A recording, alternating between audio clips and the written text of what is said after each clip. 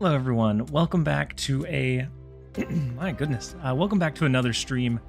Hopefully we have a pretty good climb today. Hopefully you guys have had a fantastic week. I'm actually going to jump straight in with a couple of games with a Madam Web Lockjaw deck. As people are filtering in, I need to complete a couple of alliance missions, and one is to use both Thor and Beta Ray Bill. And so I thought it was a really cool idea to use and kind of partner Madam Web with that. So first up we have Rain Man. Always ranks pretty highly from what I remember. We are going to be able to do like Madam Web. Oh no, Madam Web just plays for us. Legion is going to pull into our additional cards. Unfortunate. So Lockjaw does come down and lock in mid. Captain Pixie, welcome in. Schwaks, welcome in as well. Hopefully you guys are having a fantastic day. It has been far too long. It's been what, like a week and a half? The reason that for the gap in streams, one, the last one that I did ended up it kept dropping and disconnecting, which was really disheartening. And so I contacted the service provider. We got a new router, so hopefully that fixes it. If not, I'm going to look at any of the other companies near here. There's not very many in the area, but I've been, the biggest reason why I haven't been streaming is I've been covering for somebody at work. They went on vacation for a week and a half, and so I've been picking up their stuff along with my stuff. And they didn't make an official return to office announcement for next Monday. So we're going to have to make a decision sooner rather than later, it seems like. Bluesman, welcome in. I saw in the Discord that you were talking about an Agatha deck. I did play, it may be similar to what Husky was running, I'm not sure. But I did play an Agatha deck yesterday, and it was pretty solid. Like surprisingly solid. And then Soury, welcome in. Kid Presentable, hopefully you're having a fantastic day so far. So we can always rotate the basic arrow, but we have Wasp in hand, or in deck. We have Thor and Dr. Doom. I think we might just do something like this instead. Taking out their Ebony Maw was a good first step, but it doesn't get us completely out of the water. Husky went from 8th to 3rd in the world. It was crazy with the Agatha deck, right? Agatha is incredibly consistent now. Kino, welcome in. Hopefully you're having a great one. Incredibly consistent in the terms of you're able to get her out of your hand almost every single game. So Moon Knight, Lady Sif, and Wave are all fantastic. So we can go Wasp rotation.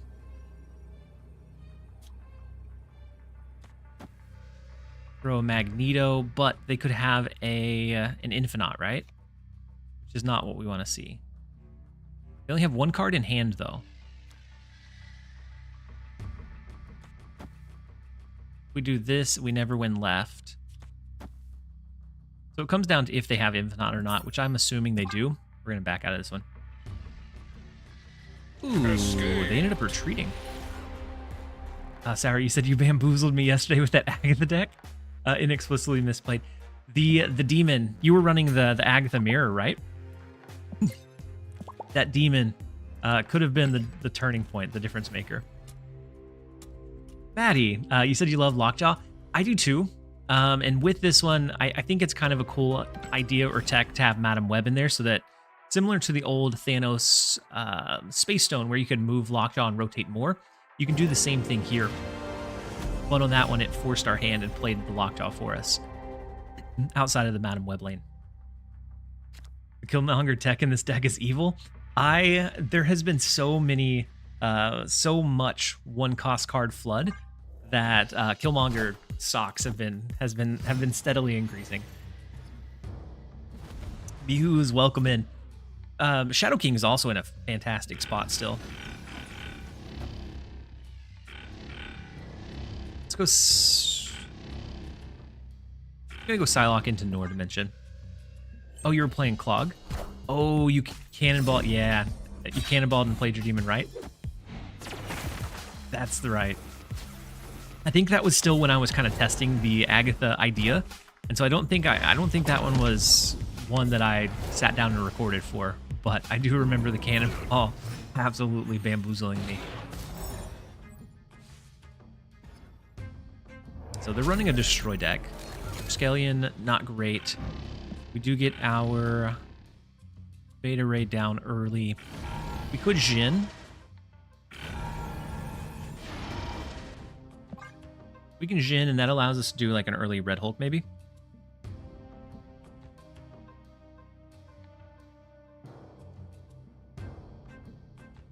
Hopefully you guys have had a fantastic week so far. I appreciate you jumping in. I have wanted to stream. On Wednesday I was actually going to, but there was an emergency meeting. One of our business analysts or strategic business analysts kind of smeared us in one of our systems. And they kind of like skirted the proper ways to get the data. They got the data but didn't tell us what it was for. They didn't have context for it. So it really painted us in a pretty bad light.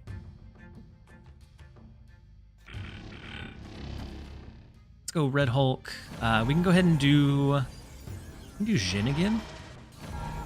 I don't really want to flood too much on the board. That way we have some space to play, but I don't think, as long as New York's in the left, I don't think we have too much to worry.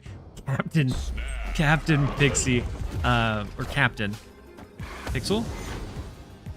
Captain Pixel. We will snap for you. Gonna go in after this turn, but we'll see. I'll see how it goes. Big Destroyer. And so they could do Galactus? No, they can't. I guess they could Galactus to the right, it just wouldn't trigger. Here's what else they're going with that Destroyer line.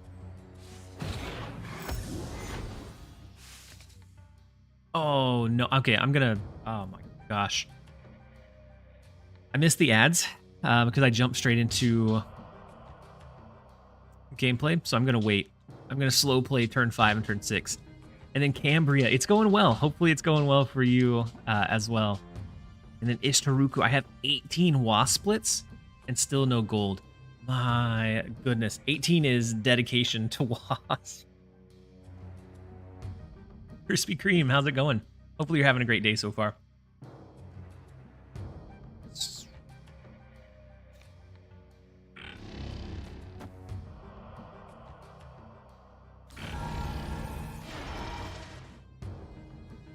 And then Just Ichi, thank you so much for resubbing for 3 more months as a tier 1 sub. Helping us get us that much closer to Partner Plus and all of the things that would entail. So I think I'm going to go Jhin, play like a Madam Web and a Swarm.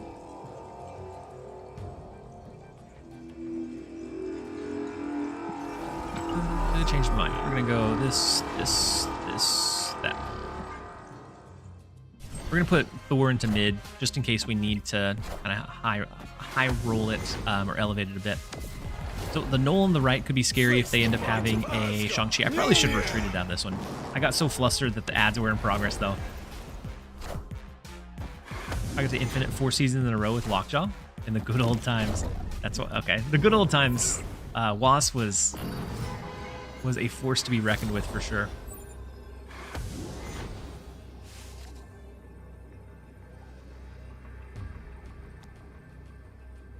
Not seeing a lot of good avenues here. We could...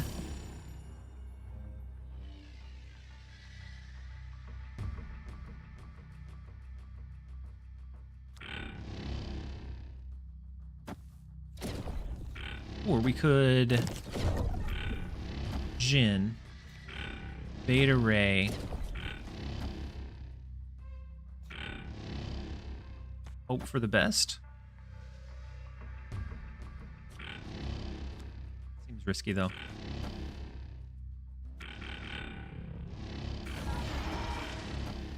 I'm gonna do it. We're probably gonna lose 8 cubes here, but we're gonna see what we can hit.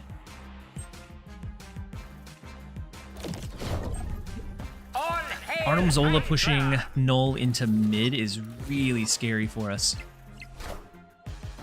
So that's 18 power. We're gonna have to hit we have to hit the Stormbreaker, right? I want the throne. And then if X23... Oh, never mind. Killmonger helps them out. We should have done anything else but Killmonger.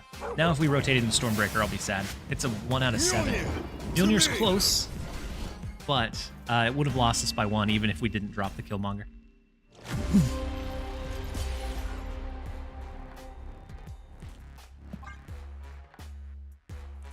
Hydra King, welcome in. Hopefully you're having a great day so far. We definitely overstayed and cope-stayed on that one. We're going to start our positive climb here. I just need to win 2 games with Lockjaw to be able to complete an alliance mission, and then I'm going to switch back over into either like an Agatha build or a War Machine. I think both of those are pretty fun to play right now. And the hydrate reminder from Hydra King. I appreciate you. Will you guys let me know if the stream gets like laggy or choppy? Because the last time I streamed, if you guys weren't here, it was right when the drop started. I had Alex actually hit me with the biggest raid I've ever had, and then about 20 minutes later, my internet dropped. Or my internet didn't drop, the stream did. And so Xfinity said that it was the router. They gave us an upgraded router. Let's see. Some chops every now and then. Oh. And then Husky. Ooh, an Agatha build? I did hear there's a pretty good one. And I may have inadvertently been running the maybe the one that you were running yesterday. Welcome in, Husky, by the way. Hopefully you're having a great one. Long time no see. I know that you climbed from 8 to 3, which is absolute craziness. I was running one that ran Sable, Black Knight, and then for the 3 slot, it was Moon Knight, Lady Sif, Wave, and then a lot of really high-end 5 costs like Legion, Vision, Black Bolt for the Spectrum line, or not Spectrum, Stature line. And so it may have been a very similar build potentially.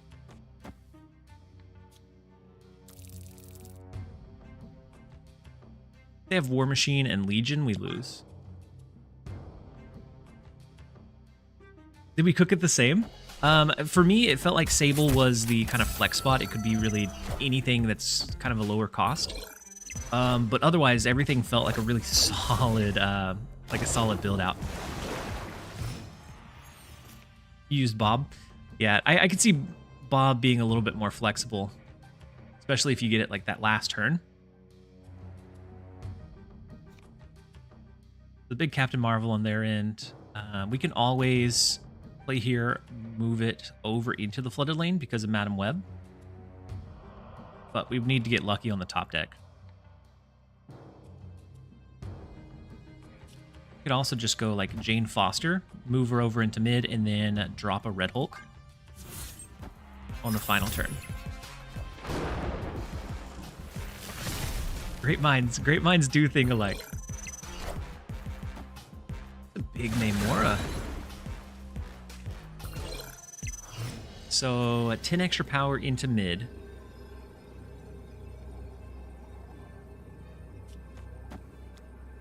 We go up to, by moving 10 over, it goes to 17. For 21, if they have an Odin to re-trigger this one, then we can't quite keep up with it. Dr. Doom, I think, does it as well.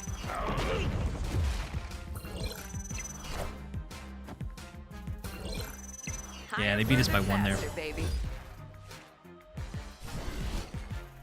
Hydra King, you said I've been running a Pixie War Machine deck with Madam Web 2. The low cost and the obvious big fellas. I think the War Machine change is super interesting. It made him go from like really restrictive and like feeling bad because you have to almost always drop him on 5, being pretty flexible. I'm interested to see how long he stays around, like in the current. I'm actually gonna go to Conquest to finish this. I just want the alliance mission done.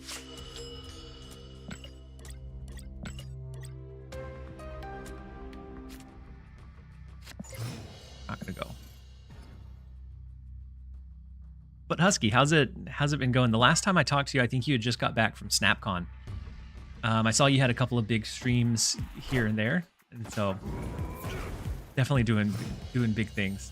And I heard you were playing with Gnome. You like did a segment with Gnome the other day. Let's go Madam Web, but we have the Lockjaw to lean into, and so then we can always move it and rotate more.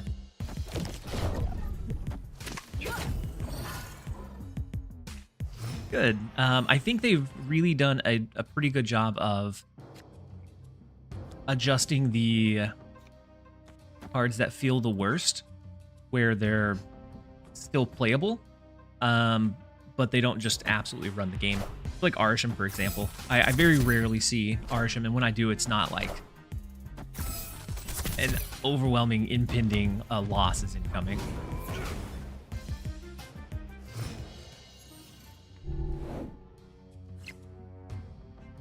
Both open 2 caches and use those to cook a deck round.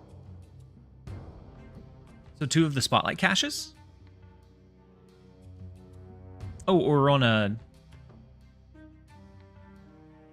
Or is it on like a fresh account? I've been using War Machine and Ongoing Spectrum. War Machine on Ongoing Spectrum can be kind of cool because then you can run things like Jean Grey, Goose, and not be restricted by them.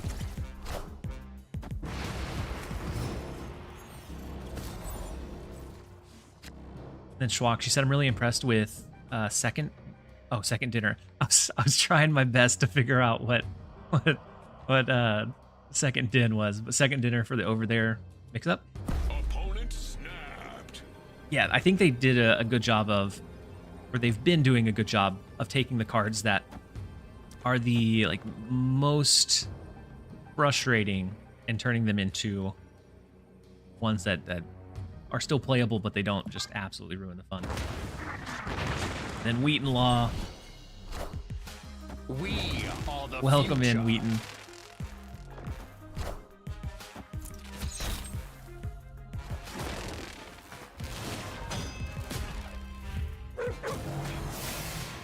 See you in 2 minutes. That is unfortunate.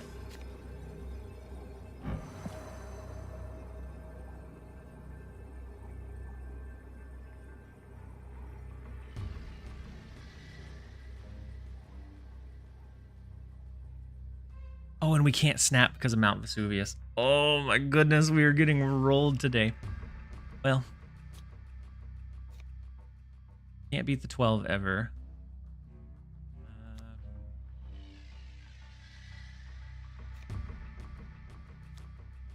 Jane and a Thor. Jane, Lady Thor.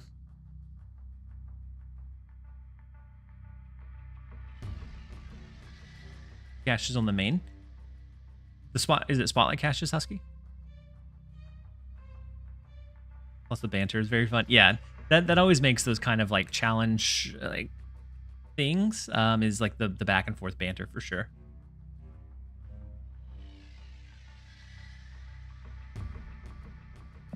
And so I actually at one point wanted to do some kind of similar series. Well, not to the exact point, but like we would draft a deck around, like the other person would see the cards that were an option to pick, so the 3 options, and then they would tell like 2 truths or give 2 of the real cards and then make one of them up. So they would change one that either they thought you would pick into something that was not as good, and so it can create kind of a interesting draft dynamic. But I ended up recording that with Nina, actually, and then my hard drive fried, and so then I never actually got to release it. I've had bad luck with War Machine. I've played like 5 games since we went live, and we've I think lost like 25-30 cubes.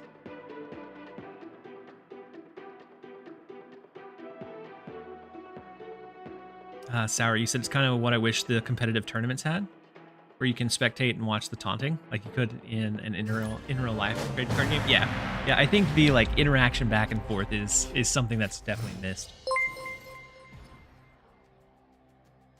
And then thank you so much for resubbing for 4 months at tier 1. I appreciate you. Hopefully you're having a fantastic week so far.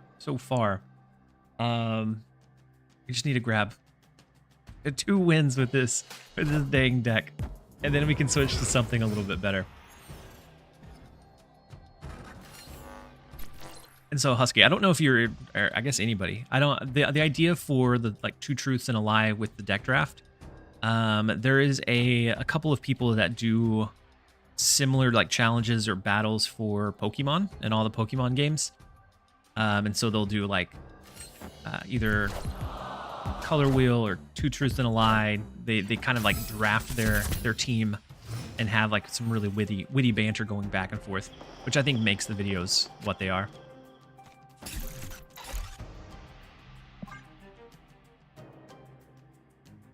And then Sleeper, I missed it. I missed your chat, but hopefully you're having a great day so far. Iron Lad hits Loki. Oh, I guess it was an Arsham deck, yeah.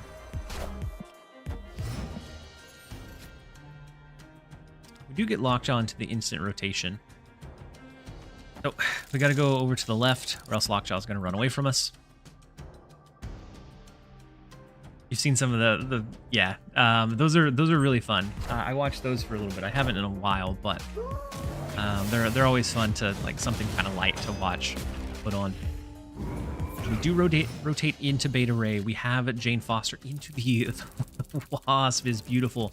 Built like a Wasp rotation into Jane Foster to pull out both hammers, or both the hammer and Wasp, I guess. We just need a win. This is Proving Ground Conquest. I'm just trying to get a couple wins for the Alliance missions. Mjolnir!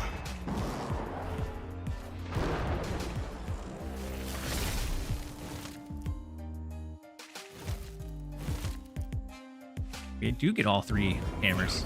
Unsnap? Yeah. I didn't snap because I want to get at least 2 wins off of this. Or off of this Conquest run, and then I'll just retreat out. I don't really care about the win.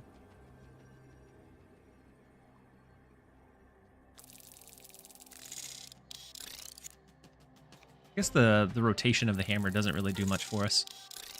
So I'm going to throw the free Mjolnir, throw Wasp, Stormbreaker to the right.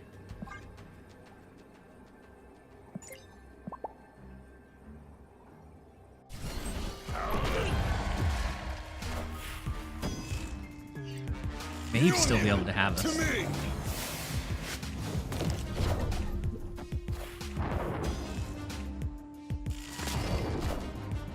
Power yep, the Shang-Chi does it. Controlled. Unless this is just a bad card. Oh my goodness. I forgot about Asteroid M. Unfortunate.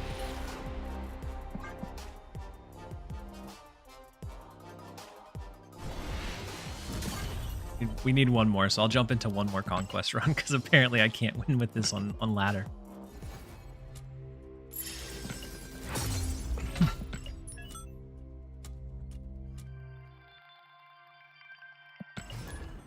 And then 2 Place, she said, hey, happy to come join in.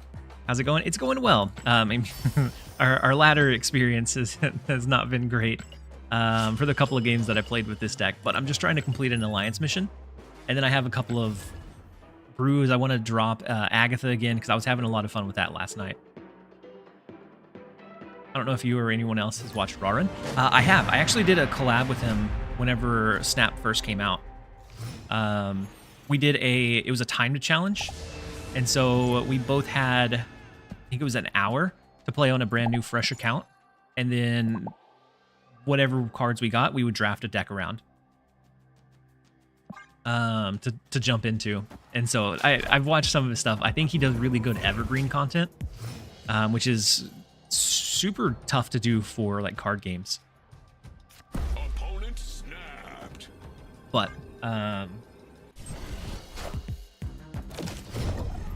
yeah, definitely enjoy his stuff.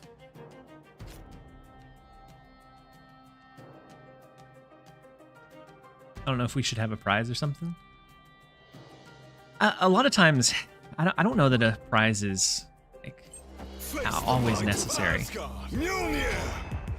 Sometimes like the biggest draw is just kind of like the bragging rights or the kind of back and forth that comes along with it. Yeah, he definitely he pioneered the like other card game player guesses, like is this good or bad. A lot of like what happened to stuff was what I think I first got introduced to him from, was like what happened to Toast, and then kind of breaking down or running down like that what happened, or like where they went or what they're doing now. And so he's done a lot of really cool, not just straight I'm playing this game, I'm going to be good at it, but like some from a creative standpoint, he's done some really cool things. Yeah, I think the What Happened To series was like where I first got my introduction to him. And then after that, you know, it starts popping up more, and he has some really like enticing things to watch. And so it like definitely led into watching more and more. All systems go. I love a series like that on Snap Players. That could be pretty cool, especially as we start seeing people like continue to transition away and do other things. I think that could be a pretty cool one.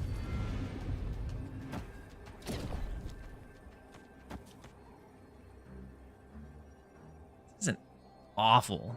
I don't think it's great, but it's not awful. And then big batch. It's going well. Hopefully you're having a good Friday. Hopefully your Friday has been good and your week has been pretty quick. But we're having a good day so far.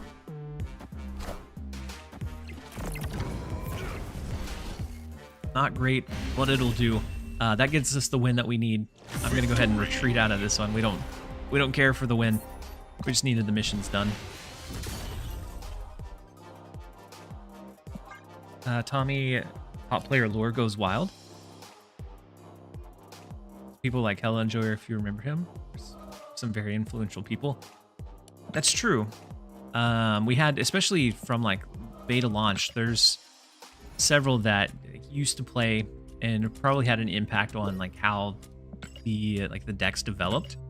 Like before we had all of the like trackers and things like that, it was really just what you either saw on YouTube, on Twitch, or like ran into somebody else with if you weren't just completely creating one from your own. And so I think that could be pretty cool. And then Mill, TLSG is the GOAT. I appreciate you guys. I'm just a humble guy that enjoys Marvel Snap. I appreciate you guys being here and enjoying the content. Let's see. Which one do I want to run? TLS GOAT. I think I'm gonna run good old deck 20. No. Husky, is this the Agatha deck that you ran minus the Sable?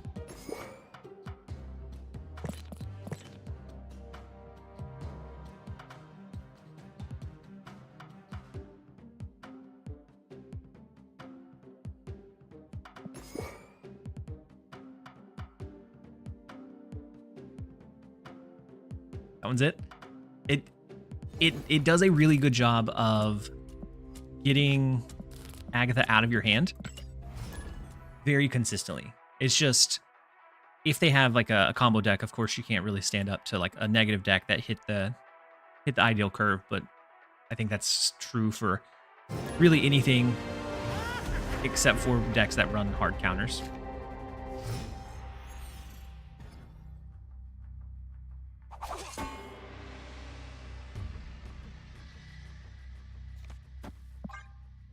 So with this one, I think one of my favorite things about it is that Agatha doesn't really play any of your cards anymore.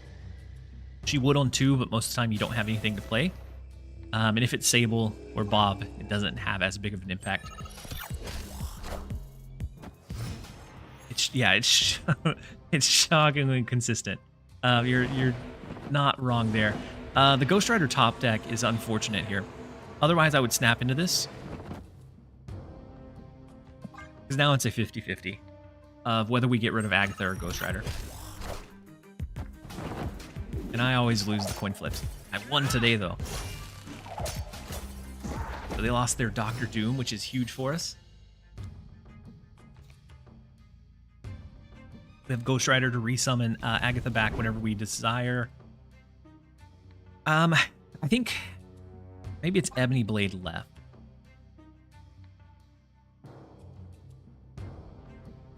Just get an early retreat. Maybe I need to snap a bit more aggressively with something like this, but I didn't want to snap onto the 50-50. But it's really strange Agatha not feeling like a complete meme. Being able to get rid of her is like the biggest hurdle. And with the Moon Knight change, that secretly gave us, or I guess gave us, and it didn't. I didn't think about it for a while. It gave us a secondary way to get rid of her, or a third way to get rid of her, other than just the Sif or the Wave. And so by the time you get to wait at turn 3, almost always have some means to get rid of her now. And then activate Hell Cow. Activate Hell Cow. I'm excited for. I know that was directed at Huskies, but I'm excited for Activate Hell Cow. Moon Knight's not going to be great for us here, so probably just a Wave. With Nebula, Goose, I think it could be a War Machine deck, and we just didn't get great cards from them. Let's go with Wave, because Moon Knight has too many potential hits. It becomes a 1 out of 3. That's a good swap for Bob. Yeah, any good 1-drop. You could potentially do Domino, so that you always have a turn 2 play for Agatha to use. But you don't have quite as much flexibility of like where it ends up at the end of the day. The Infinite over there is not what we want to see. Poor Agatha. Agatha's going down. If they're not going to snap into it, I'll stick it out for now, though.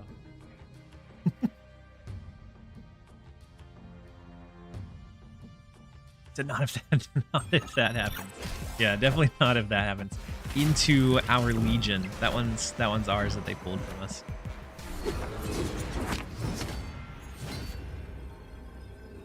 So there's no way we compete here.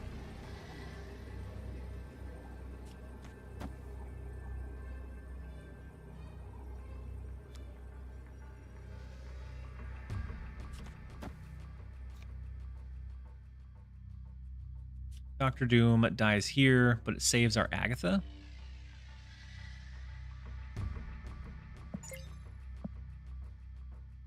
I don't think there's a good way to... Because we would have to full send the right lane, and then we're just weak in... I think they probably always know that. 1 drop in 5. Yeah, the 1 drop in 5, but with Warrior Falls, we're going to lose the wave here. And so we're really disadvantaged here. We could do the 1 in 5 over here to lose the stature and win the left, but it always comes back to them. They can just win mid. Oh, scene. Thank you. Thank you, Husky. We gotta start on the upward hill. I think this is the lowest I've been ranked since I came back.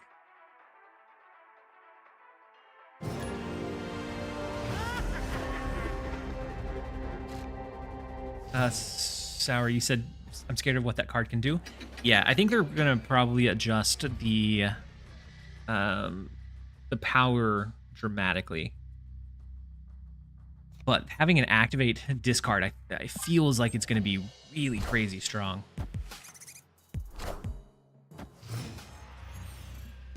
So next up we have Milky Way. Would it be the same way she interacts with the move keyword? 2 place on the YouTube side. You said, on that note, does Agatha interact with activated abilities? I was curious of that. I don't actually know. Because right now all we have is Symbiote Spider-Man. And so I don't know for sure. That and Ego, I don't know if she controls them or not. All right, let's go Lady Sif. I think they changed Legion similar to how they changed Magic. where you can only be he can't be played on his effect isn't affected 1/6. Symbiote Spider-Man made hella playable. Yeah, it's playable. It can still be it can definitely still be beaten. We double up an Ebony Blade. We double up a Vision. Our power here looks huge, but looking at their cards, probably a Gilgamesh deck. We have to look out for that. We could Legion the Grand Central so that we get the double power Ebony Blade and they don't.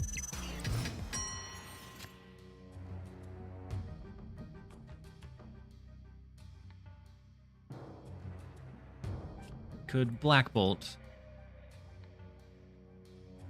that. We could do stature on the last turn.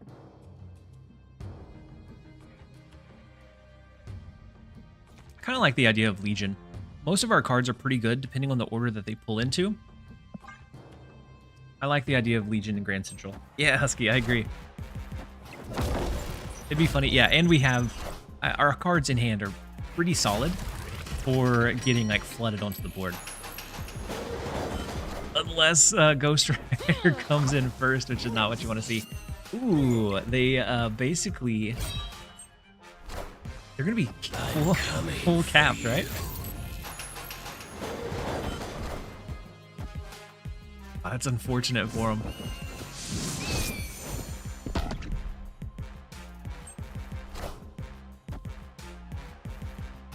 Victory. Yeah, I'll take the Shannon pull any day. My goodness.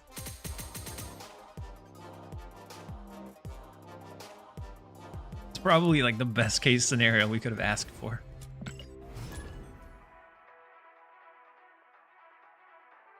It does look like it's time for a quick set of ads. I'm not going anywhere. I'll go ahead and start a game here in just a couple of seconds, but the ads are going to roll. I cannot get used to Ghost Rider's new the line. The line that surprised me so much yesterday. I sat down to record with an Agatha deck, and I didn't realize he had it. And it doesn't, for whatever reason, it doesn't feel like it fits him. It just feels out of place to me. Then Brownie said the Moon Knight change was so good. The Moon Knight change was phenomenal. Legion into Death's Domain can always be funny if we get rid of Agatha early. Legion is so fun when it's not full locking out games. Yeah, Legion, ever since his release, I've really enjoyed Legion. It can, alongside like a Storm, get really frustrating. But otherwise, I've enjoyed Legion. He can create some really cool shenanigans. Let's go ahead and get rid of our Agatha. We can always snap with Hydra Bob to move him into Death's Domain. But their Morbius does scale. And Space Wax, welcome in. Hopefully you're having a great day so far. Nothing on 4, unfortunately. That puts a lot of pressure on our turn number 5.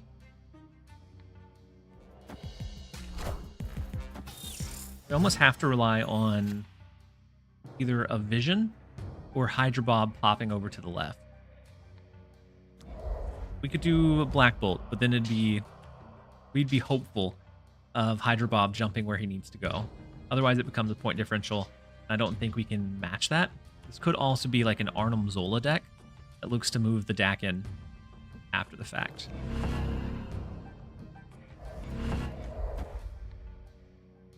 I think we just lose the point differential if we do that. It's a funny line, but I don't think it's the proper line. I'm going to go Vision. We're playing Agatha's, Husky's Agatha build. I think Husky probably navigates it a little bit better than what I can, but yeah, no, we are running the Husky deck.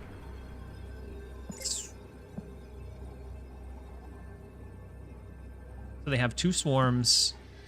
They have 4 cards in hand, so it has to be 2 swarms and Apocalypse, and then whatever they drew this turn. We can win left. Just a matter of winning right, I suppose. can try this. I don't know that it wins it though. Nope, they just outright play the Apocalypse. Good call. The Hefty Messiah, welcome in. Hopefully you're having a great one. Hopefully your week has been pretty quick. We don't quite hold up against the right lane. We had a pretty big drop over there, but just wasn't quite enough to hold down.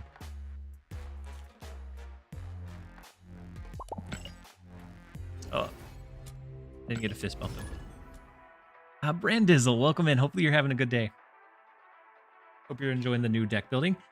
There's the changes that they made to Legion and Agatha have created some really interesting building dynamics that I've been having a lot of fun exploring. So Legion, I came up with a really quick, rough, blink draft, but I think there's definitely ways to improve it. So cards like Crossbones, cards like Goose, you can get around their restrictions while still having either restriction to the opponent or having high impact plays. And so it's been a really, I really like the changes.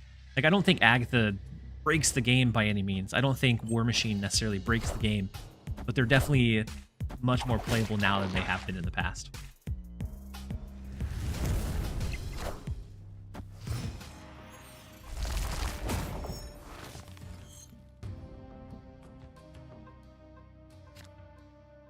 The old Moon Knight would have been really funny to throw into this right lane. But as it is now, we're not going to completely make them dump their hand. I think we just go Moon Knight mid.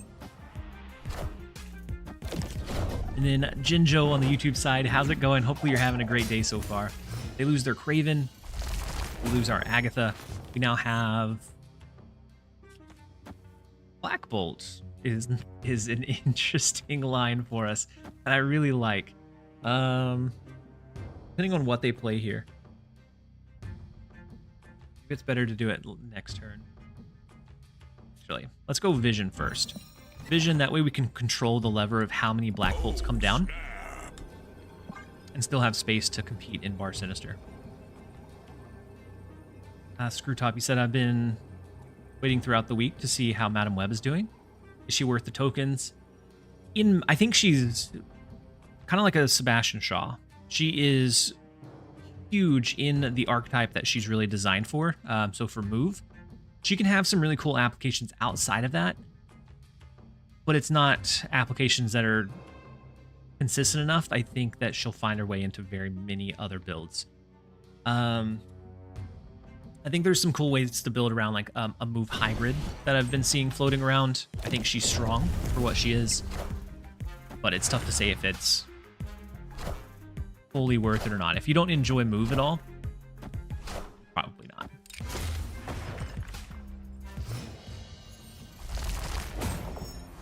Said I personally prefer Agatha in more of a meme state, maybe at 16 power, not this. She's been a meme for so long. It's really tough to I guess see her in a state that's not a complete meme. Space Spike, she said the best decks you have with her are not move decks. So what kind of core are you running with it? Even if it's not full on move, most of the time I've seen it partner with Vulture and a few other things. So no cloak. Is their last card? No dagger. Heimdall Shift on 5 is big, but it is going to come down to whatever they top deck. They don't have any of their movement cards here to move out.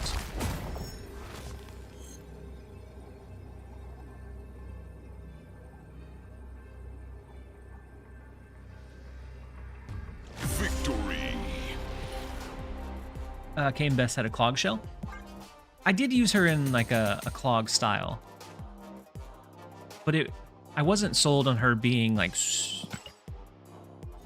breaking it open. It gave it gave another means for the dagger combo. And so you have the grapple arrow, you have your Madam Web, the dagger stuff. And I think what I was seeing floating around used a couple more movement cards than the original Flutter dagger. So I think it leaned into Vulture as well on top of the dagger. I don't think it had. I don't think what I saw had Human Torch, but definitely a interesting idea. Being able to clutter and control one of their lanes while you have the means to just really elevate like a potential dagger can be solid. Turn 6 Zabu. Did I play you yesterday? Maybe. I was playing yesterday.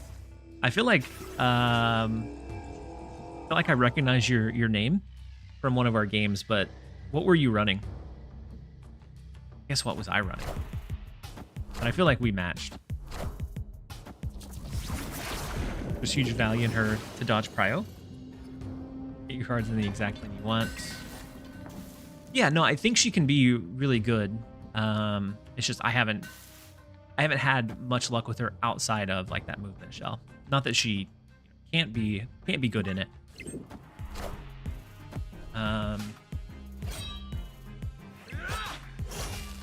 But no, I agree. So it's similar to like the mind games that you can create with her. Can be really tough for the opponent to deal with. Yeah, no, I haven't streamed for like a week and a half. This is our first one back.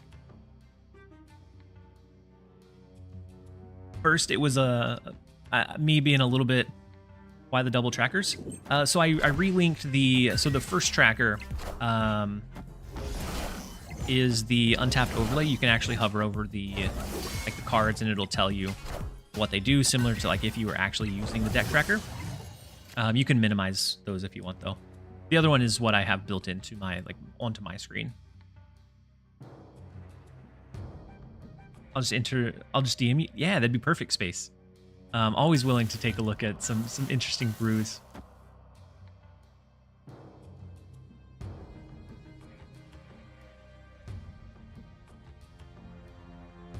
Woody's got an interesting one.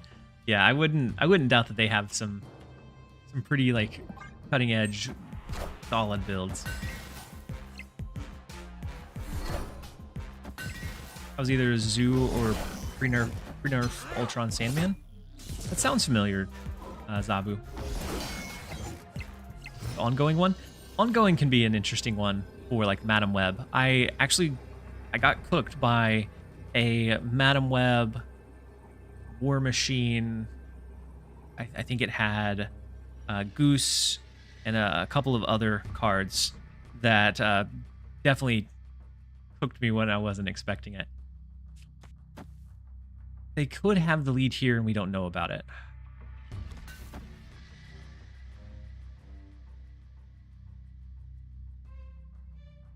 Depending on where the real Mysterio went. I think that's what Woody was doing. Like Symbiote Spectrum. Ooh, Symbiote Spectrum could be definitely interesting.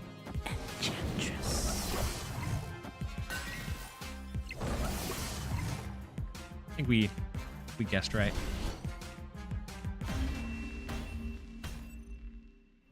I will say that in one of the games one of the games they had Madam Web down. They played US Agent, and the threat of that flexible US Agent was terrifying. Because if I was running big things, I didn't want to stack them into any of the lanes because they could maneuver it where it's gonna best serve them. And so I think she has some cool applications. I just haven't found something that just screamed amazing. I guess ongoing could be maybe starting to get to the point where it's pretty consistent with like the flexible ongoings that we have now. Oh, I don't think she's bad. It's just for 2-1, you have to have a really solid like use case for her in most games for her to be that for her to be worthwhile to build in.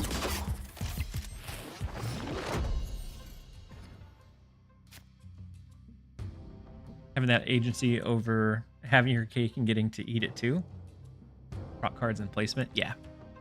No, there can be some really solid uses for it for sure. Titan is always the bane of my Agatha existence. Go for the 1 out of 4. Not succeed the 1 out of 4. Cable's welcome in. He said POV Husky is a vampire and hasn't slept. You might be right. Did they lose their... What did they lose? They lost their Legion. So we're both running Agatha decks. We're both in the same... I'm coming for Okay. you. Both in the same kind of place. Only try and move as of now. Yeah, so I think like finding the best place for her will be like an interesting task in and of itself.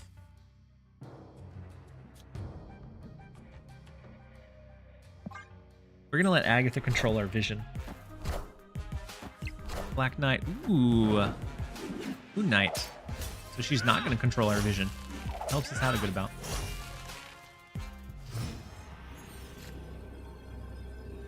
Brandizzle, I think Cables is following me. Cables might be following you a bit.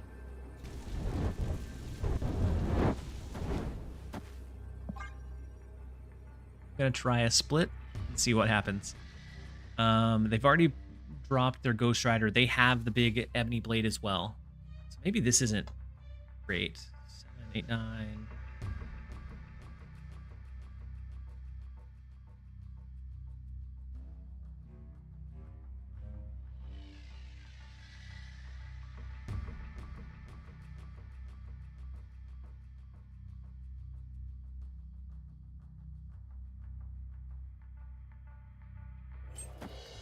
Husky, you only slept 6? Only got 6 hours of sleep. Victory. Feel that. I had a hard time sleeping last night. Woke up, went to bed at like 1 or 2, and then woke up at 7. So I'm in the same boat. I think I got 5. So bad.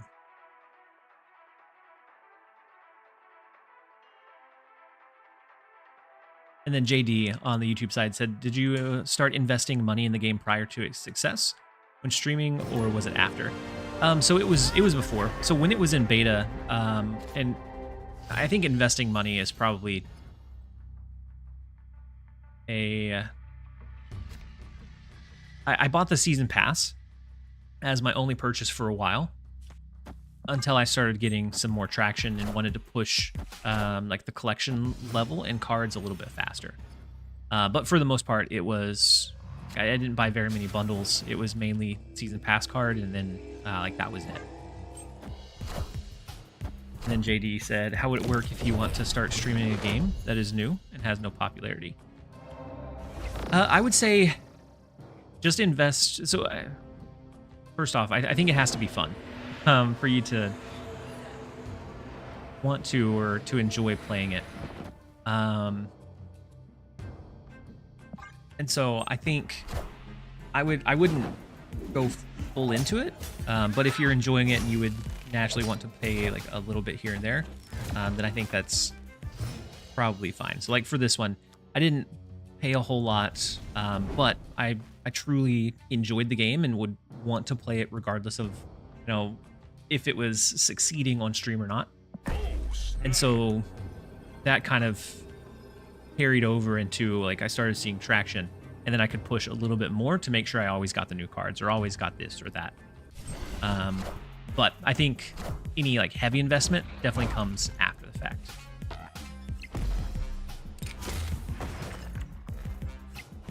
Cables, you're back on another plane?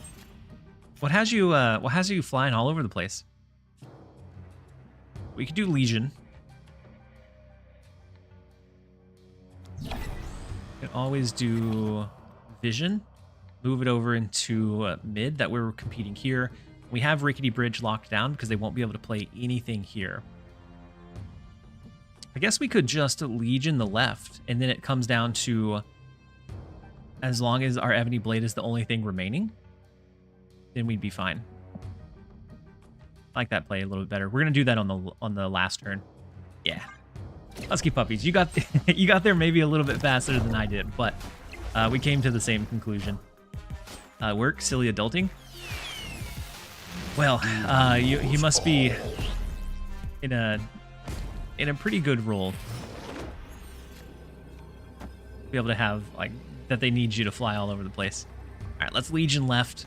I'm gonna throw Stature into the right, And if they don't play into the miniaturized lab, then we just win. I guess we will just win regardless. Victory. Any good sub for Hydra Bob? Yeah, any good like one cost. You could do Silver Sable if you have it. You could do like a disrupt one, like maybe Iceman. It's not going to be as big of an impact as Hydra Bob, but still not awful. Or you could go with Domino so that Agatha always has a turn 2 play. And you might have a better chance of drawing into Black Knight on turn 1 if you have the Domino. I haven't done the math. Most of the time, Domino math doesn't check out, but maybe with Agatha's like deck thinning, maybe it's worthwhile.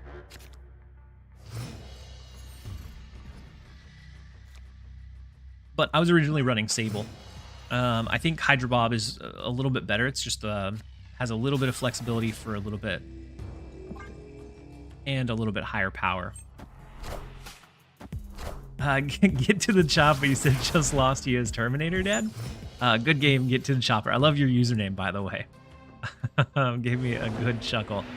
We have the Moon Knight. We can always do a solid and Legion the Fogwell's Gym. That way it's because they stack now. We do get the lucky 50-50 flip there too. I got probably at least 50 ask of who is a good Bob sub. yeah, and I think there's several. Bob is just like the highest power card that we could really fit in that slot. I think we go Ghost Rider left, and I'm actually considering taking away Fogwell's Gem, as evil as that feels.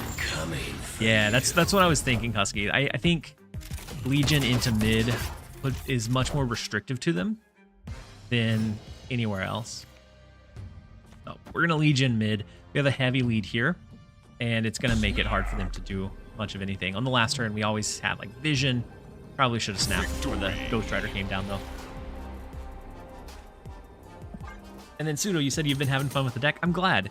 I think I don't know. I feel like Husky probably came up with it first. And then I was kind of experimenting and ran it a little bit later last night, but definitely a solid one.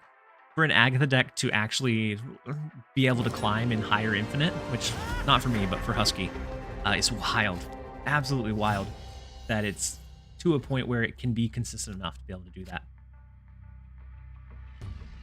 Because we're 7-2 with this deck. Crazy.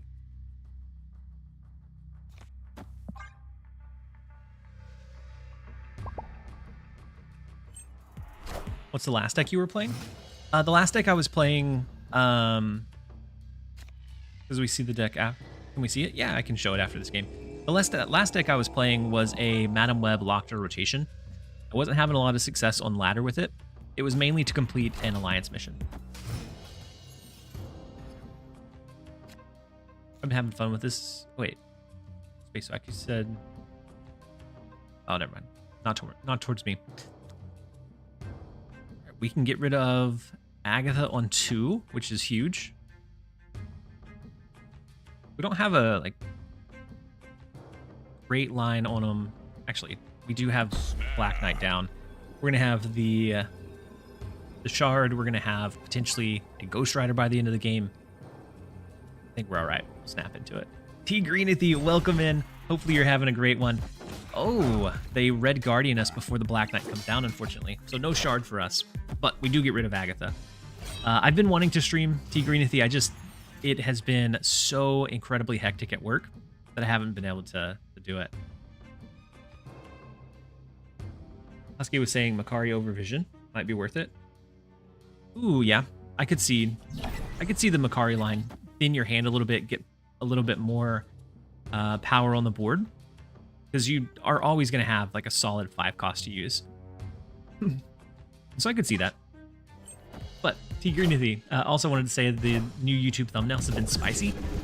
Thank you for the feedback, because it's like, they're not incredibly difficult to do now that I kind of know what I'm doing. But it's a very big change from what my like general format is. I think I agree. I think they're a little bit more eye-catching, especially if you're just kind of seeing it in the mix of everything else. I think they definitely stand out. So I'm kind of looking at if it impacts how long videos continue to get views, like after my normal viewer base kind of has all watched it or has all ignored it. Because if it increases the reach a little bit, then they're definitely doing their job. Yeah, Vision having so many competing 5 costs in like the Black Bolt and all of the other things, I could see being or needing to or wanting to maybe switch it out. And I think it sounds like a pretty solid change. So the Gwyn pool, they have a pretty good lead here. I think like Ghost Rider brings back Agatha. We never win left, though, is the problem. Free 8 here, so it could be something like Vision. Give us like 16. Oh, what am I doing? And then maybe something like this. Try it.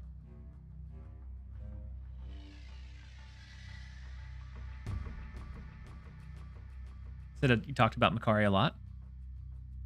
Oh, you don't have Makari, Husky? I didn't realize that you didn't have all the cards unlocked. Ooh. The big Shang-Chi and a miss.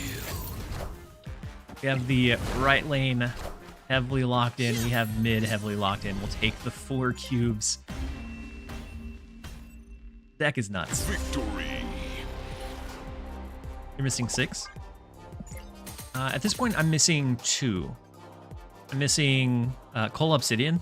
It feels like a super random one to not have. Coal Obsidian and Sebastian Shaw are the 2 that I don't have, including War Machine. Oh, War Machine. That's why you were brewing with Agatha instead of War Machine.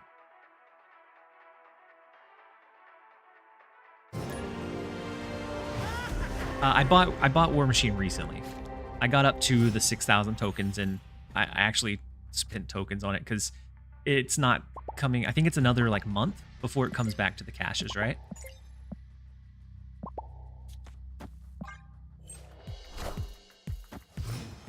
Had to spend gold for Sebastian. Yeah. Coal Obsidian was in the caches recently, but on that week, I think I got a 1 or a 2 key pull for the card. No, I spent tokens on that week to pull the card, so I didn't have to use my keys. Coal Obsidian, I think, is fine. It fits in like the big boys, big body deck, but I don't know if it is enough so that it's worth buying unless you're just gonna use those keys anyways.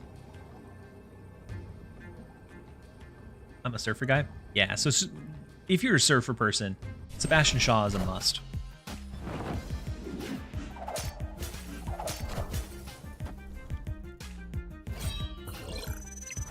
Wait, they discard.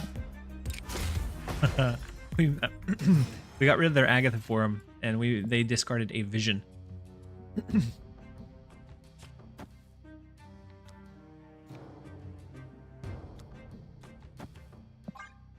A wave here. I'm coming for you. The next buy is Cersei. Cersei is definitely a choice. May or may not ever be like the best choice, but it's not awful either. Cersei is one of those cards that I find really fun, but I haven't ever really found super consistent in most builds. Outside of like your standard Annihilus Sentry stuff, she just gives you like a secondary or backup line.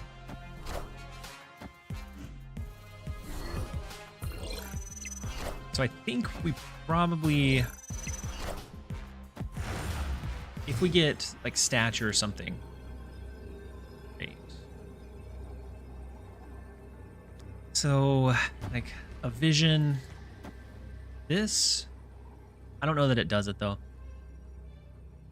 Removing 16 out of this lane. This is only 15, so we lose here. We've already dropped their 1 cost.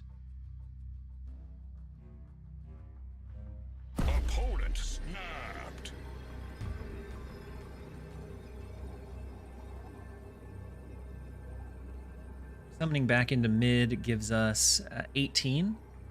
Plus the 6 brings us to 24. So it's really just I guess a gut read of where they're going to drop theirs. We could Vision Ghost Rider, force Hydra Bob to the left since they snapped. I think that's maybe what we... Oh, and that just forces a tie in the left lane. Never mind. That may not be perfect. That's a Bob snap. Ooh, do they have Bob? Yeah, Bob into Shuri's lab. Bounces it somewhere else. Yeah. Yeah, you're right, Husky. They have Bob themselves. Escaped. I don't think we can match up with a Tin Power bouncing Bob. I've been enjoying the Symbiote Necromancer deck. T Greenathy, what is the Necromancer deck? Have I played it? It does look like it is time for a quick set of ads, and so those are going to run through. I'll start a game here in just a second, but we will be back in just a minute for any of you guys that don't have a Twitch sub or tier 1. Sounds like Symbiote Hella. Zodrex, welcome in. Hopefully you're having a great day so far. I like your emote. And then on the YouTube side, what's the consistency on Madam Web? The mind games that she can create, I think will always be really scary. And so I think she's really good in those move shells. Outside of that, there's some times where where she may not be super viable, but I think there's a couple of ways that she'll maybe pop back up, even in non-full-on movement shells. I think on 2 as well. Face wax. Said DM'd you a few ideas. Perfect. So they have Jeff protecting this lane. Let's go Lady Sif right so that we don't double discard.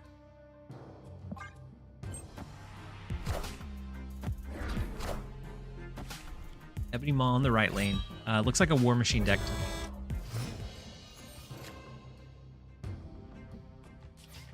Go ahead and Ghost Rider.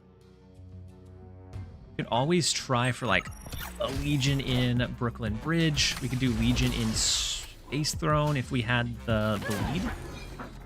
A couple of areas, but they could always move the Jeff out, so that's not perfect, of course. Yeah. Never mind. They don't have Jeff in the Space Throne. Super unfortunate Link interaction, changing the last 2 that they played instead of the last one. I don't feel like that is how that should... I don't feel like that is how that should happen. My goodness. If we did Brooklyn Bridge, they'd be able to play into the Space Throne, but they wouldn't be able to play in Kamar Taj next turn.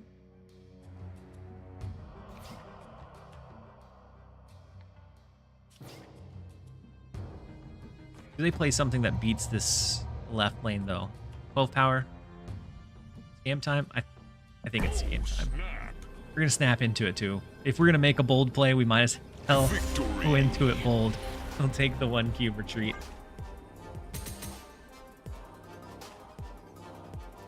The problem is if they play War Machine. Very true. Which I think they were digging for War Machine. Would have been very scary. Blues Man. Zon Aster. Hopefully you're having a good day so far. My week has been super stressful, but I'm glad we've reached Monday, or Friday, not Monday. They announced a return to work, and I haven't quite been able to stream enough to reach the sub goal that had been set. Hey, welcome. It took you long enough. We're switching over to full time, and it's been like a week and a half since I've streamed. And then Carbon Pain, welcome in. Hopefully you're having a great day so far. And so Monday I'll have to return to the office, so I'm gonna have to get kind of clever with using some like time off or whatever to be able to fit in streams. This week has been rough because I've been covering for somebody that was out on vacation. go Lady Sif, get rid of Agatha. Again, return to an office return to work? Yeah. Avengers! Yeah, as in office return to work, unfortunately. They told us on Monday that this upcoming Monday was our return.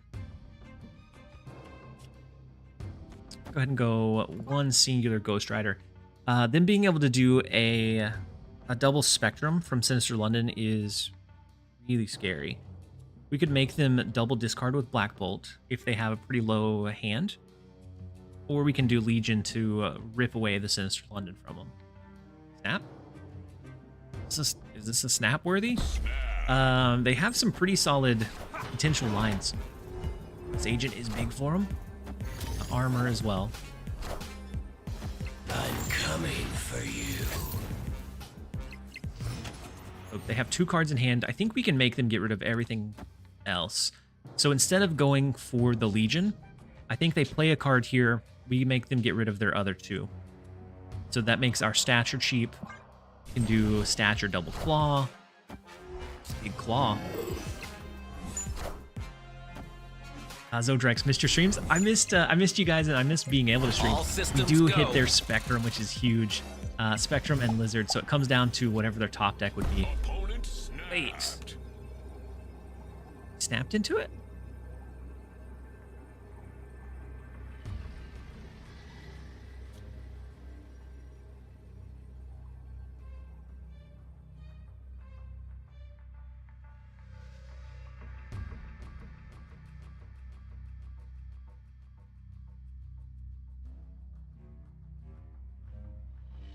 Iron Man or Onslaught? Yeah. That's a hefty curve though for him. We don't have Legion to rip it away. Claw. I don't think does it. This only gives us 15. I don't think we ever outshine that. No one bluffs in this game? I mean, sometimes they do. I have a video from early on where I bluffed a Hella top deck, and I top decked Blade, but it doesn't work very often. And so most of the time you get punished for trying to take those risks. So it was a good snap. If they didn't have it, it was a good snap. Scared us off. They had a lot of power with that claw. I think pushed mid just out of reach where we weren't able to quite make it happen.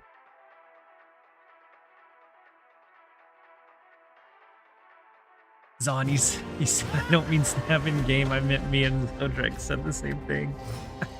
I snapped because I thought you saw something I didn't. Oof. All right, let's go ahead and get Black Knight down. I guess we could have played Hydra Bob, copied the Hydra Bob, and then she would have played both on turn number 2. Nightshade Lotus, you said miss watching you when the over the air dropped. I'm doing well. Just had an unfortunately busy work week, but we're doing well. Still had some videos coming out. Hopefully you've been doing well as well. The Moon Knight here is a bit unfortunate because we just happened to top deck into our Ghost Rider, and we've hit the 50-50 2 times, so it feels like we're gonna lose our Ghost Rider. They did lose Hazmat. We're going to shuffle everything into our deck. So no more Agatha. Until we happen to top decker. How's the deck doing? The deck's doing insanely well for an Agatha deck.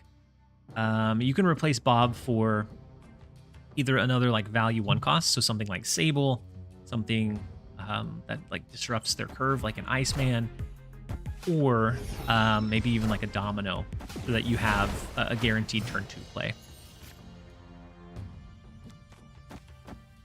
Not awful. The retreat. So as far as the stats on the deck right now, we are now 10-4. So just over a 70% win rate for Agatha is nuts. Absolutely wild. Completed an alliance mission.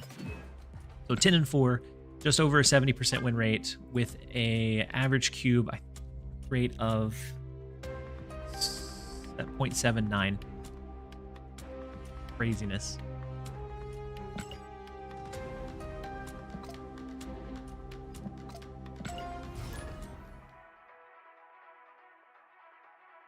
Domino, this isn't a Wiccan deck, is it? It's not, and most of the time Domino math doesn't pay off, but it might give you a little bit better chance to have Black Knight down by 1, maybe, with Agatha's deck fitting. It said top 5% of Infinite is around top 1,000. Let's see. Untapped shows the top 10%. I didn't have it pulled up. Untapped shows top 10% as 3,800. And so top 5% would be what, like 1,900.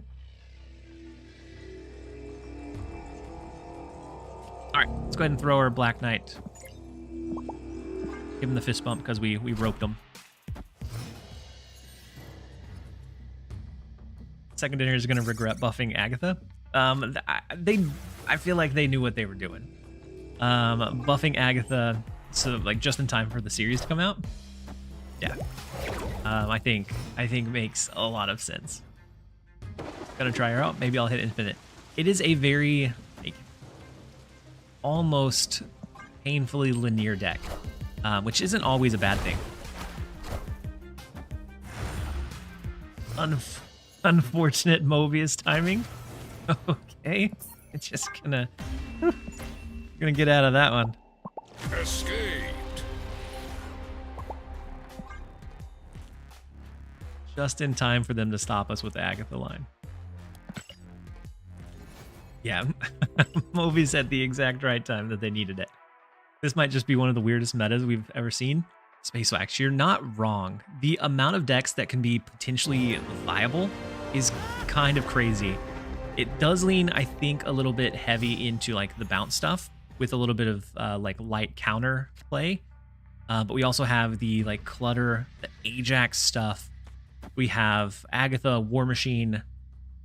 Even I've seen some Cerebro 3s excelling.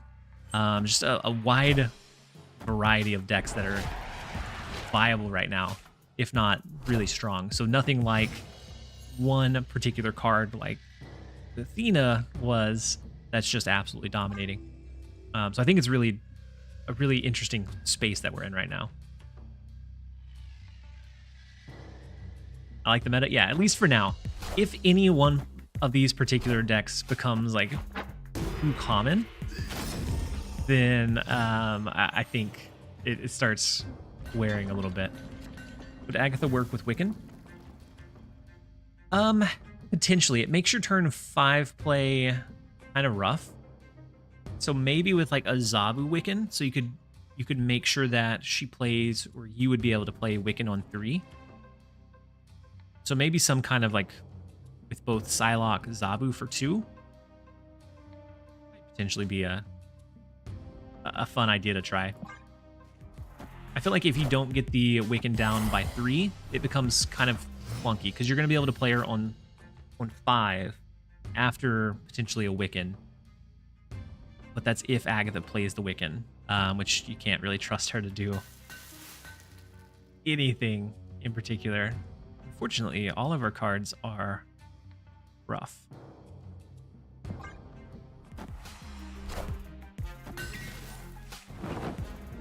So the Moon Knight gets rid of our wolf.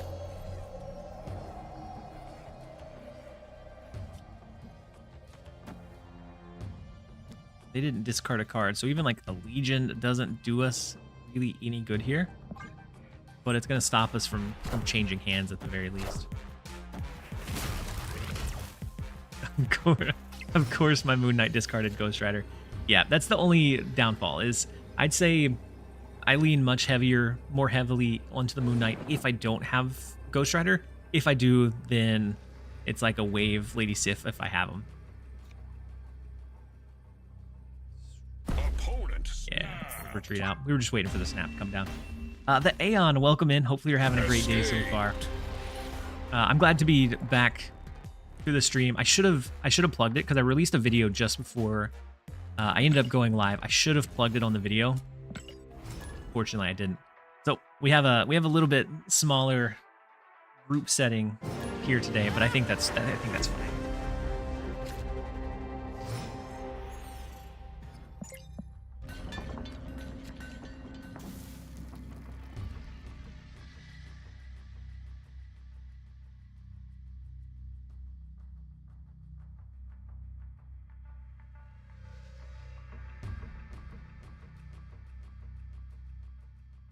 All right.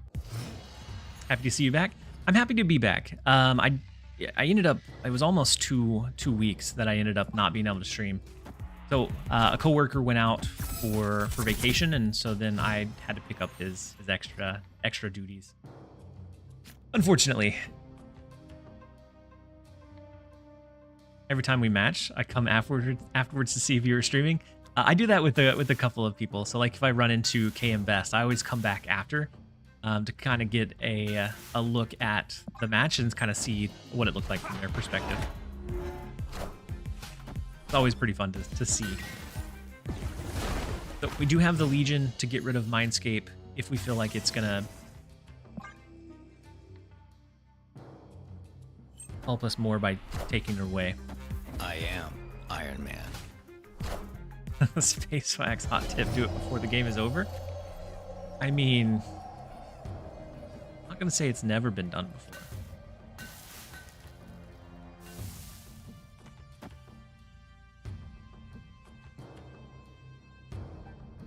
Legion, they haven't discarded anything. We could go Black Bolt, but then we're just gonna trade cards. I think the Legion is what we have to do.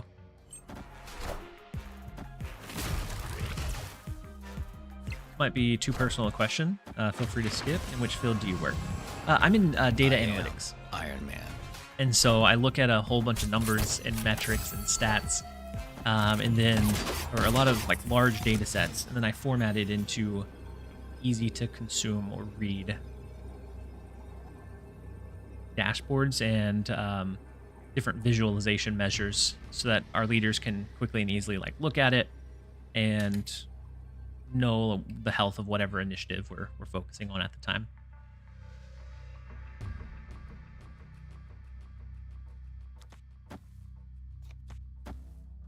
Not great. I think we probably lose it, but it's not awful either.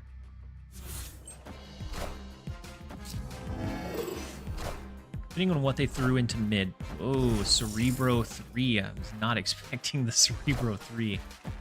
My goodness. We are able to hold it down. That was an ugly win for sure. It's Husky's list? Yeah. Yeah, so the list that I had didn't have Black Knight. It had, or didn't have Hydra Bob. It had Sable instead. But I have to agree with Husky. I think Hydra Bob is a bit better. You have a little bit more flexibility. It's a little bit more raw power. So if you drop it on the last turn, it can be pretty good for you.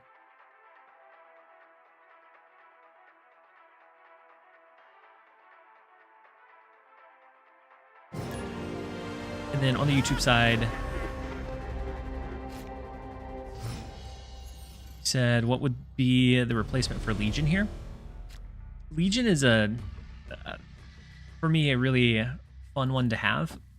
But if you don't have Legion, you could go, if you have Makari, you could go Makari, or maybe another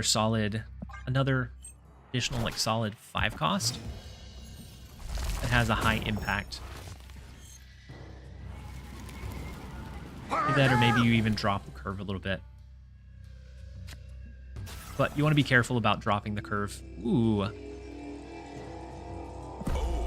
have the turn 2 Moon Knight. I'm going to snap into it. Hydra Bob sub? I need to make a command for it. The Hydra Bob sub would either be... oh, they got our Agatha. That's why they retreated. Hydra Bob would either be like Silver Sable, something like Iceman, or maybe even like a Domino. Could be what you end up going with. But I'm going to run to the restroom real quick before we continue with our Agatha climb. I do, when I get back, I do have a mystery variant to open. And so if you guys want to gamble, it's not poll, it's prediction. Prediction, right?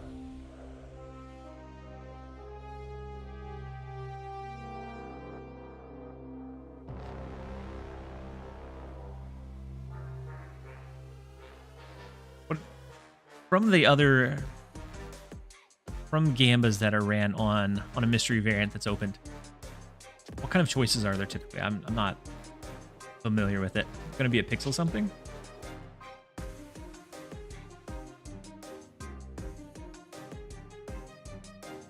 All right. So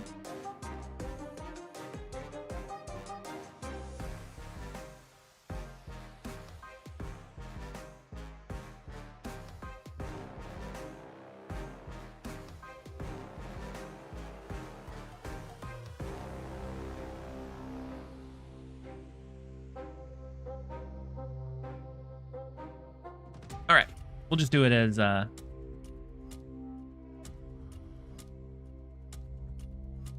inked gold Kirby. Oh, that's for a split though, right? So this one is just pulling a mystery variant. All right, I'm gonna run to the restroom real fast. I'm gonna run a quick set of ads as I go, and then we'll be right back to pull the mystery variant afterwards.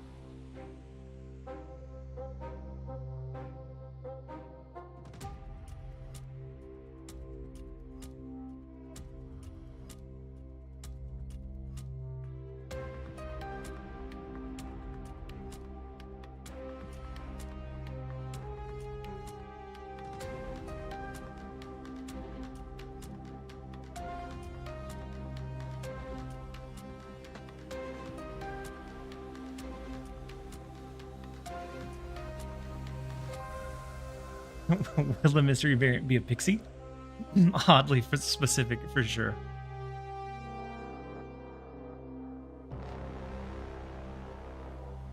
Hydra Bob cosplay win? Probably never. Probably never. All right, let's see how long is left on the prediction. I think I left it at 2 minutes, and so it should be close, yeah? Nope, it is closed. It's so 61% of people said it's gonna be a pixel. So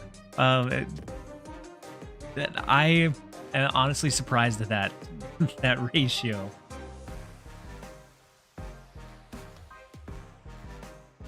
So let's see. Let's go ahead and open it up. Everybody should be back from the ads.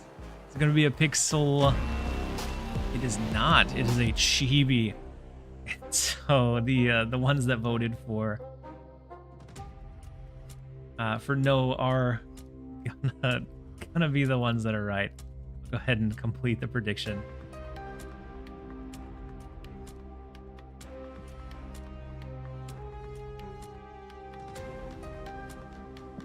Could be a hip too.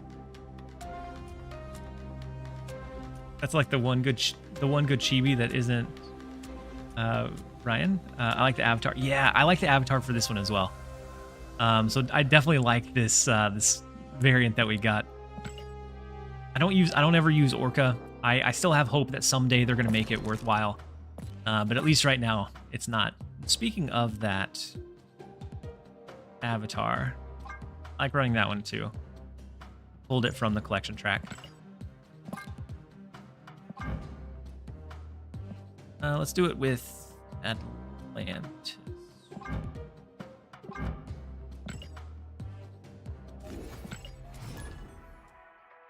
Not a fan of chibis at all, but the Ryan chibis are excellent. I think there's ones that are hit and miss for kind of every style. So like I like a lot of Dan Hip stuff, but there's some that I don't really care as much for. And I think there's a few from like every artist that I don't necessarily go crazy for. I'm never gonna financially recover from this. Oh no, just itchy. Oh no.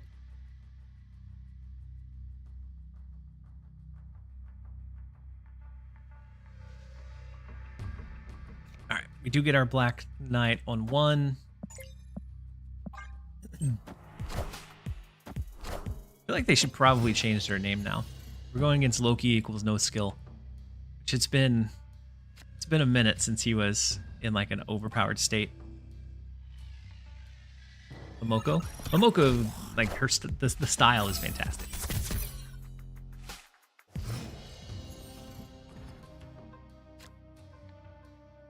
Jason, let's go. Get to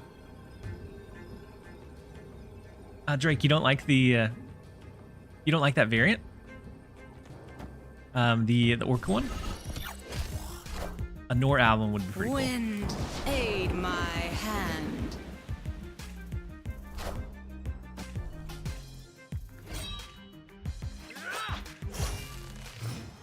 Chase, you get to keep your house.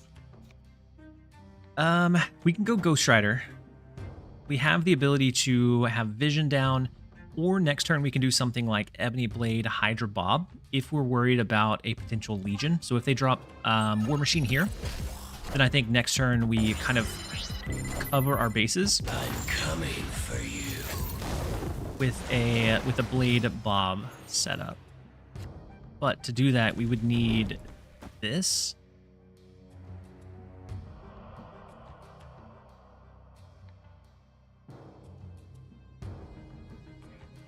Legion comes down here.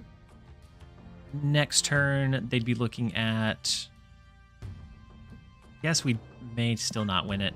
It's probably retreat, but they got the combo off. Wait, they didn't get the combo off. We could have also done Legion. I don't know what we were thinking. We could have done Legion to rip away the flood location entirely. We could have had a better play. Philip J. Fry, thank you so much for resubbing for 4 months at Tier 1. I appreciate you. Hopefully you're having a fantastic day so far. Glad to have you here. So 14, 15, 16. We need something here as well as over here.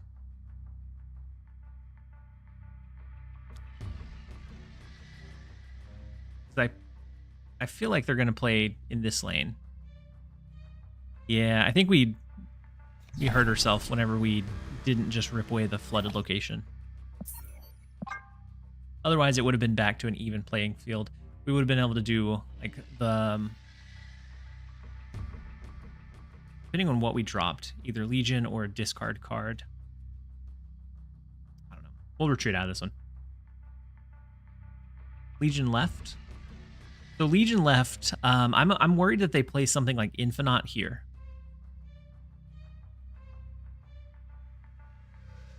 So then even if we commit really big to the left lane, I feel like we've already we've already lost this one because we're only at 16. And so if they happen to swing this one or this one, we'd be at a loss.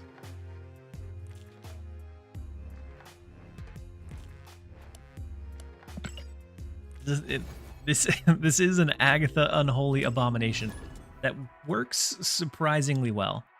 A little while ago, we were at 71%. I've dropped a few games since then. As far as the win rate goes, we were at 71% with 13 games played. I dropped a few recently, so it's a little bit lower than that now, I'm sure. But still. very, as far as it being an Agatha deck and still viable, it is absolutely the case.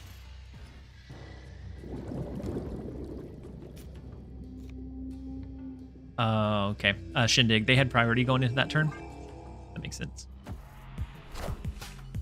Hey, I found a rook. I like Max Greckies too. Yeah, Max Greckies, the Kim ones are all fantastic. But a lot of those are more expensive, and I can't bring myself to spend that much. Like, usually if I spend in the game, it's specifically for progression. It's so hard for me to do it any other way. We can go heavy into Crown City with the Ghost Rider. I think I'm just going to go Ghost Rider. Next turn will probably be like a Black Bolt. I'm coming for you. With the stature, I'm thinking they have like the Hawk line. We could try to do a Legion. But I do like the idea of going pretty big in the left lane in case we draw like a stature Beast. Beast wasn't going to help him at all. Black Bolt, we lose our wave. And Moon Knight, not what we wanted to see.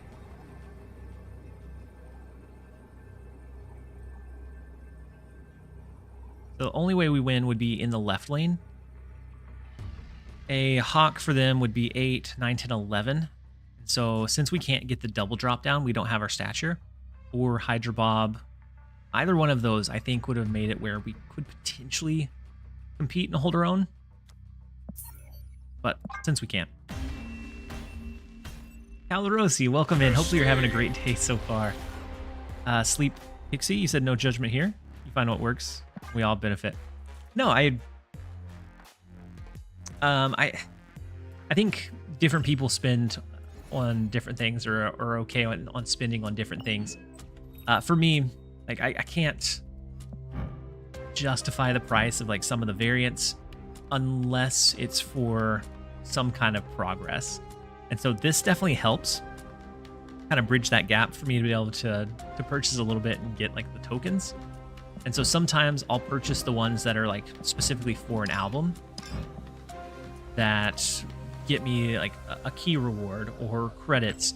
I can justify spending a little bit on variants then. Otherwise, I just like having them pulled as like those random resources. And so when I get a cool one, for me, it means a little bit more. Then on the YouTube side, you said, what do you use in order to get the cards at the side and enemy cards to keep the deck track? So it is the my deck tracker. There's a link to it in the description on the YouTube side. And so it's a site called Untapped.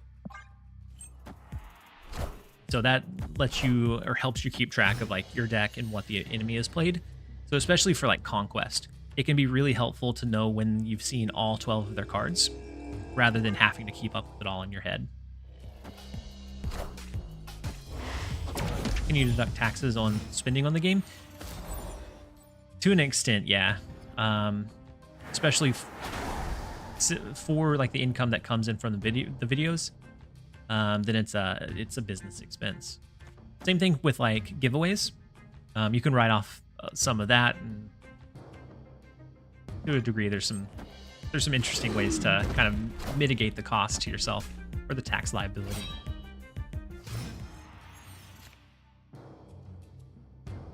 So we do have Ghost Rider we can resummon the Agatha with. We tried to do Moon Knight to get them to get rid of one of their bigger cards. I almost want to go like Ghost Rider left. A Legion would be amazing. I'm coming for you. We could use it into like Castle Zemo, and then if they play into these other two lanes, they're kind of caught. Ghost Rider mid. Ghost Rider mid to compete with the Valley of the Hand. I wanted to be able to at least freely play in Castle Zemo. Throw the Black Knight left. Yeah, we could have sacrificed the Black Knight.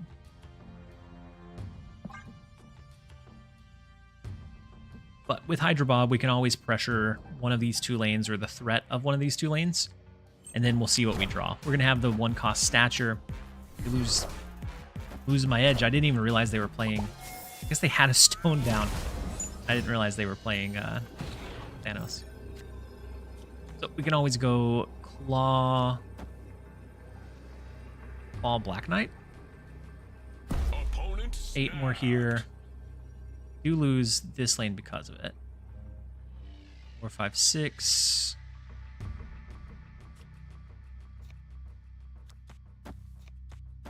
Do something like this. This goes to 11. If Hydra Bob pops here, then we would win. I'll take a chance on Bob. See where he goes. Focus on the chat. Maybe a little bit. So they have 10. Our Claw, even after Hydra Bob leaves, is going to be fine. So we will be able to grab the 4 fewer. Thank goodness. Had they gone Shang-Chi left, it would have switched sides, but they would have won the difference maker because of our Ghost Rider. Has there been a lot of War Machine today? Not a whole lot, at least in like the range that I'm fighting in. There's been a little bit, but not like an overwhelming amount.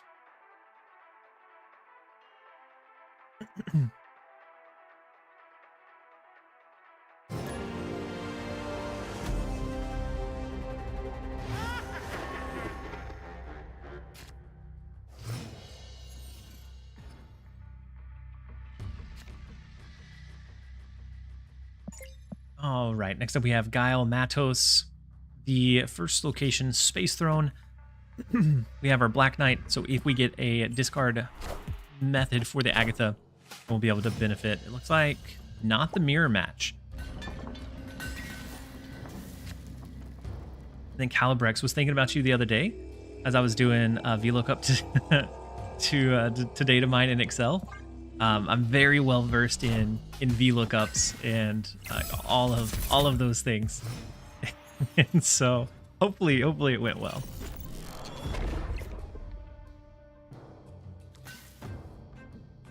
Let's go wave. Do we think they have the acid arrow?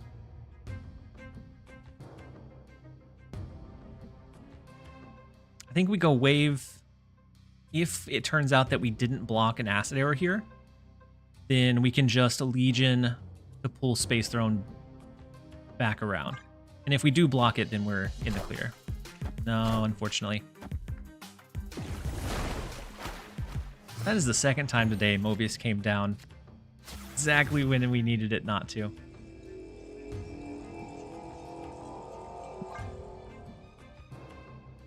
Here for the acid arrow, yeah. Legion Space Throne. Legion Space Throne could have been spicy. That's with everyone playing Mobius today? I don't know. I don't know.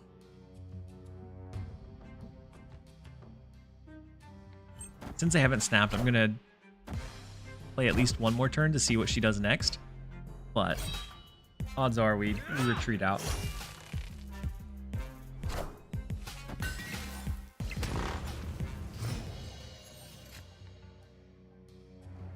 Oh no, we get to control it. That's fine. Mobius is low-key stonks right now. I think this is cooked. Yeah. No. As soon as the Mobius came down, it was cooked. We probably could have retreated at that point. But I decided to stay until they snapped into it. But no, I think Mobius does have a lot of really solid uses right now with how much like bounce we have, with how much like wave apparently that we're seeing, and a few other ways that cards get discarded or discounted.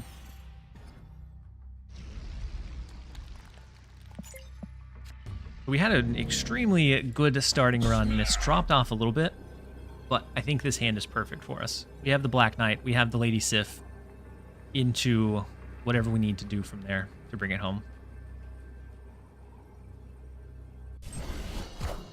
Philip, you said I missed this one earlier. I loved War Machine pre over the air, and I refused to play lockdown combo. I mean, I think he's still viable in other non-lockdown combos. You just lean more into like the good value cards that he can provide instead.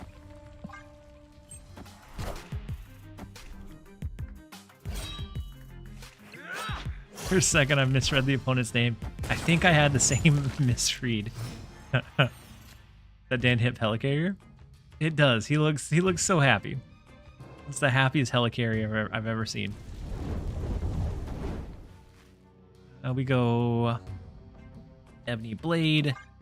Then we can go Black Bolt next turn.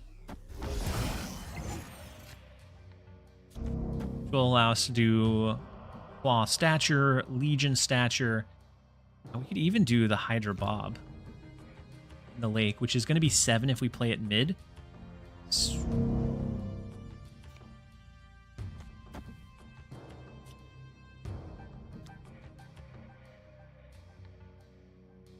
But depending on what they play, I'm going to go ahead and go with the Black Bolt line.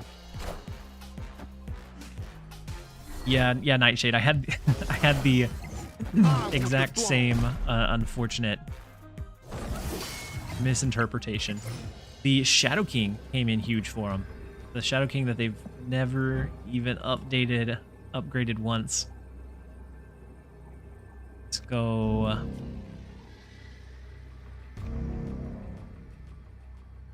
I think it's Stature right, Claw left. Now I think there's a good chance that they have enough to flood multiple lanes. Ooh, Doctor Doom. Doctor Doom does it for him, right? Claw's not gonna quite. No, it doesn't. We were able to hold down mid. Stature was enough to hold down right. Victory. They'll have the left lane, but my goodness, we'll take the 4 cubes. Were we in need of a win there? We were in need of a big win.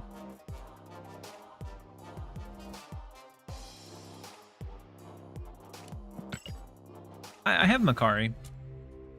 I'm sure that we could make the sub, because there's very few turns where you're on turn 5 and you don't have another like solid line. So most of the time the vision ends up for me getting played on turn number 6 instead. Legion or Vision? Nightshade. I think Legion is solid. It can do some really cool shenanigans on 5 and 6. But Vision I could see.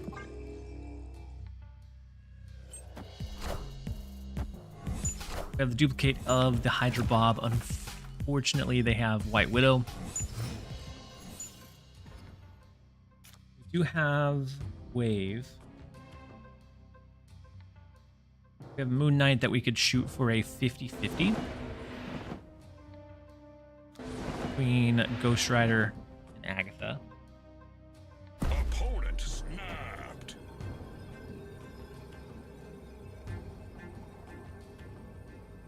I'm gonna try the 50-50. Nightshade, no, you're okay. I think we knew what you meant. I was just making sure. Yeah, we lose the 50-50, unfortunately.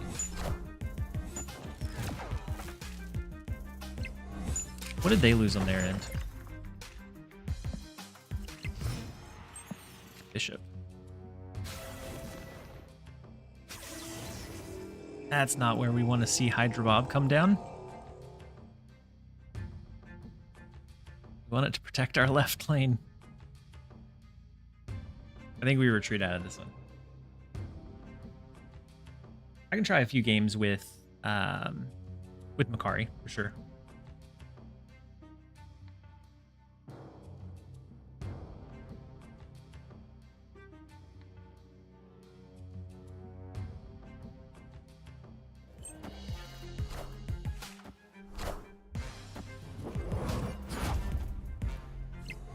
I'd rather take the free 4 power. Keep all this energy together. Yeah. Did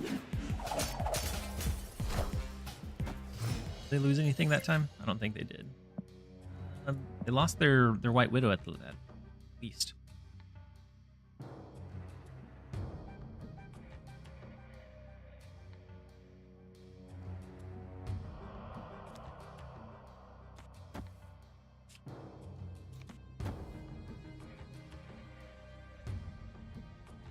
Stuck here, but there's nothing that we can do to win. 29 power here is massive.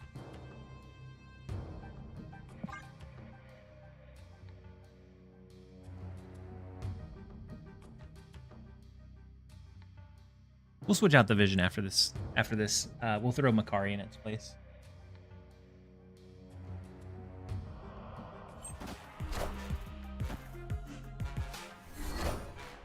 Oh, Cannonball is big.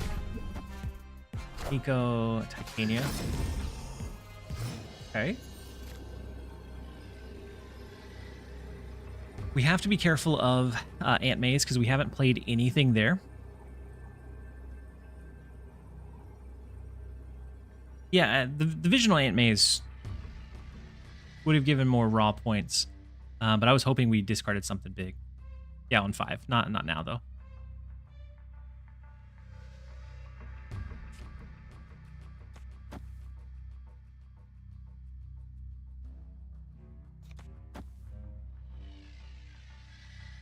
So it's whatever they top decked. This gives us guaranteed play over here.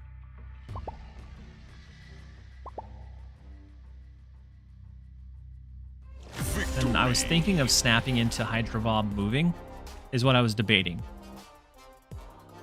Then it would be the 50-50 of does it go right, does it go left? But we end up forcing the retreat. I think them losing Cannonball was too tough.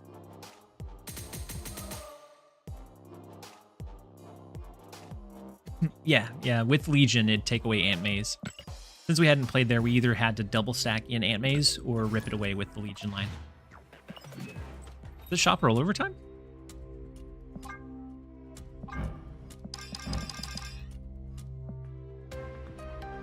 I really like this Kitty Pride.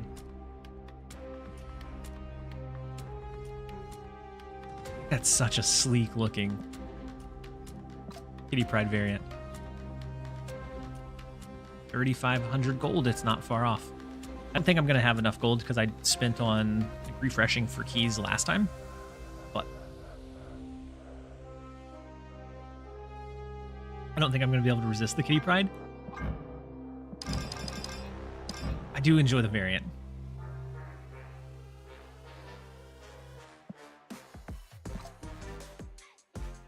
And that one was already up. That one's been up for a bit.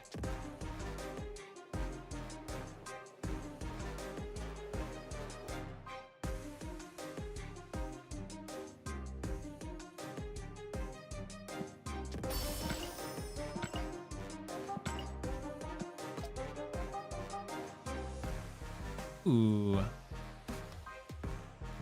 We have our weekend missions. I forgot all about them. Last week, sadly, I didn't even get the Kate Bishop one. I think it was Kate Bishop last weekend.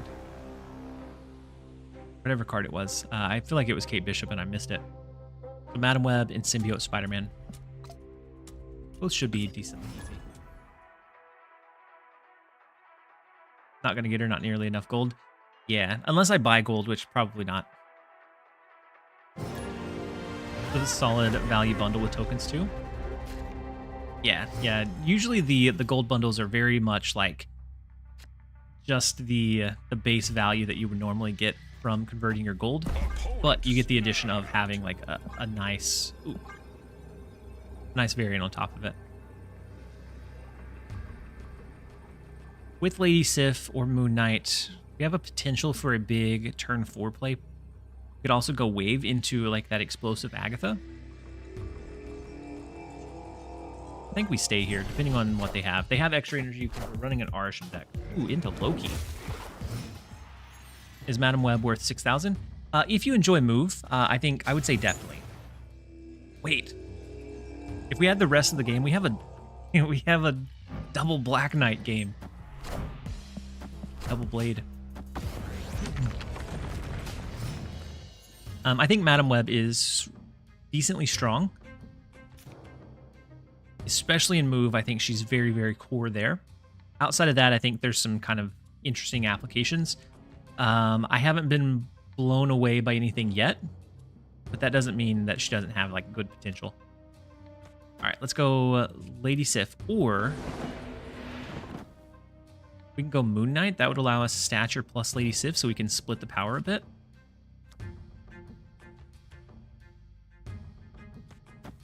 Because we're going to have the Ebony Blades. So I think this way they know what they're up against. Maybe we stack Lady Sif in the left. They'll spread their power. We can just use it in one of these lanes to swing it and overcome it.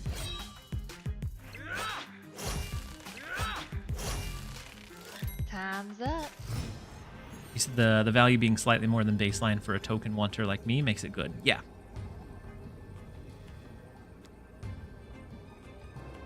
Yeah, I agree.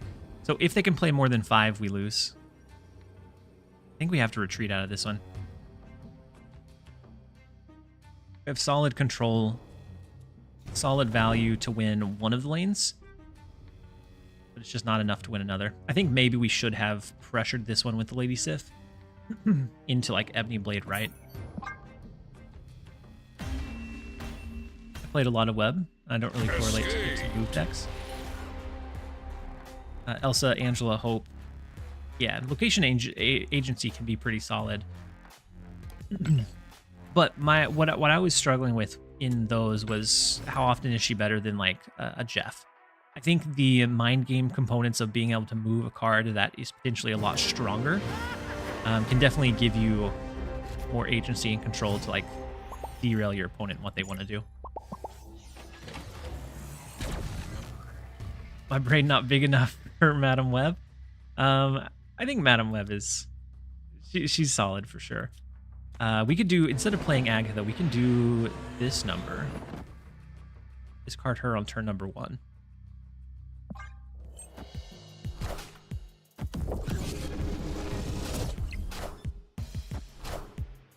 That's the final verdict on Madam Web. I think she's a solid pickup. If you're ever wanting to run like the glass ceiling movement stuff, she's great there. And then I think she has some cool applications outside of that as well. I haven't played around with a whole lot of them.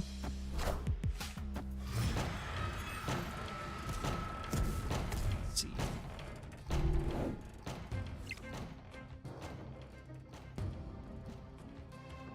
gonna see what she looks like on her stats. Her stats aren't great. At least since the last patch, the last 7 days. Yeah, the stats are pretty, for the top 10%, are pretty medium. And actually, Victory. all the way to top 50. It looks like she only, at least from Untapped, so it's only a fraction of the data, of course. But on Untapped, she is only holding like a 49.4% win rate. But I think that's largely because of how popular she is right now. And so she has a popularity of 18.8%, which if people are experimenting or using her in optimal decks, can definitely drag a card's rate down. Turn 1 Cassandra for 7 power. From where she used to be. Cassandra definitely fell off as Arisham fell off for sure. Opponent snap. Essentially 3 decks. Yeah, I'll definitely I'll take a look at them.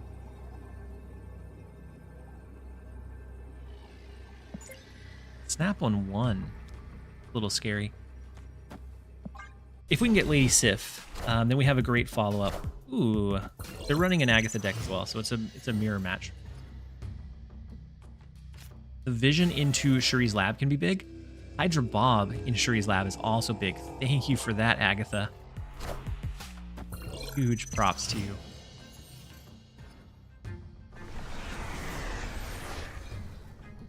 So I think we wave into a rotation. See if maybe we flip into Lady Sif, into Moon Knight, rather than Agatha playing herself. Stature's not what we wanted to see. They lose their lead. Our wave disrupted their Lady Sif discard. I'm coming Into Ghost Rider, which resummons the Legion, and now everything is Quantum Tunnel. Super interesting game.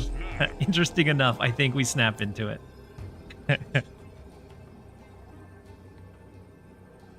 Goodness. Victory.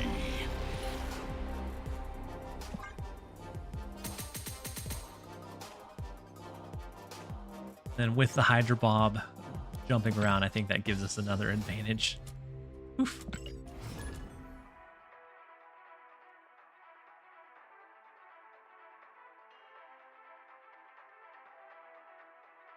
Opponent doesn't like fun. To be honest, I probably would have retreated there too. After the Lady Sif line, I guess it could have came down to just who got luckier with what pulled out of the decks.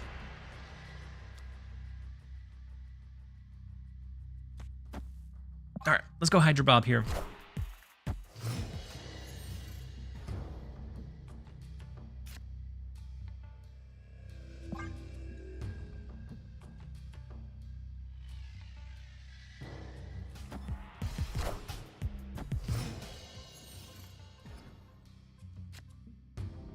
Ravona line, we do have our Moon Knight, but unfortunately it's the 50-50.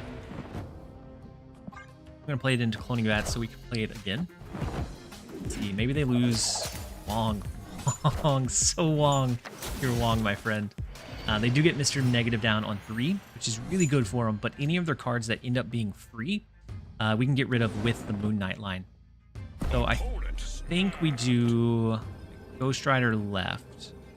I guess we can get rid of with like Black Bolt too.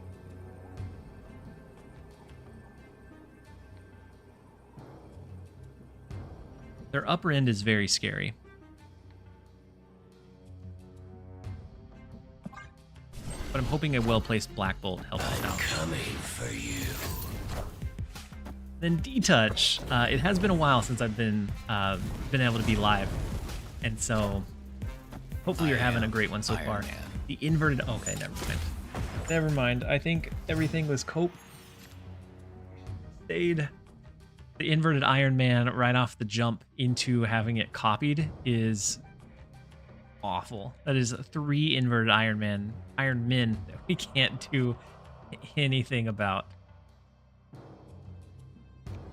And we have initiative, so we wouldn't be able to even discard their Iron Man.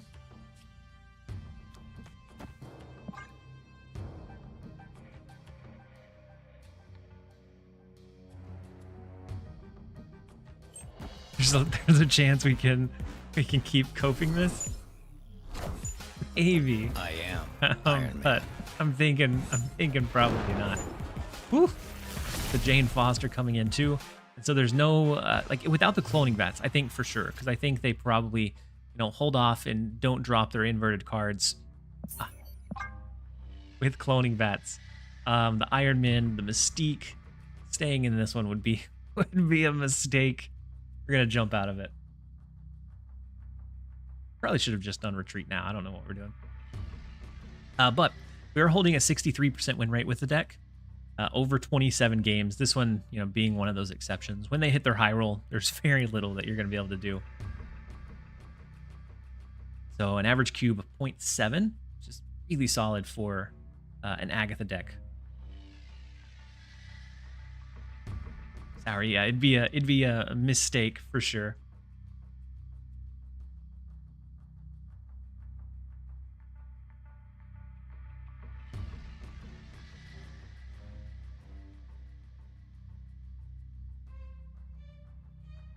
We definitely should have done retreat now.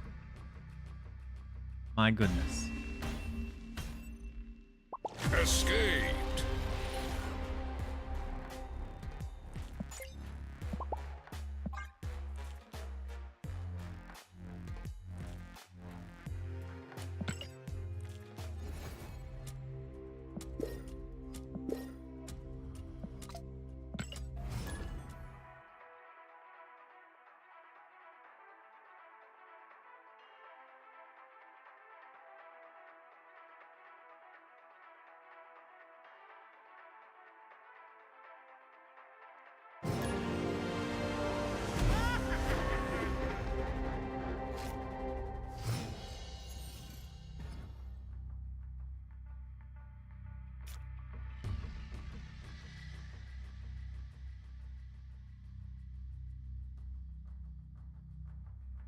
All right.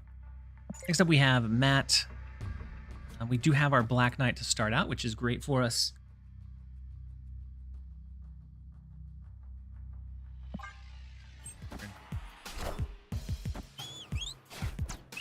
Yondu takes out our Hydra Bob.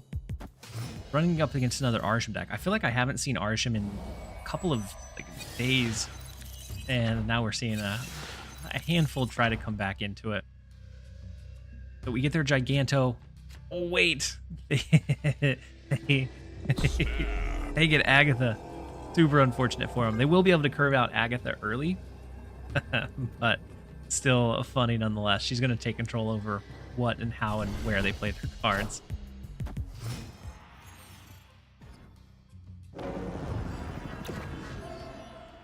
Yeah, I definitely hope they enjoy the Agatha. We do have the 50-50 with Lady Sif, so it's not a like surefire lock that we can even get rid of her. But I think it's fun nonetheless. We do get rid of the Agatha, so she is not the bane of us anymore. Mockingbird comes into play. We have Ebony Blade into like Black Bolt or Legion into like Stature, Ghost Rider, final turn. Had quite a bit of success with Arsham. I think Arsham can be pretty good. They are going to have Agatha come down here.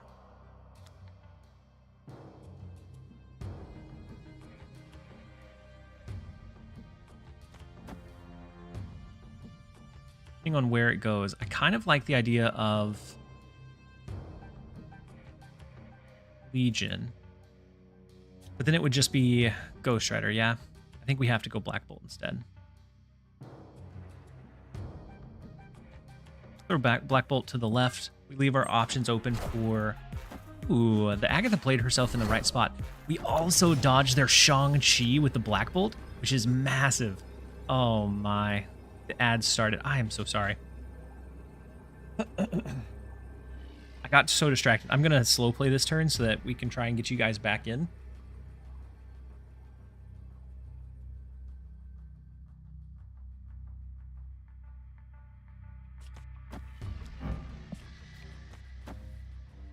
But I think the setup is going to be Ghost Rider right to resummon Agatha and Stature left. We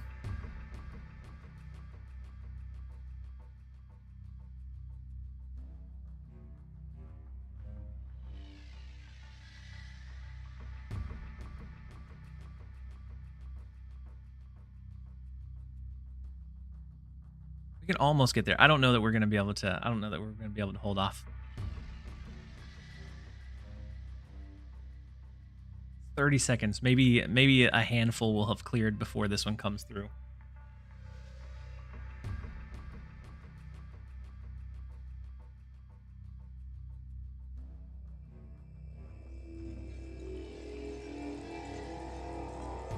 Seconds. Let's go ahead and end it. Wait, the opponent hasn't ended it. Waiting for you guys. They're Gilgamesh? Not after we flip Baxter Building. We flip Baxter Building, they lose the 4 in the left lane. Unless we can't flip Baxter Building, that is. I'm coming for you.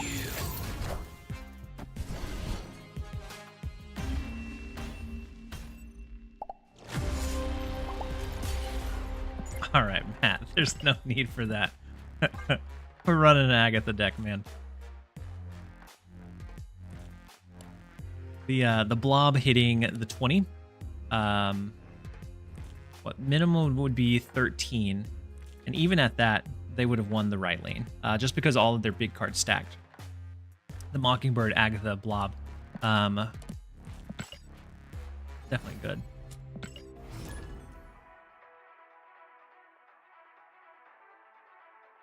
So many Agatha boosters, yeah. Yeah, and I didn't play Agatha much. There were people that used Agatha to farm super low elo, which I those that are either like bot farming with Agatha in the super low RNG and then either selling accounts or just using it to farm like collection level season pass. This change absolutely just decimates their ability to do that.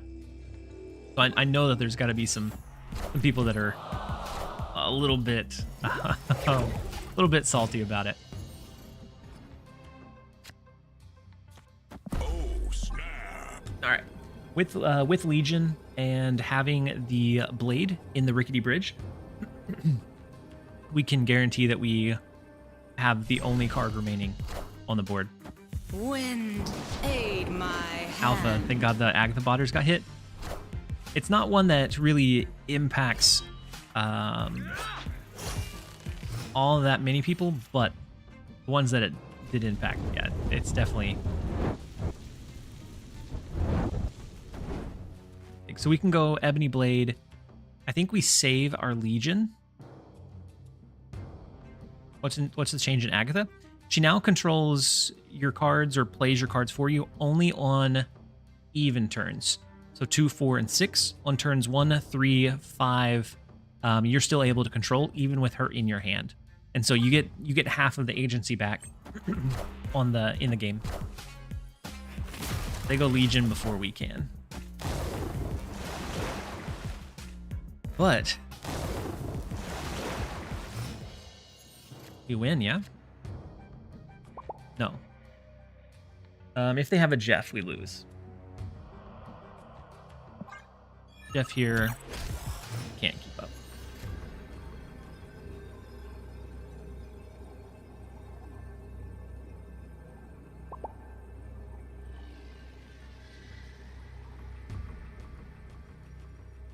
Alpha, you said with normal play, I get up to 80 or 90 on the season pass. I know of people that went to high 300s with Agatha botting. Yeah. Yeah. And the post level 50 season caches are usually pretty good value. You get variants, you get potentially gold, credits. The boosters, not so much. Yeah, this one's going to be a retreat. I think there's too many chances for them to have that big card, but Escaped.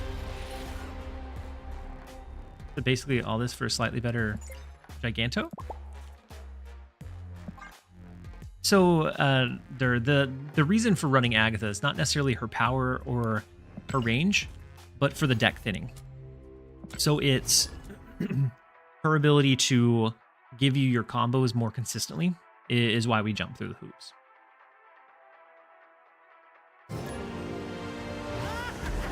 So you have with a deck of 12, removing one extra card from that can be a huge impact, which is why we saw the Chavez change when she was used as like that ability to get your combo pieces earlier and then just draw the dud on turn number 6. 200 extra season pass. Yeah, it's a ton of credit and gold, and then even variants, which I am glad that the Agatha bot farmers did take a hit. I could never bring myself to dip my MMR low enough, really make use of it, because then after that, like you're in the bottom of the barrel MMR, and it'd be one heck of a climb to come back. You think War Machine would have been better as an activate? It's been 1 day and already everyone is doing the Storm Legion thing. I think the meta will shift to adjust for it, but it is definitely a bit unfortunate. The ongoing, I think, is very strong, which maybe he needs some time to really shine. They lost their Moon Girl. Can't double up on the stuff anymore. Words are getting tough. Does Agatha actually have a positive cube rate now? In this deck, yeah, we're maintaining a positive cube rate with it so far. We can go Black Knight Wave. We can also just go Ghost Rider, depending on if they have Shang-Chi or not. So right now, we've been running this for the majority of the stream, and I'm coming for you. averaging around 0.7 cubes per game, holding around just over a 60% win rate. That's over 30 games in it now. What's a Bob replacement? A Bob replacement, Silver Sable, maybe Iceman. You could do Domino as well. But there's some data that says Sable might be better. I think she's just a little bit, I don't know, either more impactful early and less clunky. the opponent can't use the Hydra Bob's ability to kind of navigate you off of the left lane or whatever they ended up needing to do. All right, let's go Black Bolt here.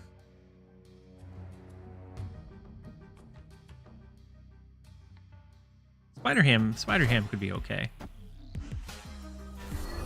Okay, so no more Sentinel for him. Oh, this has to be a low collection level. Is a low collection level fella. Why are they not playing into the Nexus though? I do wish we had Legion, rip away Limbo, but we don't. So we're gonna go something like this for now. For Sean, welcome in. Hopefully you're having a great one. Welcome in. It's been a while since I've launched into a stream, so we're having a little bit smaller of a crowd than normal, but I'm glad to be back. The Over There made some really spicy changes that I'm enjoying exploring with. Wait, did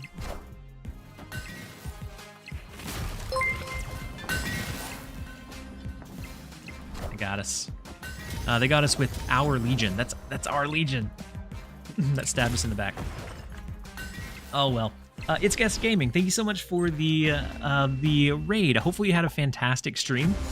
I passively viewed, not today's, but I passively viewed the day that you had the Twitch front page like feature, and the numbers you were pulling was phenomenal. Hopefully today's stream was good as well.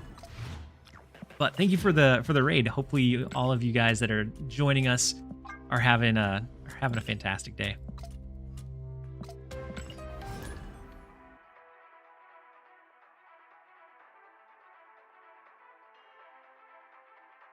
Who can replace the Hydra Rob? You can do either Sable. You could do potentially like a Domino so that you'll always have a turn 2 play. Or maybe something that's disruptive like an Iceman. Might be more available. I told you guys like 10 games ago I was going to take out the vision for Makari, and I never did. Space Wax, yeah. It just went straight over my head. Interested to see if it's better. Yeah, so am I. All right, so no turn 2 play. Unfortunately, one of the 3 ways that we can get rid of Agatha we don't have yet. We have a 50-50 chance to draw it next turn. Rickster, you said, so hopefully your day continues to improve. Hopefully the bat is behind you, and you can just sit back and enjoy some Snap and kind of relax the rest of the day. Do you think the deck has too many high cost cards? Potentially.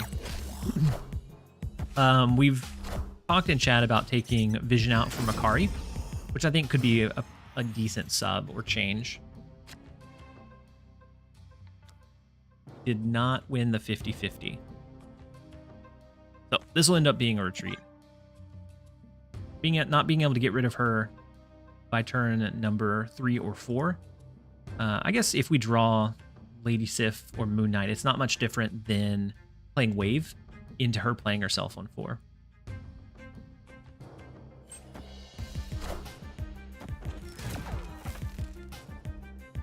So I think there are a lot of high cost cards, but like the Vision would be really the only one I would consider taking out. So we are going to lose Agatha. We're going to get a 1-cost Stature, but the Vault is locked in for us. We also have War Machine.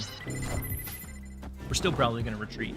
Just getting it out an extra turn late. It's tough. Ooh, they didn't have anything to discard, so Stature is still full cost. They don't have any restrictions on where they can play. We could do something like Legion. That allows us to play into the Vault. But I don't think it's going to be good enough without having either some flexibility or a way to put additional power on. So I think we're going to retreat out of this one. Escaped. A Zoo War Machine. Yeah, it looks very similar to the War Machine deck that I ran yesterday. That probably has Marvel Boy, Storm, Legion, of course.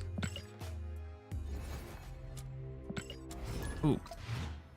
Telling you guys, goldfish memory. As soon as I saw the play button, I forgot all about taking out Vision and trying Makari in the spot.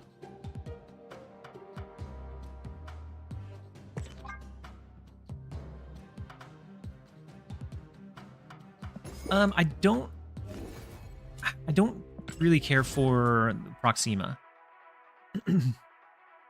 So Proxima would make the Moon Knight hit less consistent. And so we already struggle sometimes with Moon Knight being a 50-50 between discarding our Agatha or discarding Ghost Rider. If we had a Proxima, that'd be another potential hit that would hurt.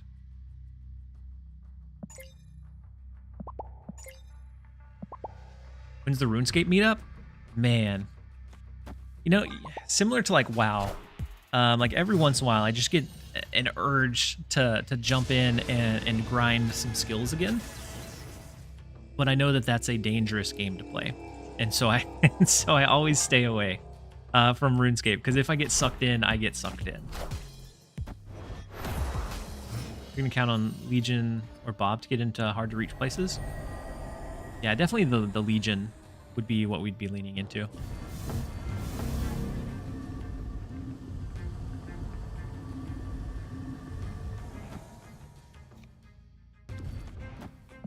I'm gonna go wave left. Left you a little letter in Discord.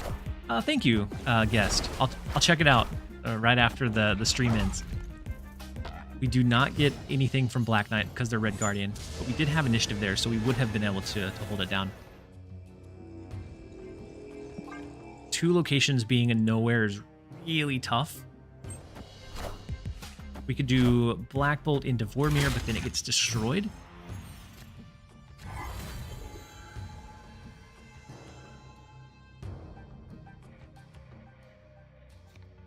Go ahead and stage a Claw, but I like the idea of the Black Bolt discard. Even though it gets destroyed, it enables us to do like Claw Stature next turn after we figure out where Makari goes into. Let the intrusive gaming thoughts through. Last time I did, I ended up like not sleeping more than a few hours a night, because it was last time Leagues was presented, and was maybe not the last time. It's been several. It was one of the times Leagues was around. And I spent way too much time playing to the point where I was like, oof, like it hurt because I was playing so much. We can go Claw, Stature. Maybe it becomes Claw, gives us 8 here, Stature. Just give up on mid. Let's go ahead and go with that.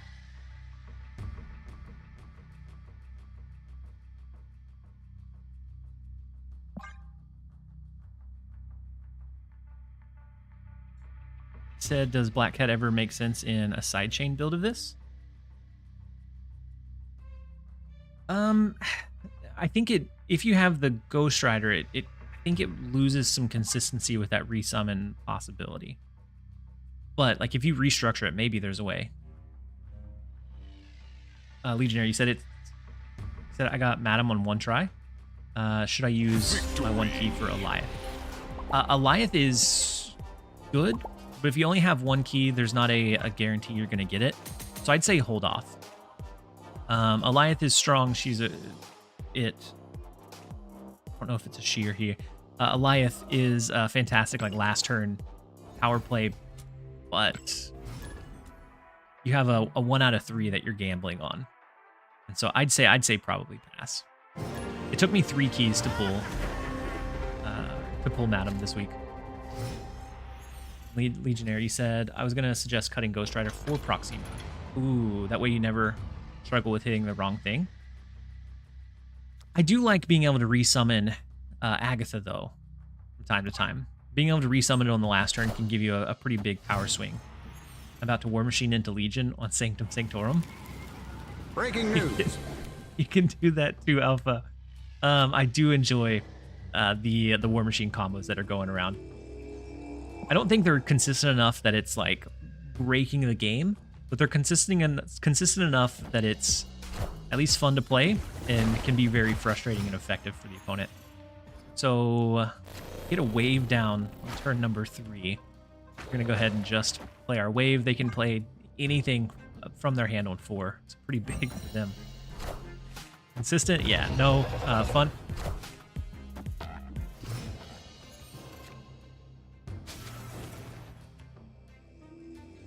They win. They win. Oh no, the Goliath on 3. Treacherous.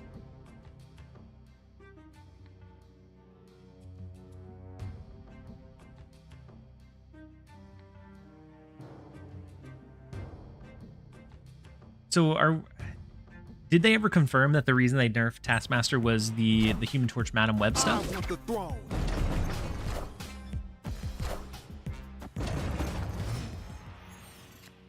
Because it feels like a crazy thing to nerf for that.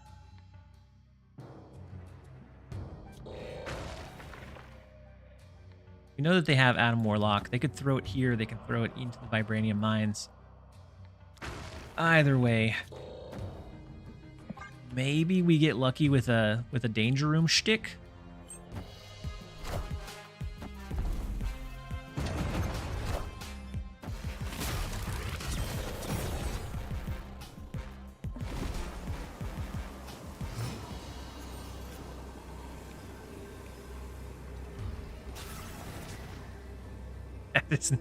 That is not where you need to play yourself, Agatha. I think it was going to be a cope stay regardless, but that seals the deal. Escape. In a game like this, would Symbiote Spider-Man reactivate Wave's ability? I don't know.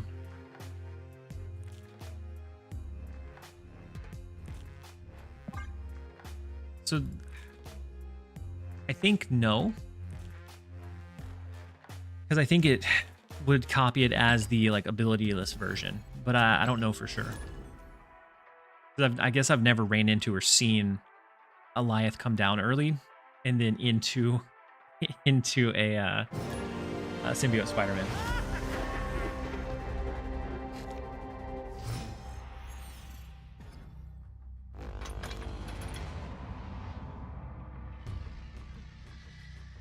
Yeah, the Ravonna Sage Taskmaster, because being able to get that into getting both of them down on the last turn was always like a surprising big explosive turn. But going to 6, yeah, definitely hurt it a bit.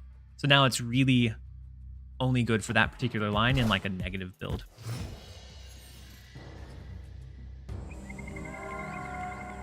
So Nebula right. No turn 3 play. Turn 4, we do have our Moon Knight that we're looking into. Guard mid's not awful. Could potentially stick them with the rock. Opponent snapped.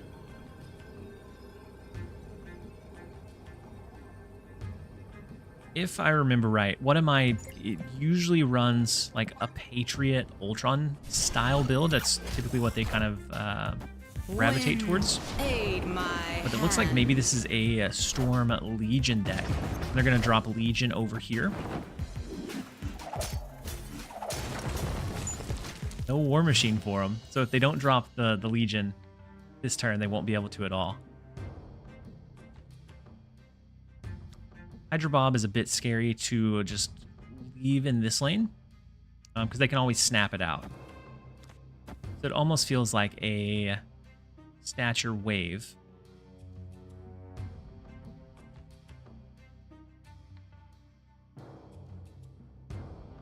But they have Jeff that can move, so they'd still be able to beat us, I think. We're gonna hope that they... Oh no, they took it away. They can't do Legion yet. What am I as good? Yeah.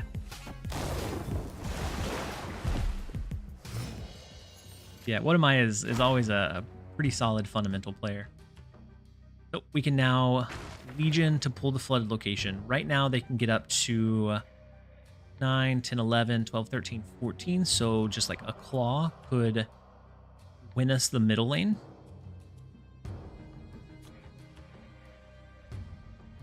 Or we could just go with like a Legion instead. I like, since we have this one favored, I think we go with the claw line.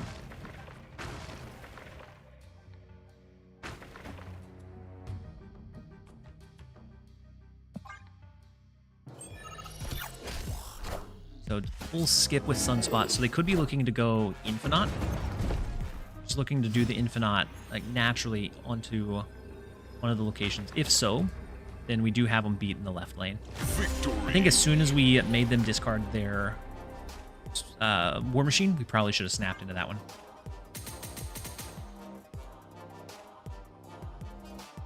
Infinite plus She-Hulk. They didn't have the extra energy. Ooh, Quinjet is down, but they both started in their deck, so they'd both still be base, unless they had gotten like a Moon Girl or something, because they only had 6 energy on the turn, and so, or on 5 they only had 5 energy, so She-Hulk still would have been 1. But I do think that's kind of the direction that they were building.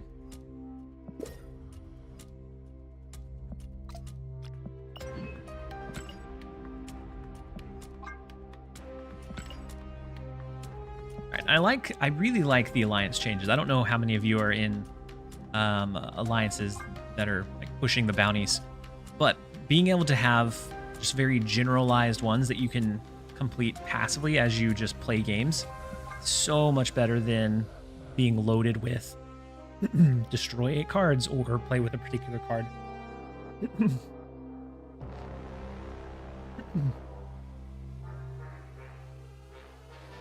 But I do need to finish this move 7 cards. I have a werewolf deck that I think I run the werewolf deck until I complete it. That's what I've been doing for my move ones, because I don't necessarily enjoy the move archetype all that much. It makes me think a little bit too hard. I always feel like I make the wrong move. So the move archetype really feels most of the time like that last turn can be the determining factor of you winning or losing those 4 or 8 cubes. Versus werewolf bouncing all over the board. I don't have to think as much.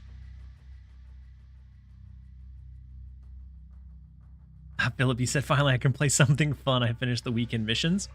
I mean, you had about him. Full locations, snap 8, move, and destroy. Yeah, those are my least favorite too. But at least with full locations, you can sometimes do that with extra decks.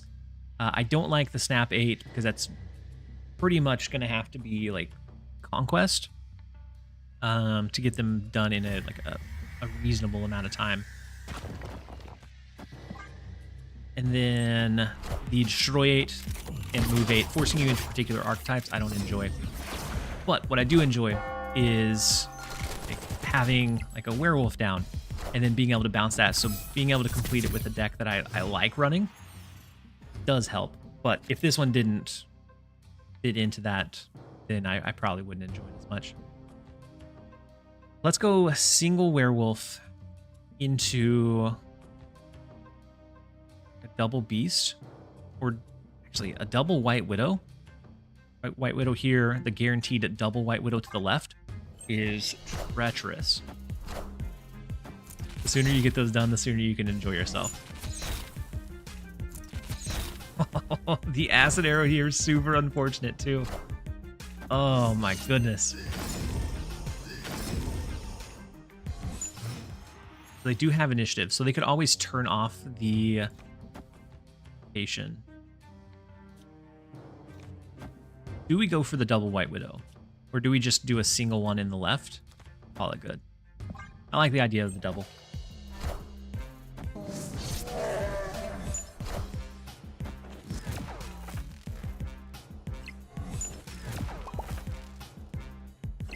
Now they have 1 space to play. Our werewolf isn't going to have space to bounce 7 times, but that's fine.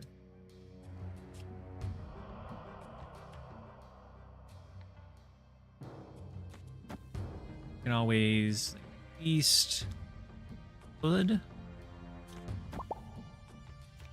or like Hood and then Beast. Pull it over here, pull it back. Victory. I'm in an alliance called the Losers. I like to show my true abilities. You guys aren't losers. I don't think anybody's a loser. I wouldn't mind too much if you didn't have to win 8 with a season pass card.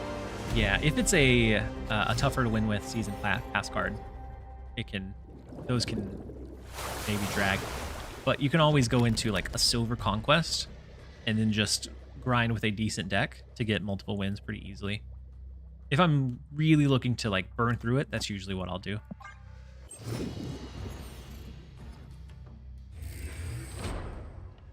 All right, so we have the Destroy Nico into Spider Ham. So we're gonna be able to draw deeper into our deck. That way, maybe we can get Wolf down on 3 and start bouncing it around. I should play Proving Grounds. Yeah, sometimes Proving Grounds for me feels like it takes longer than Silver because the opponent will likely either snap and expect you to snap back. Versus Silver, I don't really feel bad for just running it, like 1 cube at a time. Silver Sable, the Hood, we have Viper to send the Hood over their way. We have Beast to pull it all back up. I think we'll snap into it. Plus seeing Iceman, I think probably lower collection level. Yeah.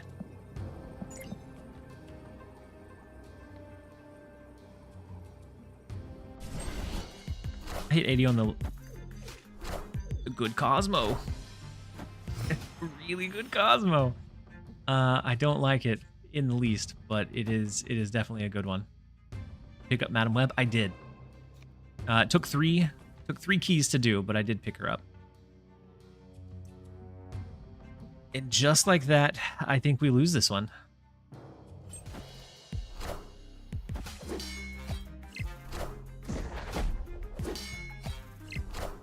Maybe we get lucky by drawing a Falcon. We can throw Rocket plus Falcon next turn.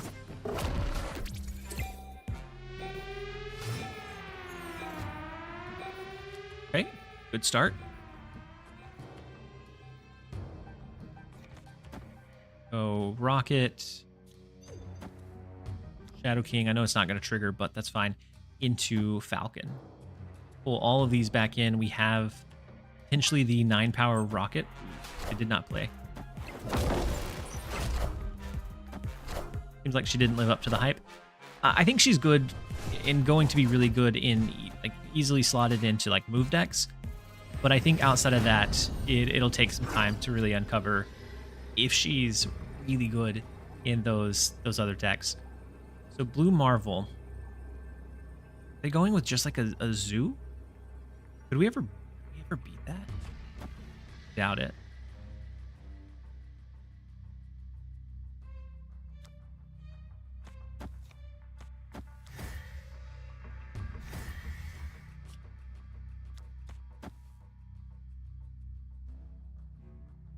Opponent snapped. Yeah, we're gonna jump out of this one. And so there's a few people that really enjoy Madam Web. I think she is a very Escaped. potent card. Like her capabilities can be really scary. But I think with how crazy, myself included, a lot of people thought she was going to be, I don't think she lived up entirely to the hype. But I also don't think she's like unplayable. So she's by far, for me, feels like better than Fastos, or like Macario on release. Low collection level cooking today. They cooked us for sure. All right, we're back up against someone with a big collection level. We have the Destroy Nico again. I'm gonna hold it. Seems like Aranya will be the best card of the season. I don't know. Sable is solid.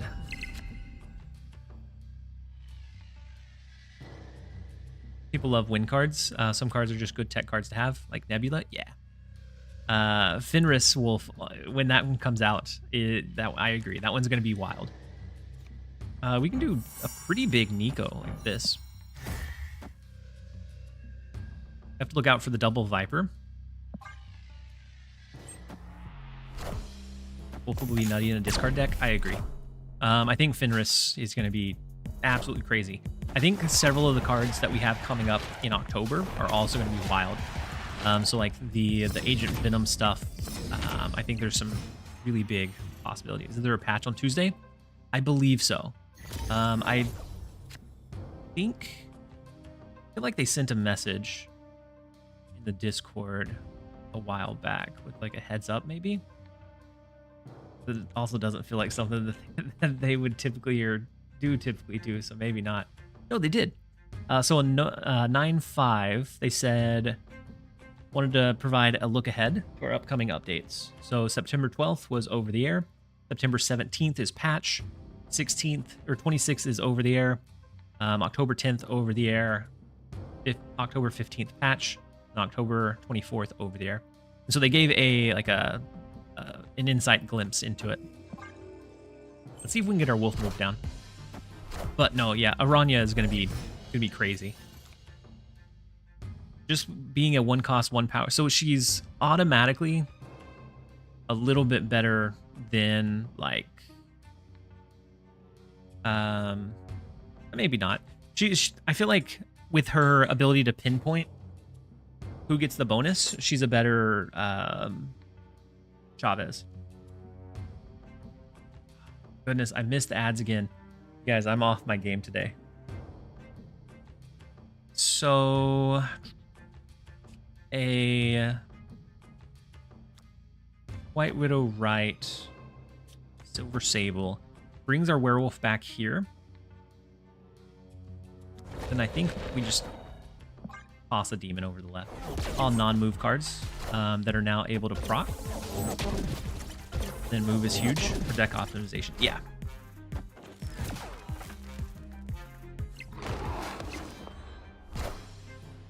Yeah, so you're able to do a lot of cool things, especially with, I think she's going to pair well with the card that comes out after that, the Symbiote Spider. Being able to like buff Symbiote Spider up and then activate Symbiote Spider's ability, I think can be pretty cool. Not Symbiote Spider, Scarlet Spider. But Aranya, Shuri, Scarlet Spider definitely seems juicy, I agree. All right, so Spider Ham into like Viper. We pull Werewolf back over to the right. Then we have a free demon to use. We have Shang-Chi, and we open up our mid lane. They did get 2 bonuses with their Wicked. We have to look out for how much energy they actually have.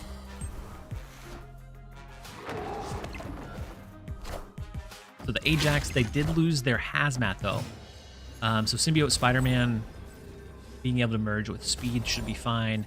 I also think we're in a good spot.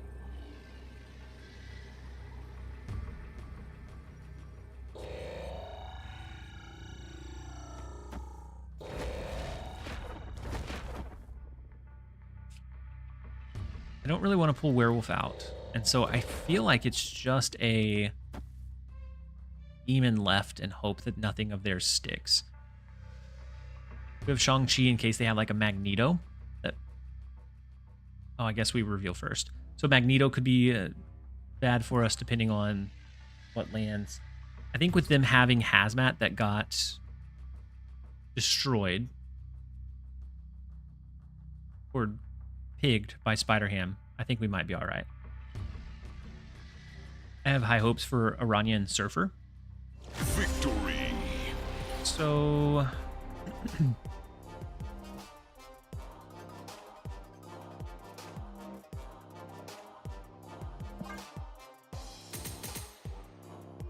let's see. Give the next card you play +2 power and move it. So in Surfer, could that be used onto the Brood? That's what I was looking at. And so that Sebastian Shaw. There's a couple of cool things that I think she fits into, like that Surfer Shell. How are we feeling about Makari so far? I only got a couple of games before I switched over to this one to try and get the movement down. But I think she felt okay. There are a few times where I did wish that I had vision for that kind of flexible move, so you can kind of reposition where your power's at. But I think she's okay, but I do want to test it out a little bit more. The good news, the same week we have Misery, we have War Machine. Misery feels like she might be pretty interesting in like a Juggernaut, Stegron, Magneto style build.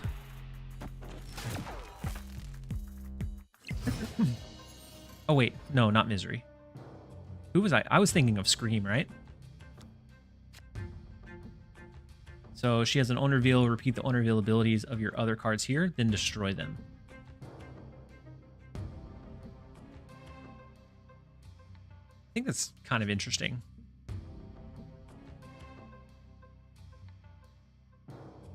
With the destroy aspect, I feel like there's going to be some really cool ways to build with her, hopefully. So we can go Rocket Raccoon, Falcon. I think if they play, they have to play into Asteroid M this turn. Otherwise, they're destroying a card or leaving it to be destroyed in the Rickety Bridge. Is War Machine worth 6,000 right now? I'd say no. I think War Machine he's fine. He's very playable and he's relatively fun.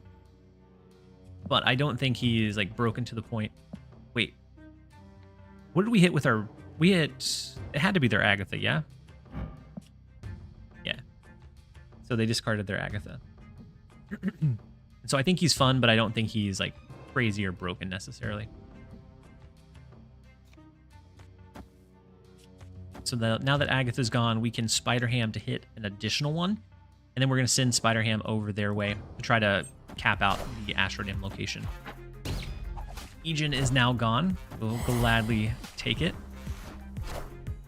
I'm coming for you. Set as a Misery Enjoyer.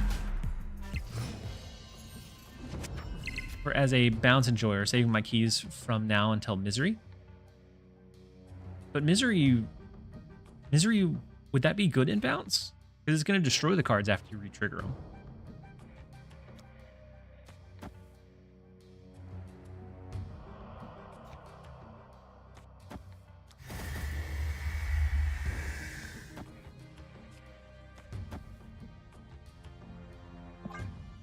Let's go ahead and do this. We do have Shang-Chi somewhere in the deck. Their Black Bolt can't make us discard anything. Their Moon Knight wasn't able to make us discard anything.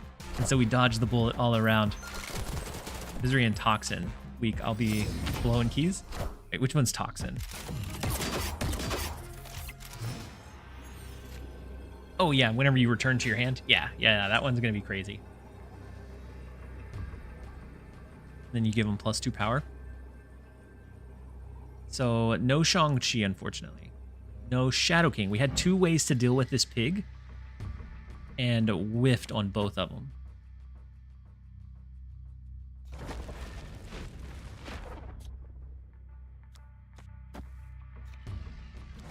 We have to sacrifice our demon here because Werewolf is going to pull over into Asteroid M. They could get a Claw.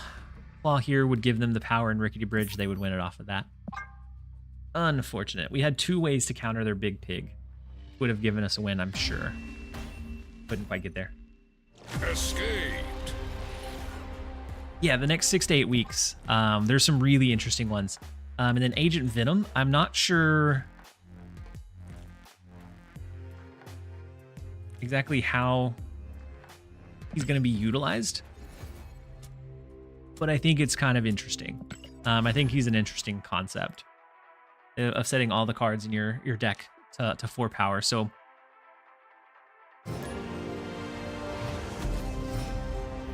I don't think Cerebro 4 ever becomes a like legitimate archetype, but who knows, maybe. The other one is Anti-Venom that I think is kind of wild.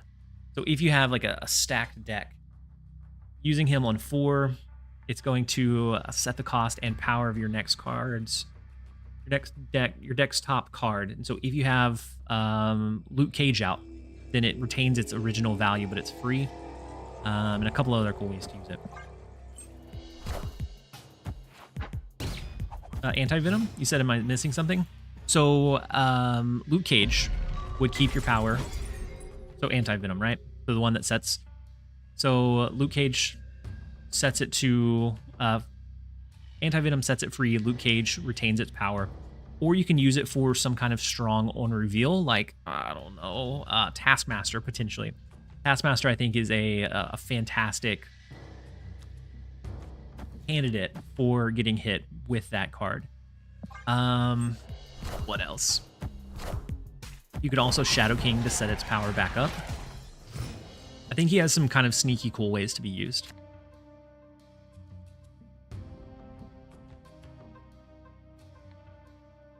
Because like even if it hits like a Shang-Chi, you now have a free Shang-Chi to use. Even though it's 0 power, like you have that really strong on reveal that can really kind of dictate or change the pace of the game. Give us 5-cost task back. I would love a 5-cost Taskmaster coming back.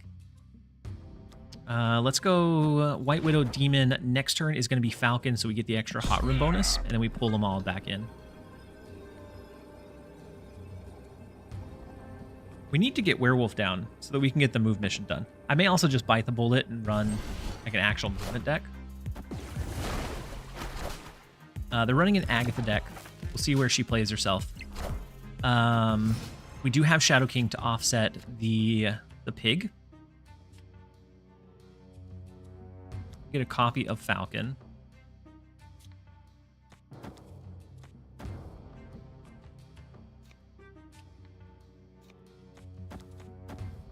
I think we just get a copy of whatever card we play next. Did they mention when they are implementing the activate ability on Hell Cow and Black Swan? Should be next patch. Should be the direction that they're going. Now, we can get a copy of Shadow King. Something's gonna... We don't really need a copy of it, yeah?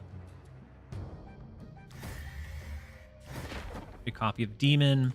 Throw Shadow King. Throw Spider Ham once again.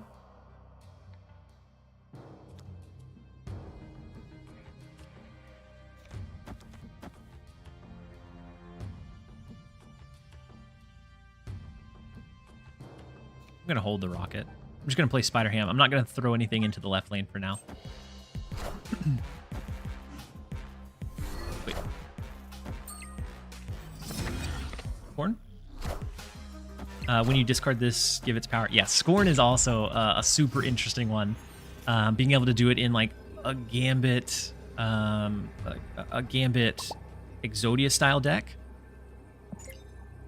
It feels like some really interesting cards coming out. Playing the Agatha, yeah. Yeah, the Agatha deck, unfortunately, with Spider Ham Shadow King combo, loses a lot of its upside. Because you can offset one, you have Shang-Chi for the other. He said, hello, TLSG. Oomph is watching with me? Wait, Oomph? Welcome in, Beat, and welcome in, Oomph. Hopefully you guys are both having a fantastic day so far.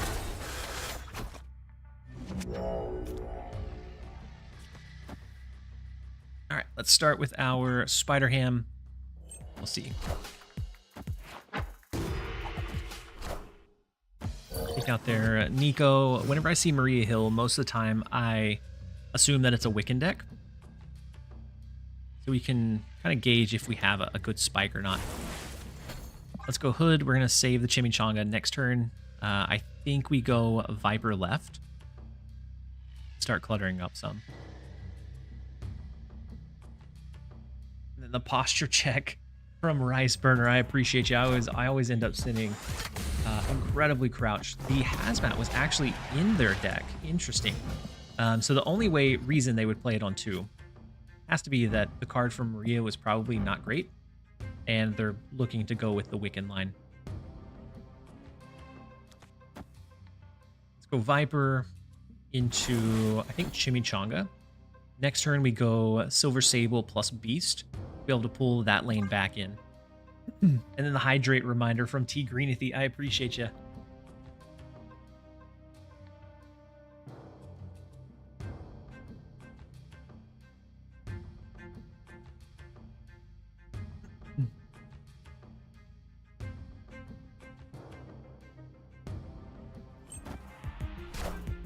So, Shadow King, which was from Maria Hill, into Silver Sable. So they're still playing to curve. They, I assume, have a Wiccan that's going to come down this turn. White Widow is kind of hard to pass up, though. Because if we place it in the right direction, we stop them from having that follow-up.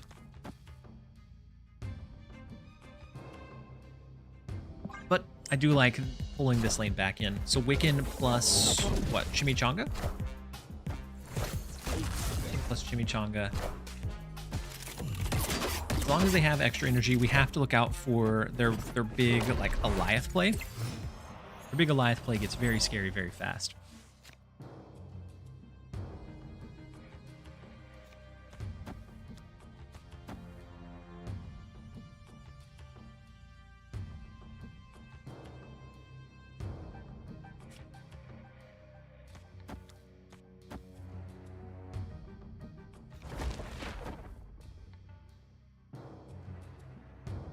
Might be throwing too much onto the board, but we're gonna flood this. Can't believe they nerfed Sable's base art.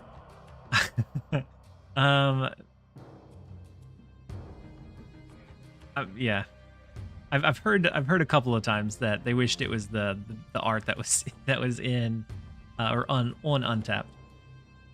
White Widow Viper, but we are at risk if they drop Goliath. Then we're kind of stuck. Otherwise, yeah, we're gonna completely clutter them up in the right lane.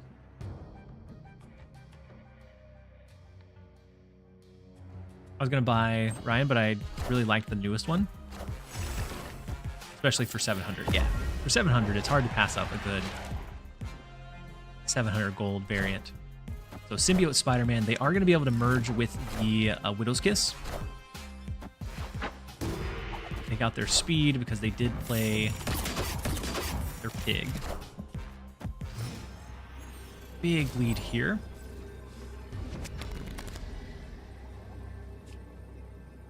But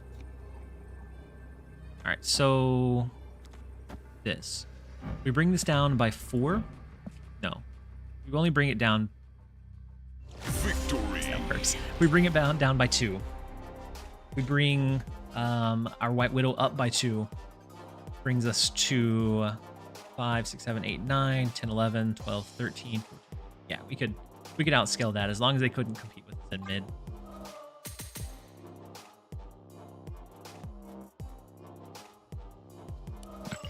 I may need to just bite the bullet. I don't think we're gonna. Let's try one more time to see if we get the movement mission done. Have you bought the new Kitty Pride variant or bundle?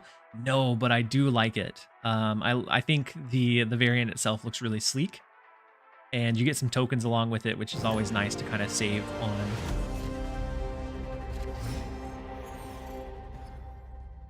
on not having to drop keys on one particular week.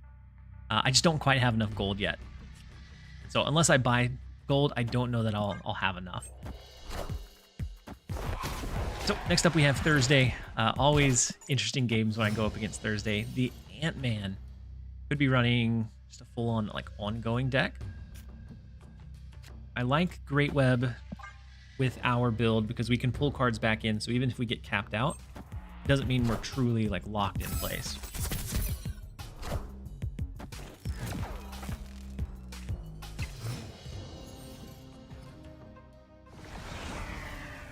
So we could go Viper to the left, but I'm not sure that it would actually trigger.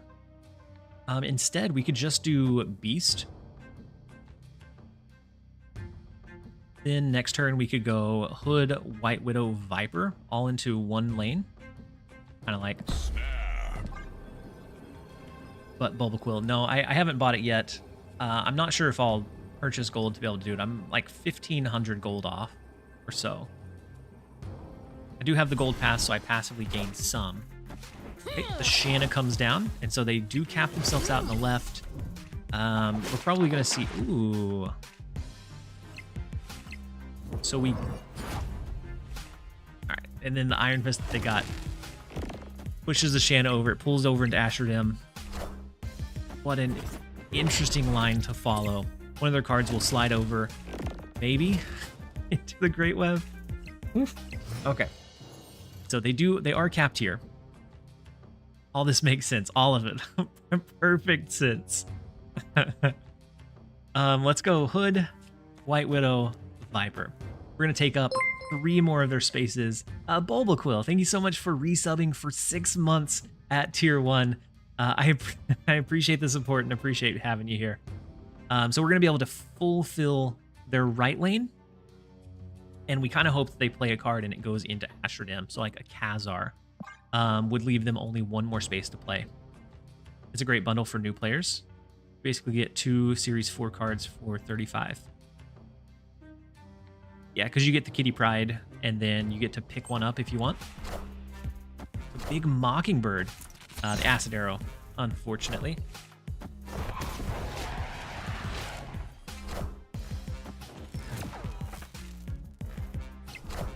But we are going to fill up this middle lane. None of their cards can pull over into Great Web, which is where we benefit a bit. Yeah, and then Kitty Pride is an insane card. So I'm not sure. Actually, they probably have it. That level 1 account guy probably has Kitty Pride already, if they already have Loki. We can do Falcon, Spider Ham, see what we hit.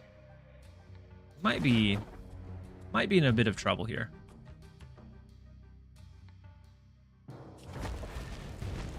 Depending on what final cards they have, like a Khazar Blue Marvel could be pretty scary. Blue Marvel. Gilgamesh would also be tough to beat in the Asherdam lane. No Marvel Boy for him.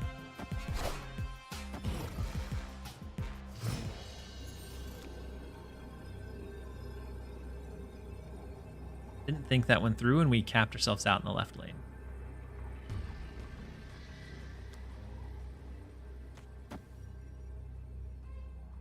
Win here. But if they have Khazar, then they can just win the left lane.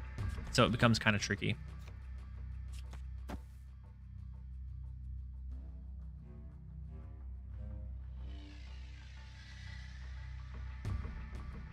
gonna hope for the best. We shouldn't have coped for the best, Power fortunately. must be controlled. So there's no way for us to be able to win that mid lane now. Acid after Shang. We could do the Shang then Acid over here to make sure that it's stuck. Well, didn't matter. That's all right.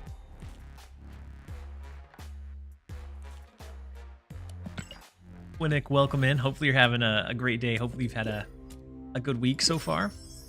Hopefully it's went by pretty quick. You know what? We're gonna change.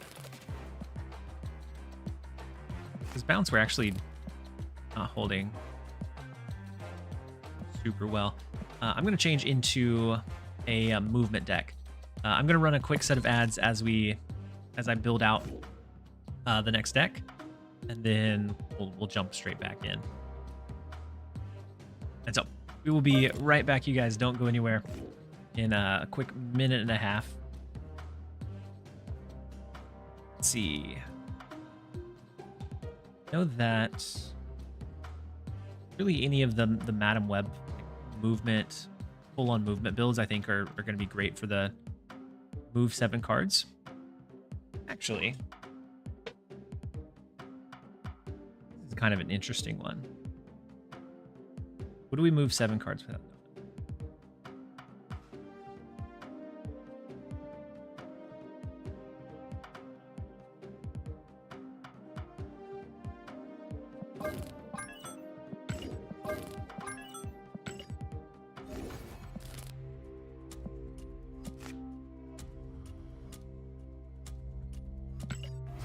This one has enough of the like small ball movement stuff. The main goal is usually going to be either restricting them with like the goose, being able to drop initiative. We have a Havoc as a way to really pressure one lane, because a lot of times with low energy, we don't need a whole lot of it towards the later part of the game. So we can usually survive without.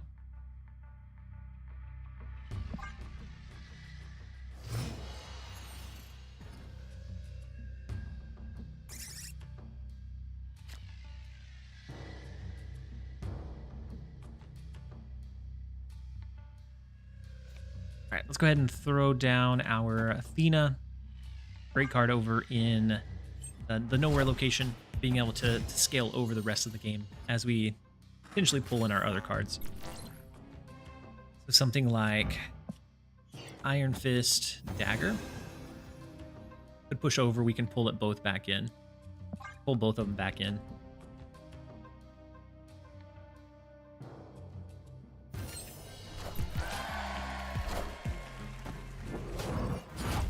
Havoc on 2 is the best play.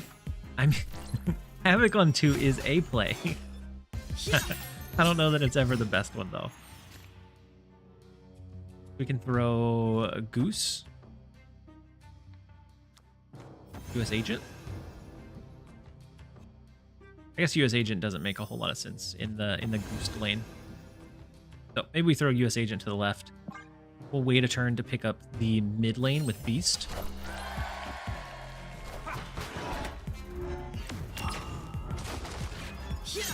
Big Shuri.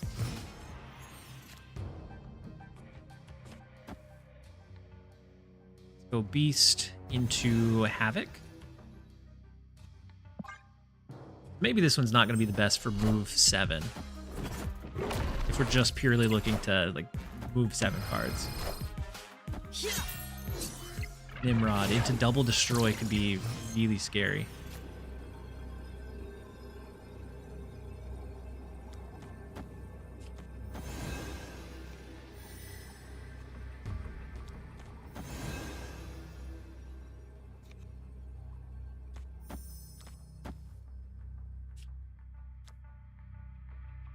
Yeah, I think we probably lose this one. The only way that we win, US Agent in the left does help protect our Nimrod. If they're not full in Mojo World, then I think we might be able to stand a small chance.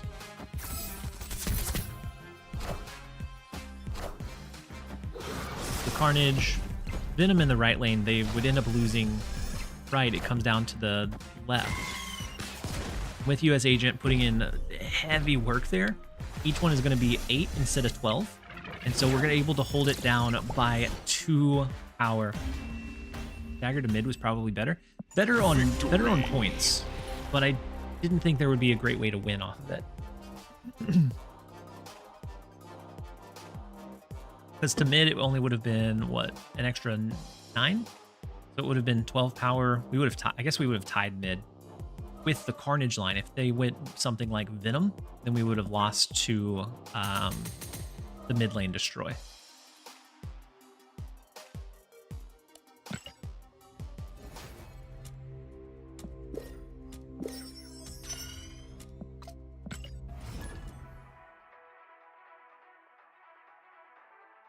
And so I think to be able to get the move 7 in one game with this deck, it's going to largely rely on getting Madam Web. I forgot about Venom. Venom's a card. But yeah, without Venom, I think you're right. Competing for mid may have been the play. But next up we have Puma. The first location is the taco truck. We have our Kitty Pride. We have the Iron Fist. We have the Goose. So some decent early cards for us.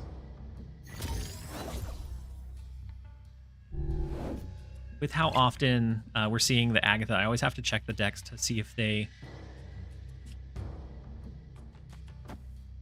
they're running an Agatha deck or not, if they have one less than us.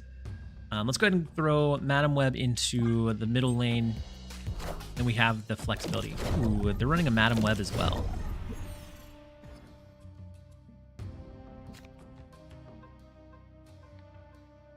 Mindscape is a bit scary, but with our deck, we can typically play out most of our cards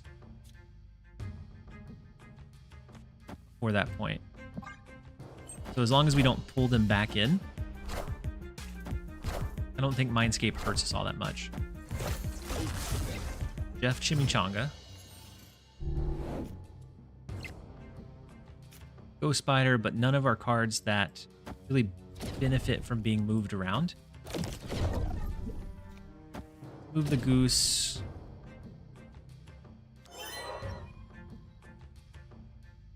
And then I think I'm going to do Iron Fist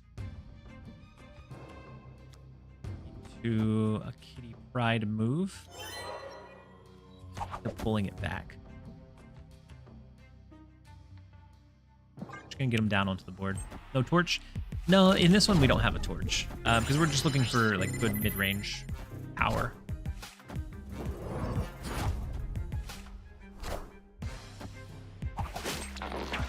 We don't have enough enablers, so like we ended up cutting like Craven. It ended up cutting not Craven. Ended up cutting like Doctor Strange and Cloak, which are really the big pieces usually for this type of deck.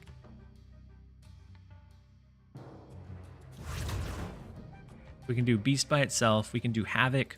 We can move the Iron Fist. That's 1, 2, 3, 4, right?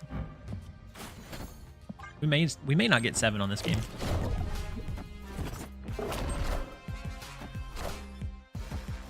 Don't forget the the Chimmy. Can't forget the Chimichanga. The Ebony Maw and Storms. We aren't gonna change hands. The Havoc comes in. 8 power unit. Like US Agent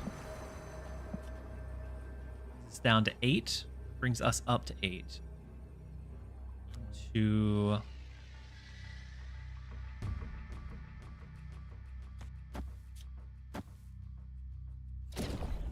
Kitty Pride Havoc right. That way they would have to play more than one card, I guess, unless Jeff moves. So if they move Jeff in the right way and then play like a big Infinite, Blink could do it too. Okay, Blink into Legion. Yeah, Blink into Legion will do it. We're not quite able to hold our own in the left. And then Saw Bear King, welcome in. Hopefully you're having a great day so far. We're off by 2 here, unfortunately. And then Waffle Brain, how have you been? Haven't caught a stream in a while. I haven't been able to stream in a week and a half. It feels like a lot longer, but it was a week and a half. So when Drops launched, which I think was on, I want to say it was on the 3rd, I had a stream. I was going to stream overnight and had a huge raid, and the internet ended up cutting out. And so I connected with my ISP, and they got us hooked up with a new router. They said, or the modem. They said it was faulty or bad. And then I've been covering for somebody at work, and so I haven't been able to stream as much as I have wanted to. But we're back now. I've still been doing videos. I just haven't been able to like, jump onto the live streams, unfortunately. But we're back, so I'm good. Just trying to save up keys for Scarlet Spider. Scarlet Spider, I think, is going to be really fun. So we get the early 6-power dagger going, and we'll see. I'm assuming that they have a War Machine, but until I place it down, I'm going to go ahead and get Goose so that they can't position the War Machine itself over there. Love that fireplace. It's a pretty cozy fireplace. I'm actually going to be switching scenery or scenes pretty soon. I'm going to be relocating into like an actual enclosed office space. So I'll be able to put up all of the displays that I have. I think I have 6. And it'll be, you won't have the puppies running around is the only downside to it.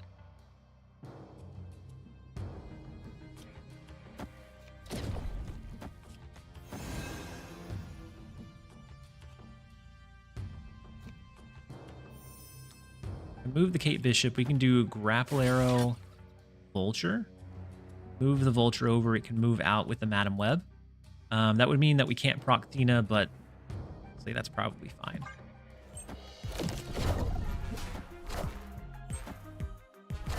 Right now we have 1, 2, 3 moves. Not gonna be able to get 7 with this deck, but I do think this deck has an interesting concept to it. So the big vision that can rotate around. We know that they have the Infinite in hand.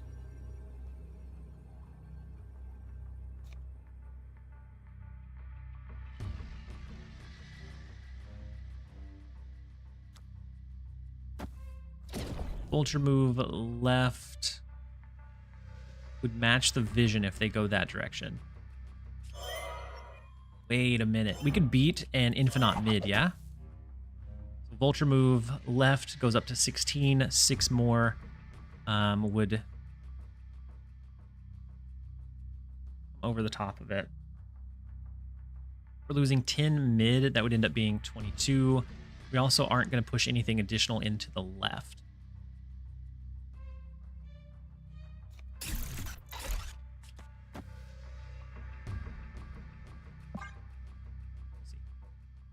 If they move vision, if they do, what, Infinite left? I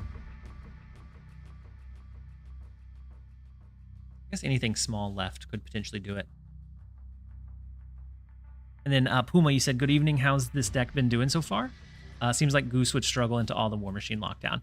Yeah, Goose definitely struggles into the War Machine lockdown stuff. Otherwise, it's a pretty fun like deck idea. And it hasn't been doing too bad. We haven't ran it very many games, so we're still early on.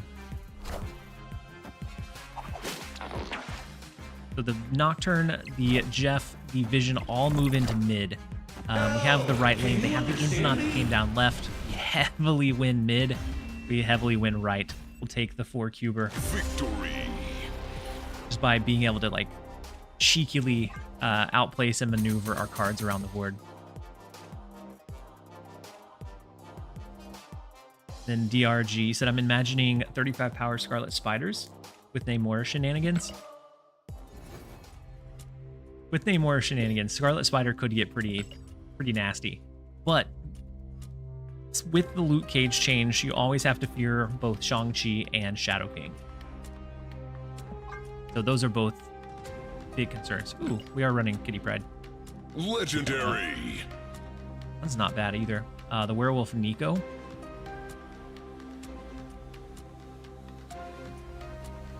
I don't want to drop the move 7. I'll hold it. I'll let somebody else in the alliance grab it. Do you think Second Dinner might go back on the War Machine change? I don't think they'll go back on the War Machine change. I think they may look at like reducing power instead. That Ajax loss is treacherous for them. Oh, snap. We don't have Madam Web, but I don't think we need it. Would have been perfect for the deck you were playing before this. Yeah, Void. I agree. But then the Kitty Pride one wouldn't have been perfect for it.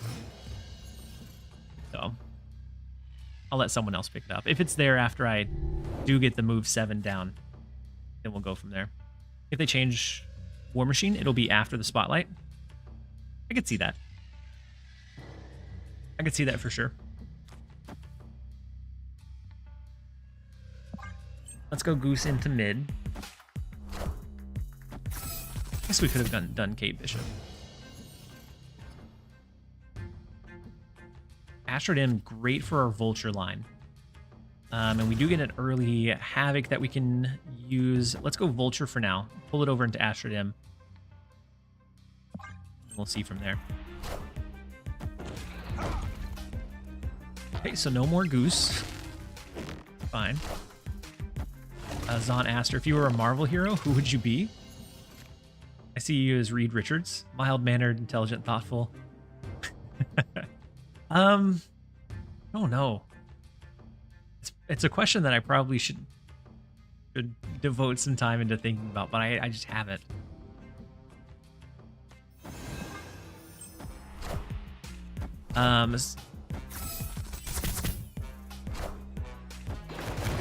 I don't know.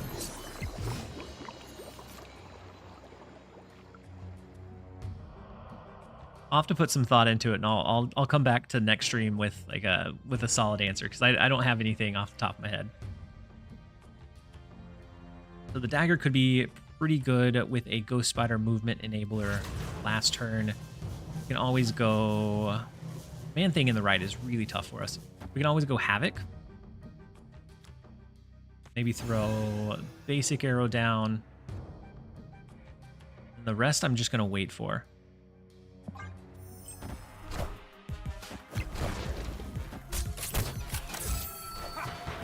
Ghost Agent left. We don't have to worry about that one. Shadow King, however, we do have to worry about quite a bit. We're going to get up to 8, so we can at least tie this lane without anything further. This one becomes 4. So it becomes 2 with the Man Thing in place. They lost their Ajax. We can go Dagger, Ghost Spider, E-Pride mid.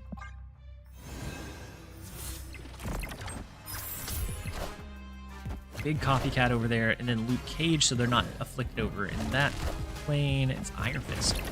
All right, so with the dagger move, we should be fine to take the Weapon X facility. We lose right very heavily, but we'll take the other 2.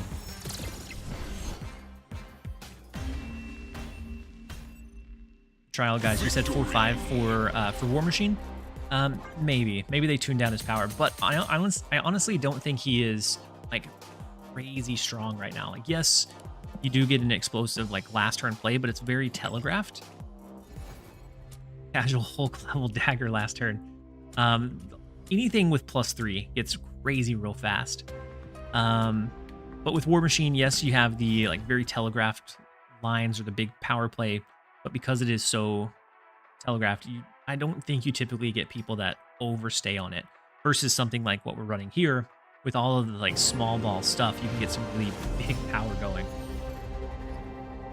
And it's a little bit more surprising when it comes out on the last turn, rather than like, all right, they're gonna drop Ebony Maw, they're gonna drop Infinite. You can easily calculate for those. Next up, we have King Arthur. The first location is Strange Academy, so maybe we'll get our move 7 Alliance mission done, or Alliance bounty. The Venom is a bit scary.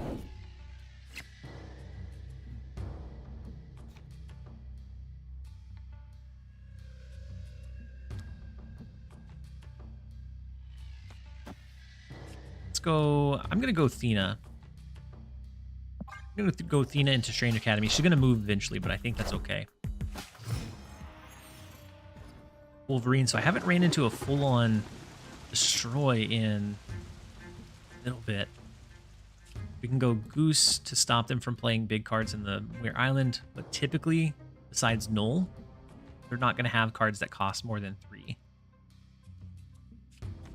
So maybe it's Kate Bishop to get like a movement arrow. We'll play Kitty Pryde to scale the Athena as well.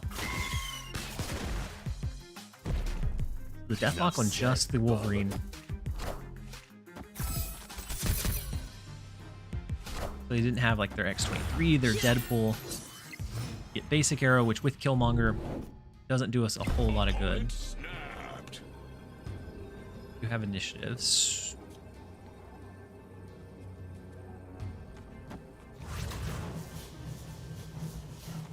We can stay at 4 power. I think that's fine. The Goose, the Havoc, both of those will scale in the right lane. Athena is going to kind of bump up a bit as well. Remember when Wolverine was 2-3? When he was 2-3 and didn't scale at all? And so destroying him really didn't do anything for you. Those were some good times indeed. All right, so big Havoc. We could protect the right lane to make sure that Tina didn't pop over here. We could also pick up all of our cards if we wanted to drop initiative. So something like Kitty Pryde. Maybe we just go like Beast. That way we have some decent Athena value in mid. Big Hulkbuster on the Wolverine. They've destroyed 1, 2, 3 cards so far. 4, 5. Enough said, bub. So their death is what, 3? Venom was a 3-1. Yeah, Venom was a 3-1. Wow.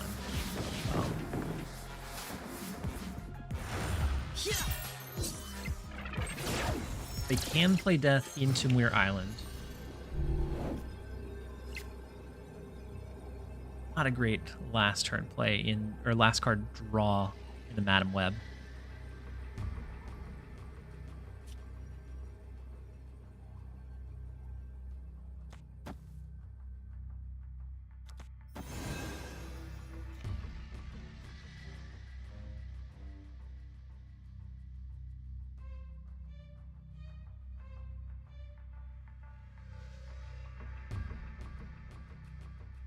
Be curious what their big finisher is. Besides death, might put death here, a little bit of power into this lane. Could potentially be what they go with. This brings us up by 9. We don't beat a death in mid. Acid left, Ghost Spider right. Yeah, but I feel like we need to at least respect mid in case they do like death plus something.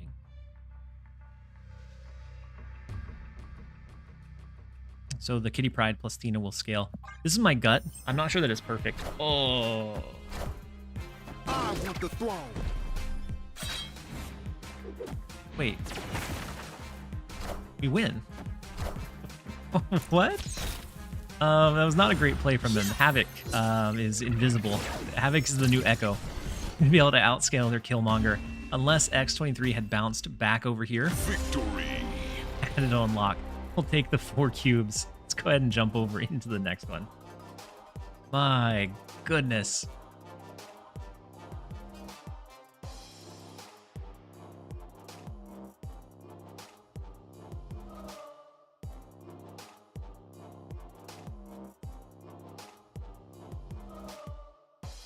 All right.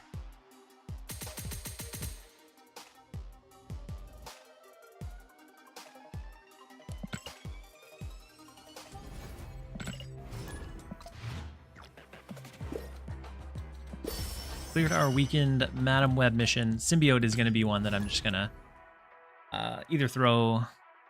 Destroy needs a new archetype. I mean, Destroy is always pretty... It puts out a good amount of power.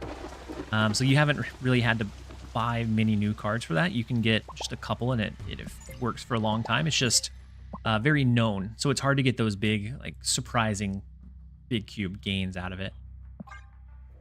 So the first location is Muir Island. Looks like we're going up against an Agatha deck with the Black Knight. In this one, Goose can be pretty restrictive or pretty good for us. So let's go Kate Bishop. Next turn will be, if we get Acid Arrow, potentially Acid Arrow into Bar Sinister. They did go with the Silver Sable line, so it looks like they're going with the one that I played. You could do a super funny Madam Web into next turn, moving one of her to the left, one to the right. But I don't think that's what we're going to be doing.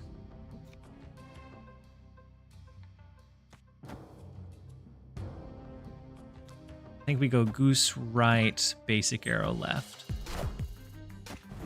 Misery. Ooh, that's true. Misery is going to be destroying things. So Moon Knight, what did we get rid of? Our Havoc, unfortunately. They did get rid of their Agatha. And so they have the Shard, but they can't play really much of their stuff here. We do have to look out for Claw. Claw would pretty much give them the guaranteed win in this lane. We could do this, but I'm not sure that we can compete in the others. The Ebony Blade, we can't really touch. I'm going to jump out of this one. We'll take a 1 cube loss on it. Escaped. But what on reveals would Misery want to trigger? I guess Killmonger, it could re-trigger. It could re-destroy like your Retrigger Venom would be kind of scary, though. I don't know. There's some interesting things that Misery might do. I wish they would revert Blade. Only one web could move from bar per turn. Even with multiple webs being in the same lane. Is the stream live? No, it's pre-recorded straws.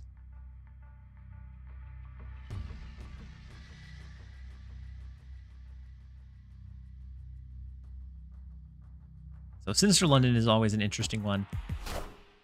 He said, oh, it's live. Nice. Yeah, no, it's live.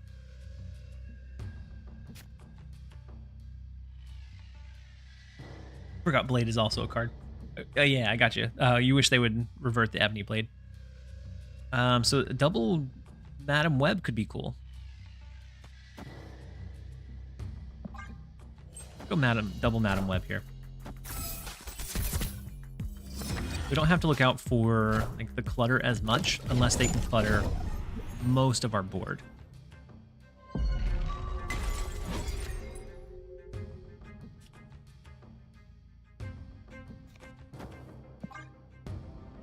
Go double Vulture. Even with the multiple ones in the same lane. Tried it with Bar Sinister when she first came out. Krispy Kreme, that's nice to know. Because that was a line that if I was going full movement, I may have tried.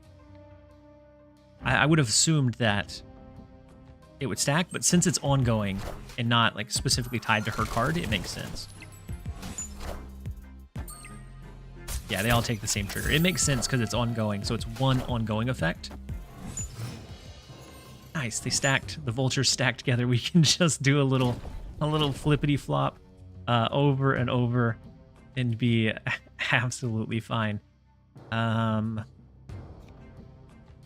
Also, the double Iron Fist into the dagger across the world is always a fun potential game that we can play. Iron Fist, dagger move across the world. Super fun for us. We have to look out for like a Shadow King, Shang-Chi. Shadow King and Cosmo are both really good tech cards. Yeah, they're incredibly good tech cards right now. So their grapple arrow pulls Wiccan into mid. They're capped out in mid. And so now like a guaranteed like Shang-Chi that stacks left, right. Pretty scary. The drive-by dagger looks sweet. I love the dagger that goes across the world. No Goose is no good for the Gander. Could we... Oh no, we move dagger out and so then Vulture stays. Is there ever a world where we drop initiative?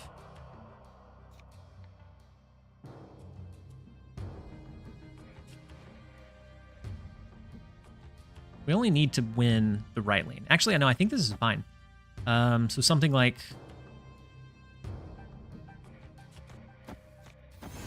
Double Athena, Kitty Pride.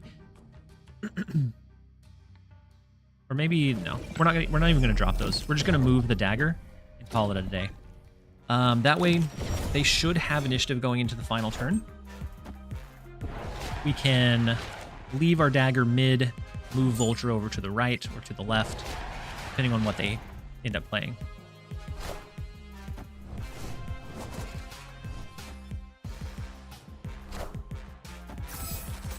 Wait.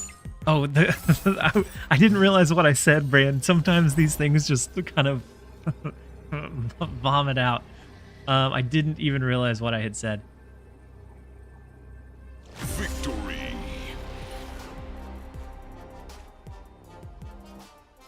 You gotta throw Goose into your deck so that you can say the line though. My goodness. We'll take the 1 cube retreat.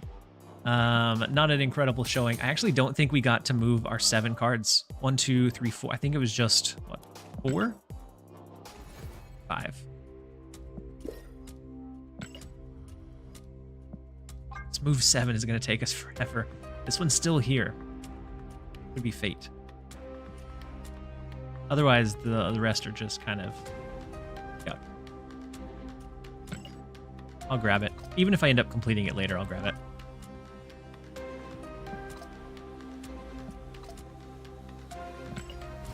I'm actually enjoying this deck, though, so I want to explore it a bit more. As a non-move enjoyer, is Madam Web a fun card worth getting? I think we'll see her in some interesting builds moving forward. But it's really tough. Her initial stats were pretty bad, just because the common move archetype is super counterable with like a Shadow King. And so the initial stats were pretty bad. But I think she has some cool applications for some decks moving forward. Next up, we have Control Alt Retreat. We're gonna go ahead and skip for the Collapse Mine. Her second home is Lockdown. Yeah, I think also in Lockdown she can serve some really good functionality, and also things like the Raft. We can throw her and then move those cards out later. A Multiple Man. So it's either Phoenix Force or just a straight movement deck. Is it bad that I kind of am considering throwing Havoc on 3? Probably a bad idea. Go US Agent, Iron Fist.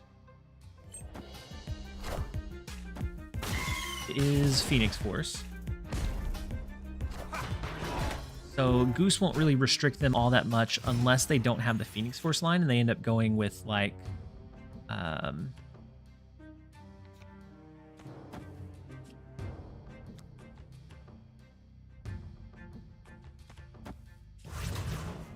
they end up going with like the Nimrod stuff.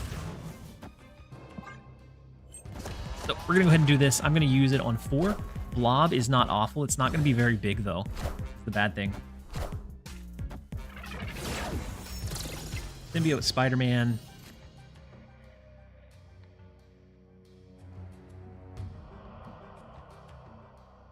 Feels like it could get pretty scary pretty quick.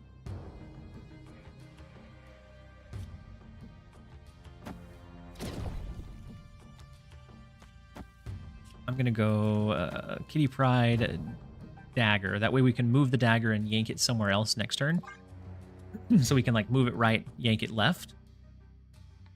You think the new War Machine is worth its tokens? I think War Machine is really fun now, but I don't think it's overly strong.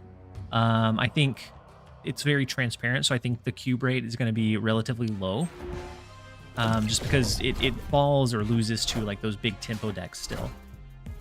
So I think it's a fun deck for sure, or a fun card, definitely playable, but I don't think it's broken by any means. So they could instantly destroy a Nimrod, but that's not amazing for them.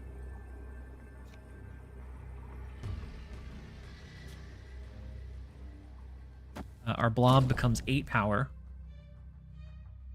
So we move the dagger, move the Iron Fist, yank dagger back. Is that too much overkill in the Havoc lane?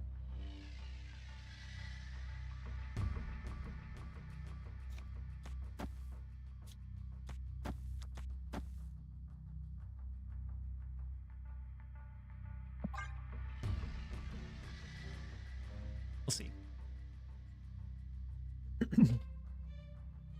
And then Goose Kitty Beast cat deck. Yeah, this is an interesting cook for sure, but it's been one that's actually been working pretty well. So their first card is going to get destroyed, so I'm assuming maybe like a Nimrod. But I'm curious what that left card is with the symbiote. It wouldn't have had extra energy, so I don't think it could be like a Carnage. Oh, just Human Torch. Alright, that's fine. Take all 3 of the locations. With New York helped it out a little bit, but having the Havoc down early, since we don't really need the extra energy, can be really can get really big really fast. 12 power gets really tough to deal with.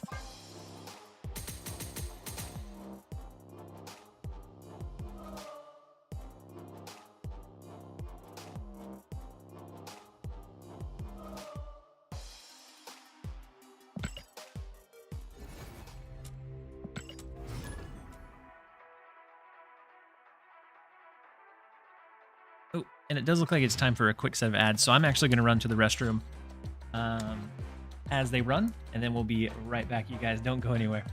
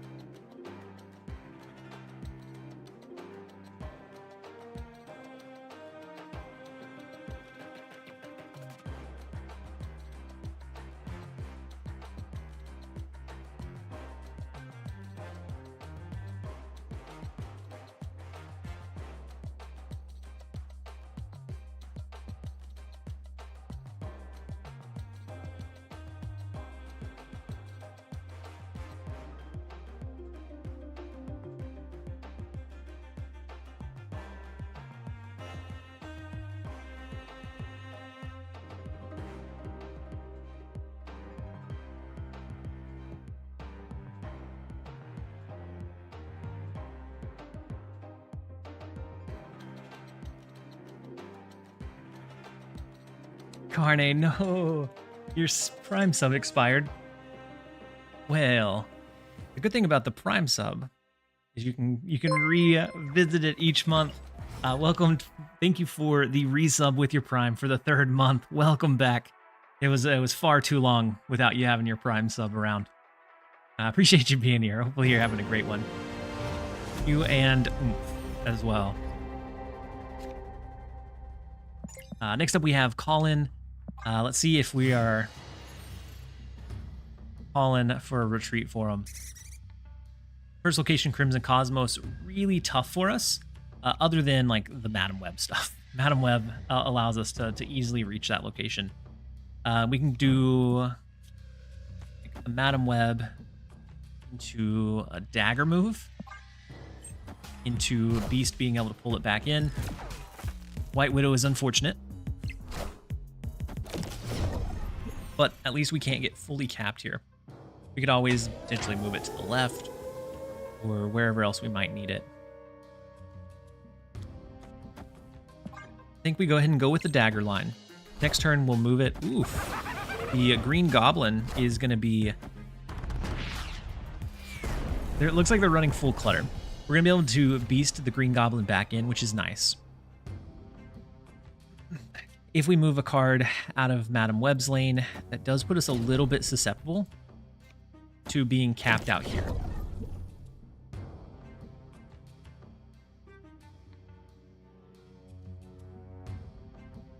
So we could always like Widow's Kiss Beast, pull these back in, and just save the dagger move for next turn.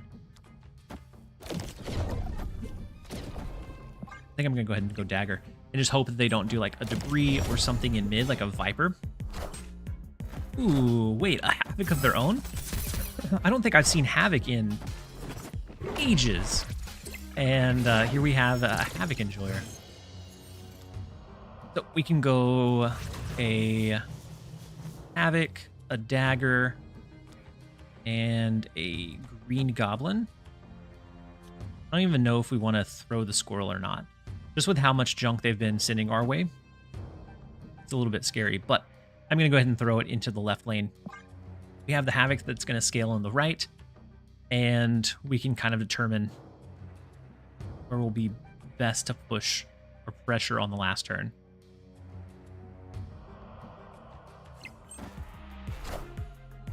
The grapple arrow, the acid arrow coming into play. We do still have one space in the left lane, but they have a dagger of their own. Interesting. Wait. This looks very similar to what we're running, except where it's more clutter line.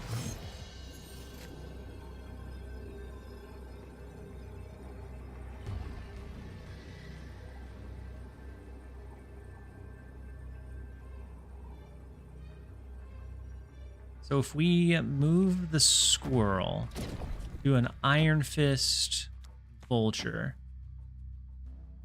This is 9, so it's a positive 8 power here. So it goes up to 16. It doesn't match their Havoc scaling, which is the scariest thing about Havoc, is how quickly that power scales up. You don't really have a way to double move. The last card they played was Dagger, right? They could always Ghost Spider yank it to the left.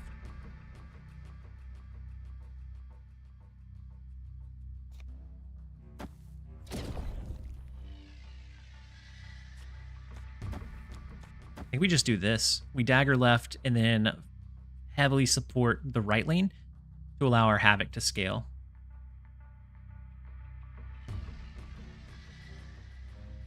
Would the Vulture be... The Dagger left is going to be more than pushing Vulture left. Central Park made things tricky. Central Park made things a bit tricky. But it also helps the Dagger scaling. And then AJ, welcome in. Hopefully you're having a great day so far. Victory. We do claim the 1 cube retreat. We'll take it. Let's jump over into the next one. AJ, hopefully your week has been quick. Hopefully you had a good Friday. And hopefully you have some fun things lined up for the weekend.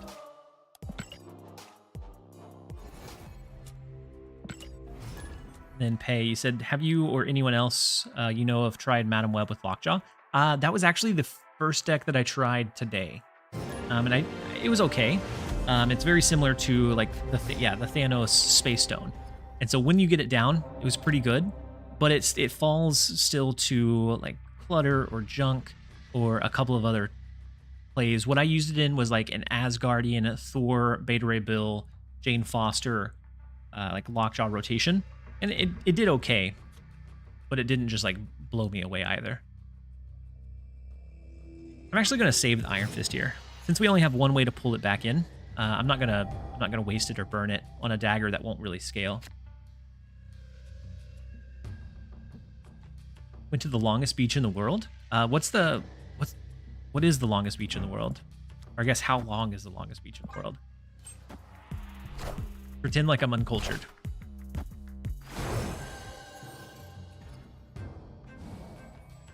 But it sounds fun.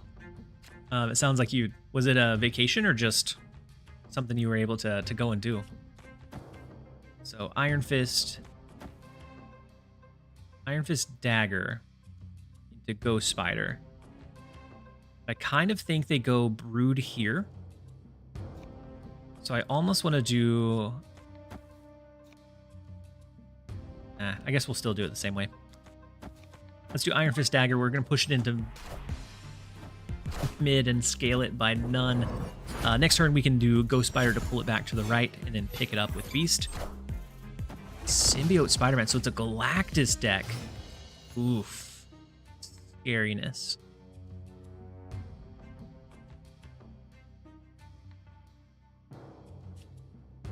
So Ghost Spider pull. And we might as well... Oh no. Might as well play the Kitty Pryde and Beast this lane back up. If they have a Hobgoblin that ends up going in the left, there's a lot of things we have to worry about in the left lane. Because right now it's an 8 power with the extra 5. It's going to end up being 12, so 24 power that we'll have to be able to beat. Ooh, in Bangladesh. 155 kilometers long, or kilometers long. Yes, vacation. Nice. Wong is scary. You always go...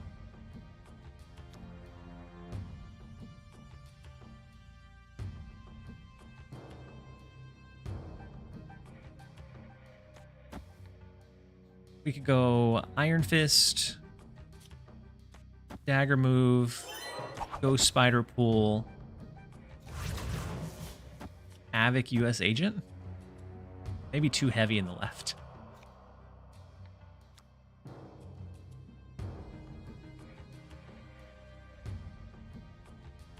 Then again, maybe not. Maybe it's not too much.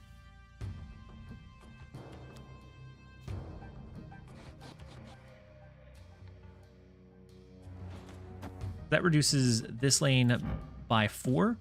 So it's going to essentially reduce it by 8 if they go Galactus line. Why not use Mystique in this deck? Or use her as Madam Web or use US Agent? That could be an interesting... Ooh, the Gwyn pull is super scary. Right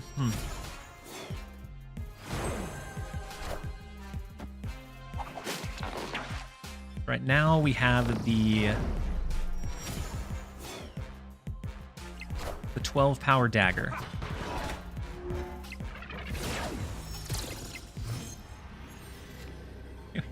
We went super heavy into the throne room. If Galactus is 5, that makes them 5 and 8, 9. If it got hit twice, 13 would end up being 26. It would have to hit all 3 times onto the Galactus for them to be able to get this play off. Now, if they just decide Black Panther here, we're in trouble. I almost think we go mid instead. 3, 4, 5 brings us to 9. US Agent? Yeah, US Agent if they merge with the Galactus. Let's go ahead and lock this in. Because if they abandon the Galactus line altogether... No.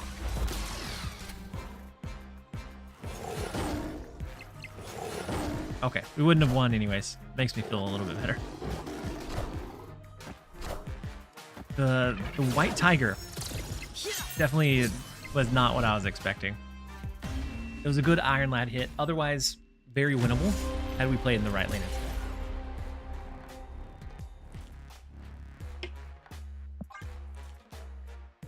instead. Zahn, you said just out of interest, has anyone tried Madam Web outside of a move deck?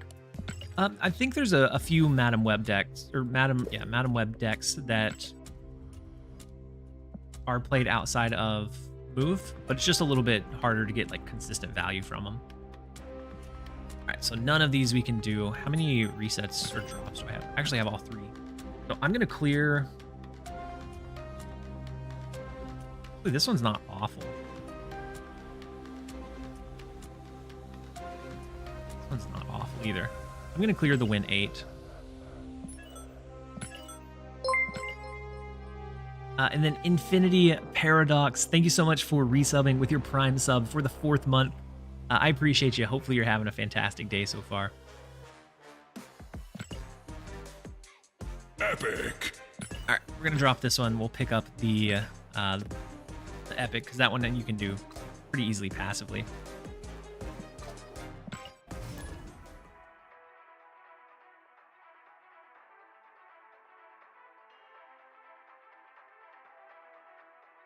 And so the Mystique would be, I think, playable, but usually decks that want to or can have the flexibility to run. Vosh, thank you so much for resubbing for 6 months. At a tier 1, that is some huge support coming in.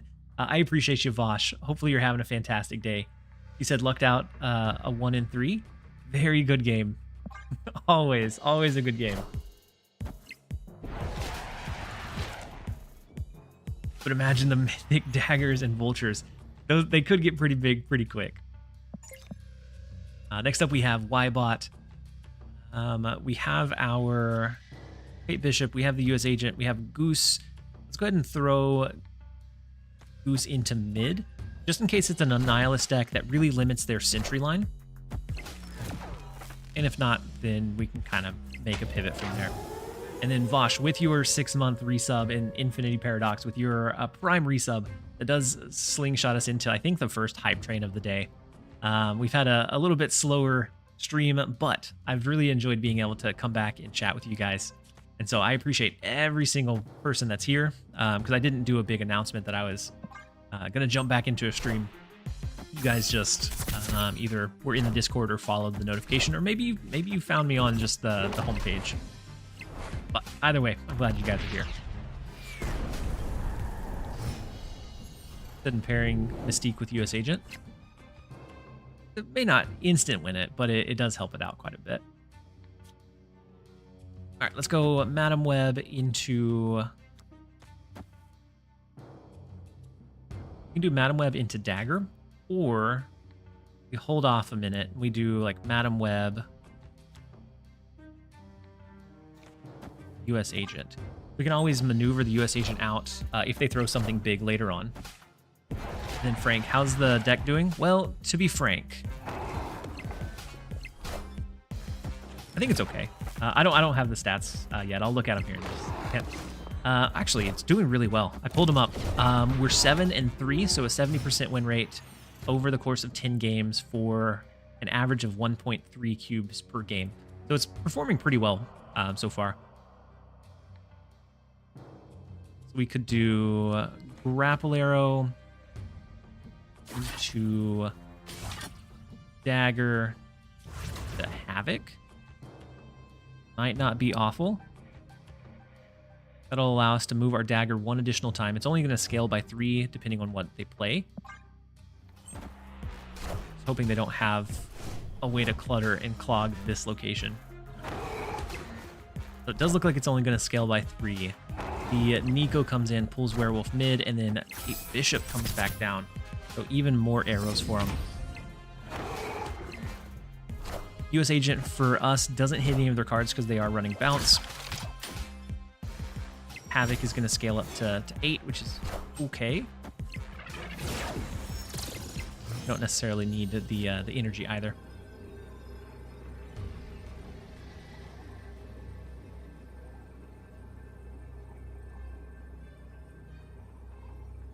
Wait, the pause, everyone? The pause? Wait.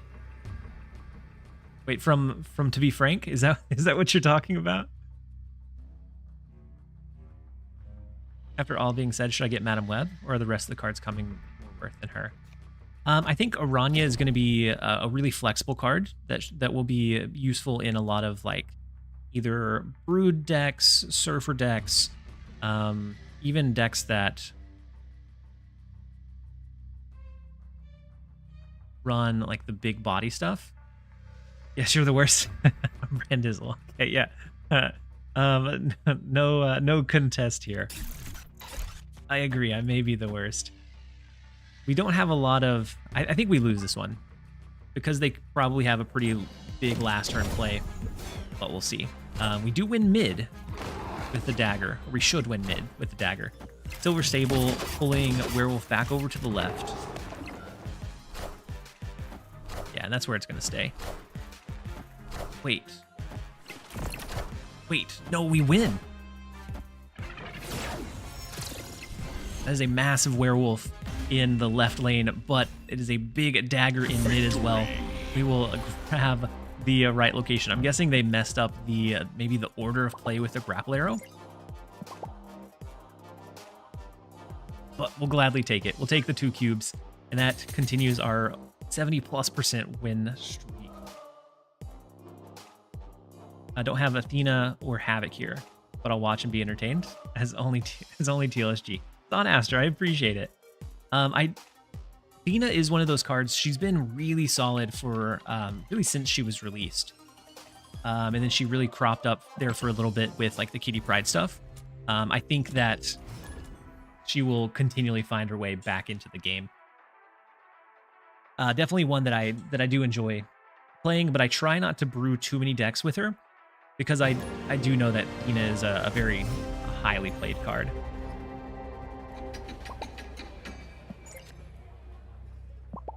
Next up, we have AG Pumper. The first location is Grand Central. We have our Iron Fist. I'm going to hold it for now. Then we'll see. Ooh, we're running up against an Agatha deck. Getting a Goose down could be good. Havoc is now gone. Their Lady Sif is now gone. And it procs their Black Knight. Super unfortunate for them. Take it. We do have the Madam Web. We have Athena. So we can always Madam Web and then Vulture and then Ghost Spider it. I think is a pretty solid line for us. Let's go Madam Web mid. Silver Stable comes in. So it looks like they're running that version, which I think has very similar stats to running Beast in that spot. But let's go ahead and throw Vulture. We can move it and then pull it back with our Ghost Spider for a double movement. Lose our Athena. They lose their Ebony Blade. Unfortunate for them. They're stuck with Agatha. Pull this over. Then I think we drop US Agent, and I'm just going to go ahead and play the Kitty Pryde out. They finally get rid of Agatha after or on turn number 5. So they'll have the freedom on turn number 6. But is it too little too late?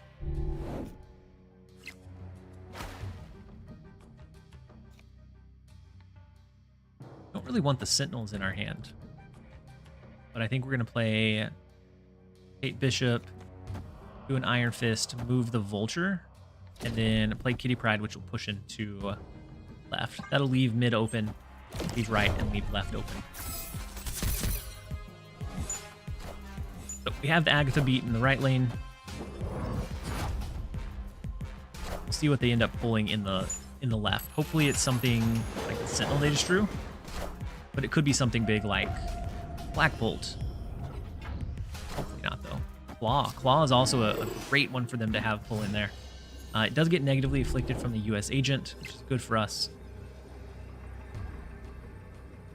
Then, had we grabbed a dagger, that would have been great with our grapple arrow. But without it,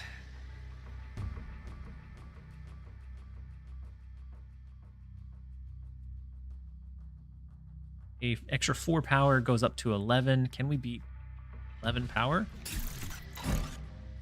This is 4, 7. Ties with the 11. So then it would just be the point differential.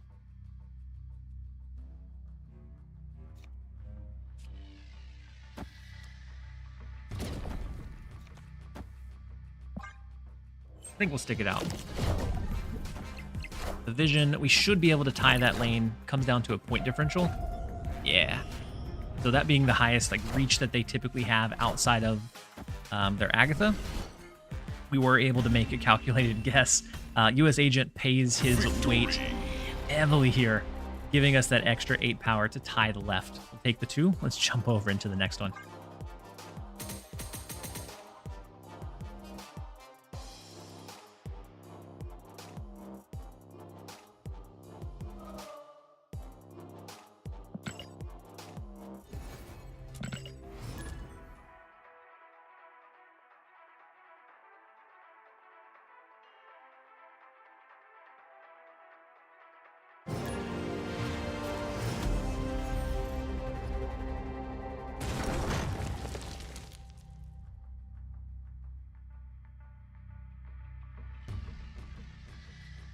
All right, next up is Cody. Let's go ahead and skip on 1.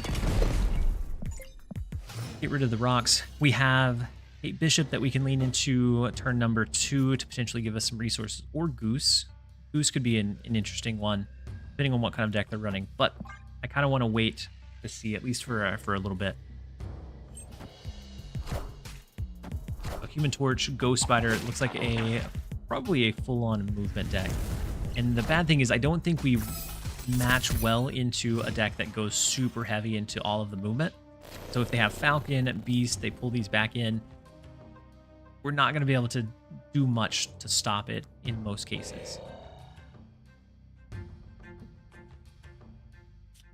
We can do Goose, Iron Fist. Next turn we have Vulture into a Ghost Spider pull.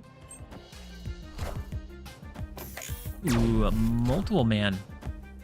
Interesting. I wonder if they're setting up for like a Heimdall play. Depending on how far into it they're running. So, Vulture, move left. Ghost Spider pulls it back. It's gonna be our only ways to move cards unless we top deck a Madam Web.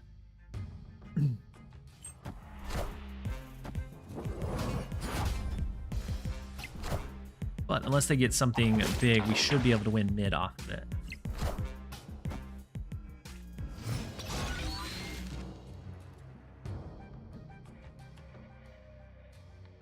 So confused at the symbiote Spider-Man there. They could potentially have a Phoenix Force. But they won't be able to play the Phoenix Force here. So confused. Alright, let's go Athena, basic arrow. And we'll see from there. Phoenix Force would end up being multi-man. Ooh, Spider-Man 2099 does get destroyed. Oof, what bad luck for Cody. Good luck for us, bad luck for Cody.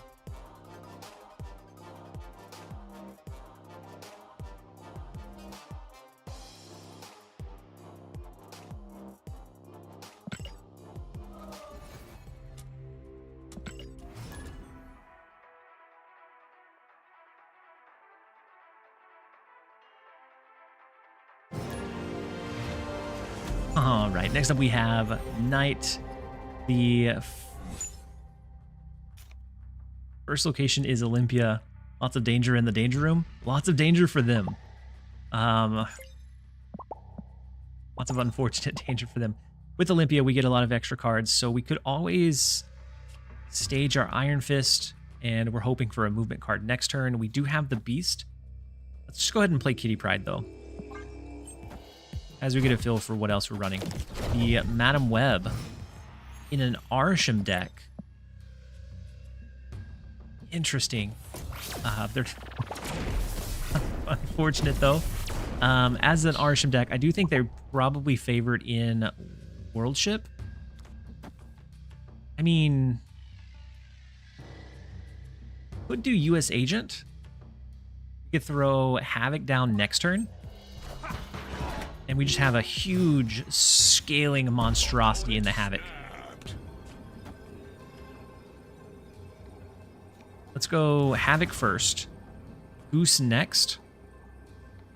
And then I don't think it matters what we do after that. I want to snap back.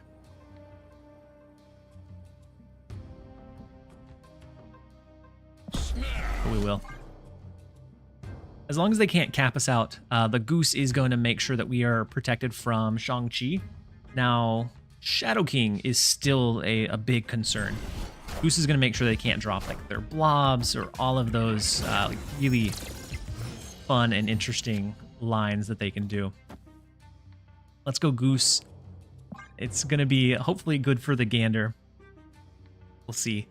They're going to have to go small ball stuff after this turn. So the Titania, the Enchantress, does push... Oh, man. Well.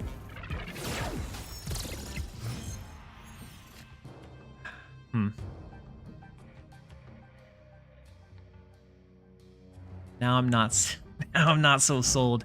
They immediately countered our Goose.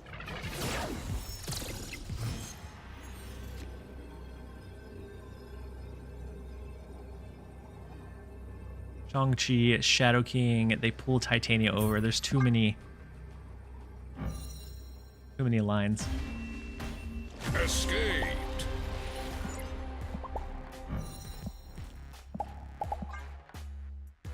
And then LOL, you said new interesting twist to the deck. Why Goose exactly? So Goose helps protect our sometimes our bigger cards from like a Shang-Chi.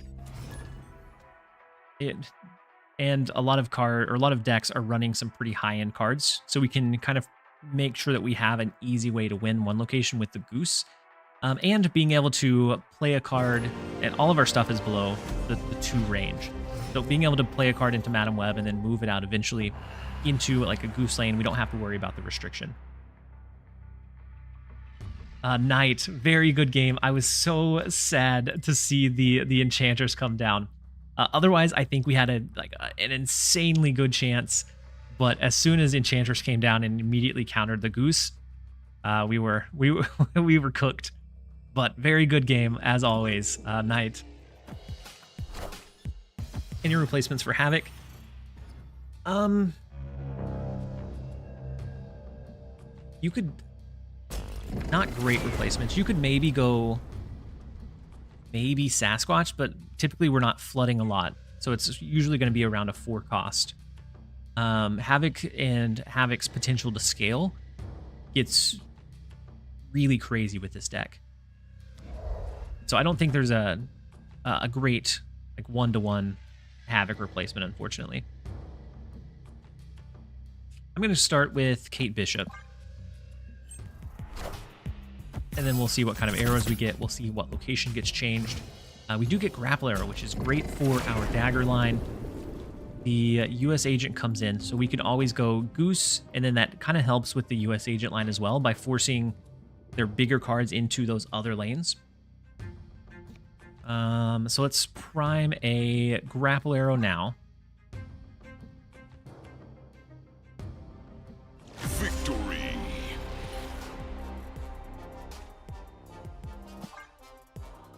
Interesting retreat. Uatu equals Havoc replacement. I mean, technically any card is a Havoc replacement. The question is it good?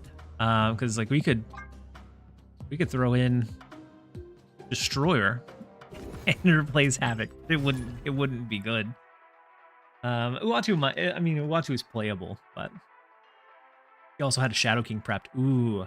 The Shadow King was the one thing we would still have to worry about there, yeah. Angela? Yeah, I think Angela leans in. Thank you for the serious answer, hard row. But I think Angela is probably a good one since you're leaning into like the movement stuff, into like the Madam Web. I agree with Angela. All right, we have our Iron Fist, we have Madam Web. Let's go ahead and skip turn number 1. Beniko. Bounce decks are super common right now. Leica on? Opponent snapped. Leica on. Thank you so much for the Prime sub. Your Hey, notification welcome. It took you long should enough. pop up now. The vault is a little bit unfortunate, but not the end of the world either. We can go Athena. Next turn throw like Madam Web plus Iron Fist. We can always reach further into the vault by repositioning from Madam Web. Let's see. Going powers are doubled. Something like a US Agent could be pretty intense over there. We either go Madam Web or throw like Goose into Iron Fist. No, I think if we're going to go with the Iron Fist line, we need Madam Web kind of primed. So we're going to scale Athena off of this. We can always reposition the Athena if that's going to be our biggest resource. Next turn, I think I'm probably going to play Havoc plus Goose or Havoc plus Kate Bishop, unless we get something better. Ooh, wait. We definitely want Goose over in the right lane, yeah? Because this looks like a Khazar Blue Marvel Flood. It's too late, or we played it too late. They're going to get Khazar down? No, they're going to get Blue Marvel down, which is marvelous for them. Not marvelous for us. Friend Dizzle, you said, I kid, but seriously, all this love going around to all the bad cards lately? Yes, Uatu and Adam Warlock needs to still be on their radar for sure.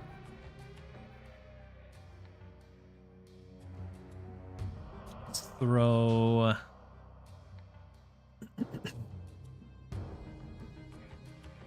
So we still have to look out for like a Dazzler here or Ant-Man. All of those become really strong in Onslaught Citadel.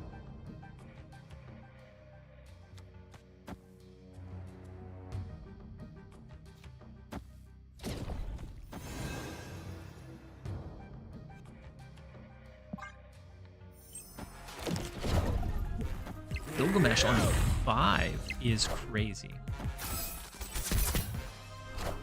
Maybe they forgot it was turn 5 because of the extra energy they have. US Agent? US Agent would be the perfect top deck here. That's what we're hoping for. Is the US Agent. US Agent Pin Arrow. Be beautiful. That is not US Agent. Ugh. Otherwise we may, I mean, it may not have been a guaranteed win, but we could have at least gotten closer. Otherwise, we have like this.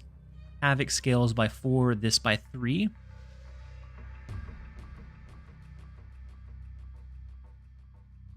scales by 7.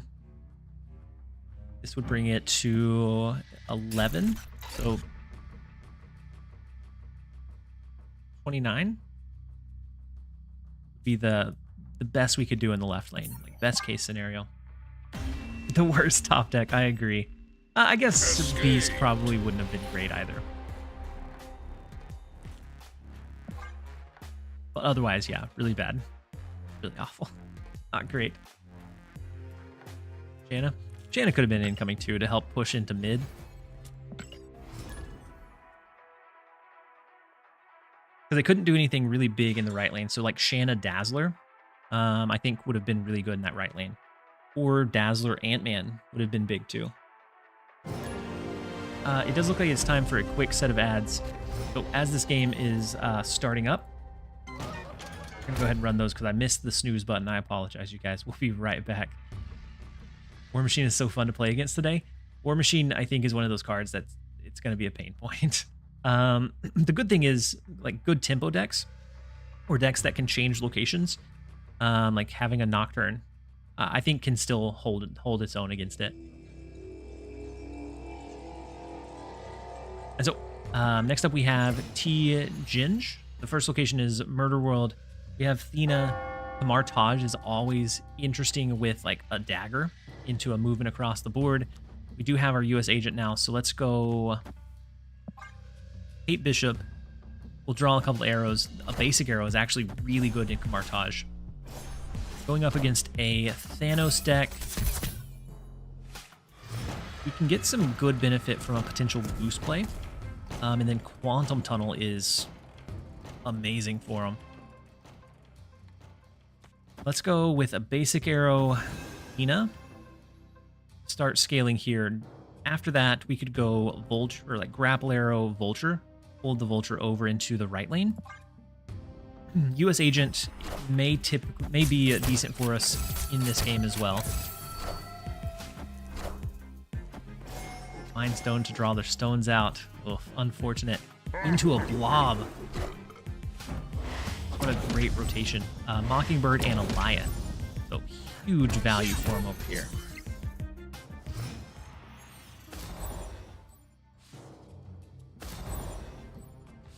Does that change how we want to play it? We have Goose. Kind of like, maybe like a Goose here. You set up a US agent over to the left so that they can't do anything big in the left lane, or they do, it'll just be negatively affected. Next turn, we can throw Grapple Arrow, Vulture, Ghost Spider Pool all in one fell swoop. Kind of like it. I almost want to snap into it, but I want to see this one play out.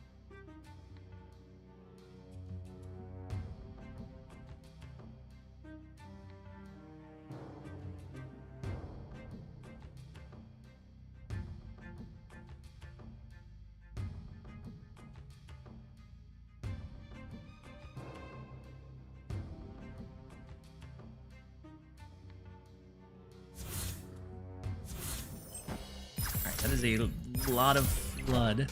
Madam Web, so they can move cards. Marvel Boy is marvelous. To Soulstone. So it looks like maybe instead of a big body deck, it's looking like a zoo style.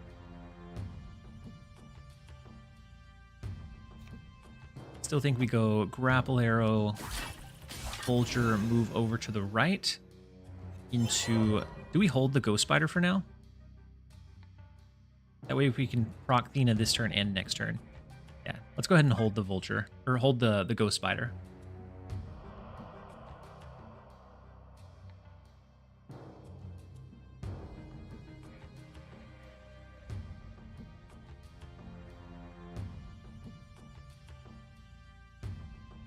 If we flip into Iron Fist, beautiful. If we flip into Madam Web, then we don't need the Ghost Spider on the Vulture anyways.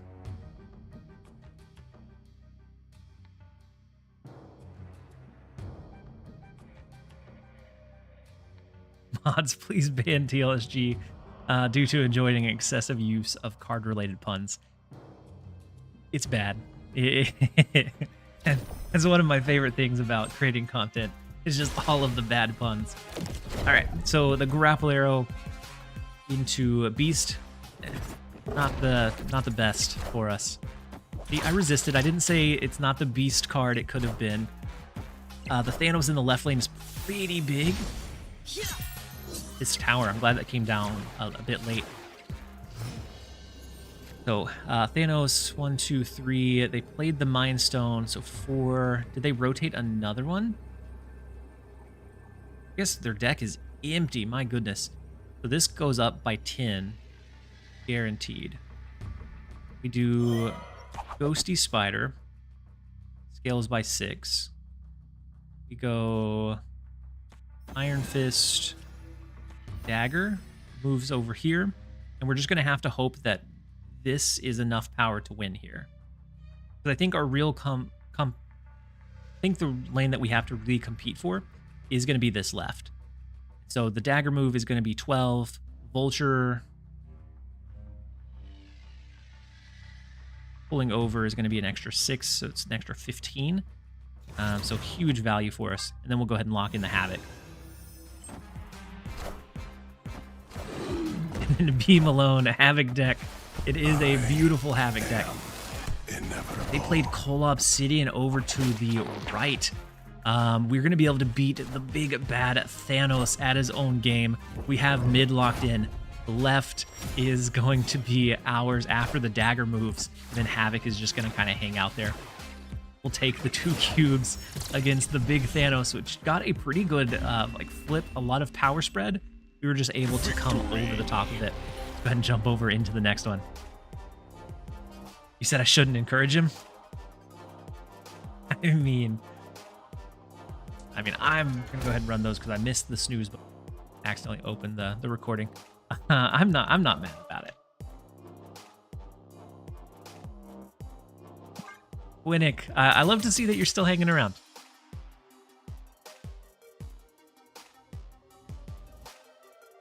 Even Cole Middle would have won. Even Cole Obsidian Middle would have won, which is crazy. Cole Obsidian over to the left would have only been 6. So instead of what, like the Power Stone, it would have only been an extra 3. And so Cole Obsidian left wouldn't have done it either. The US agent just put him in too much of a bind.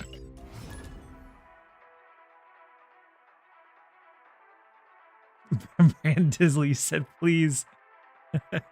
I had to leave the room after the beast one. I mean, I resisted. I just told you the thought that went through my mind. It is all the card-related puns.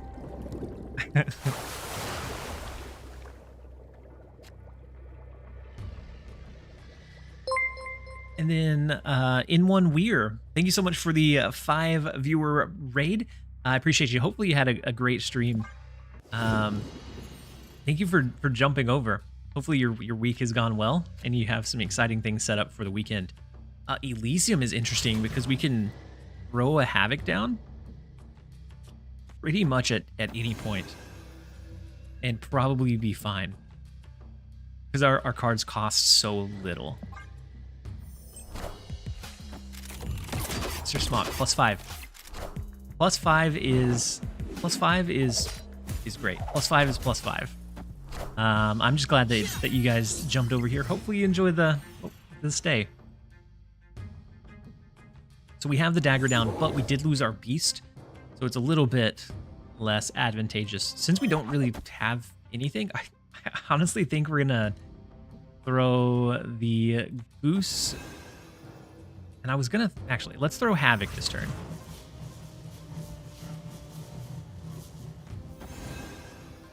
Wait, they're running Agatha, yeah? We Havoc, we Goose. They are stuck at playing into the left lane. Oh wait, no, they lost their... It is an Agatha deck, but they lost their Gamora. Oh, snap. Definitely snap into this one. Iron or Dagger plus Iron Fist / Ghost Spider last turn is without a doubt the best, cheapest turn 6. Yes. Having a 4-cost combo that's 12 is huge. Really hard to keep up with it.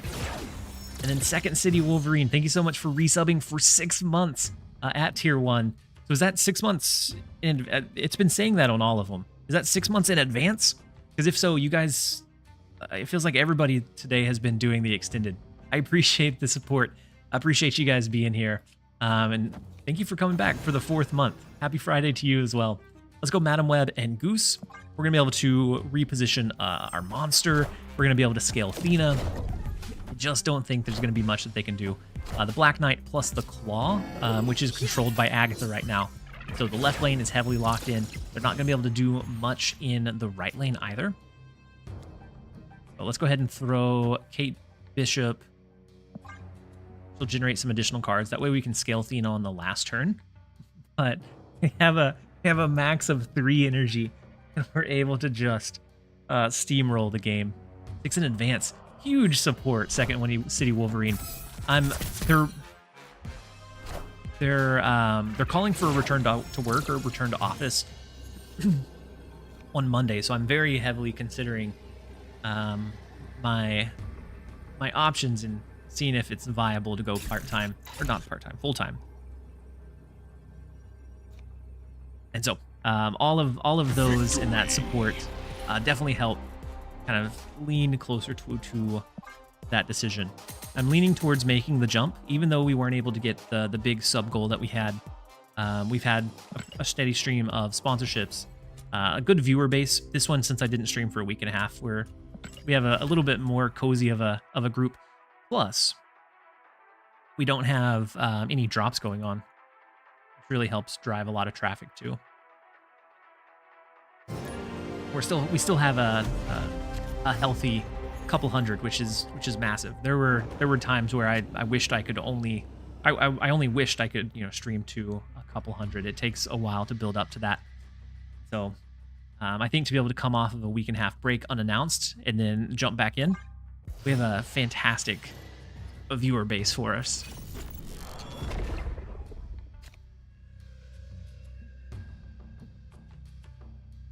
And then Beat, you said, "Good night, TLSG. Me and Oomph are going to go on a date."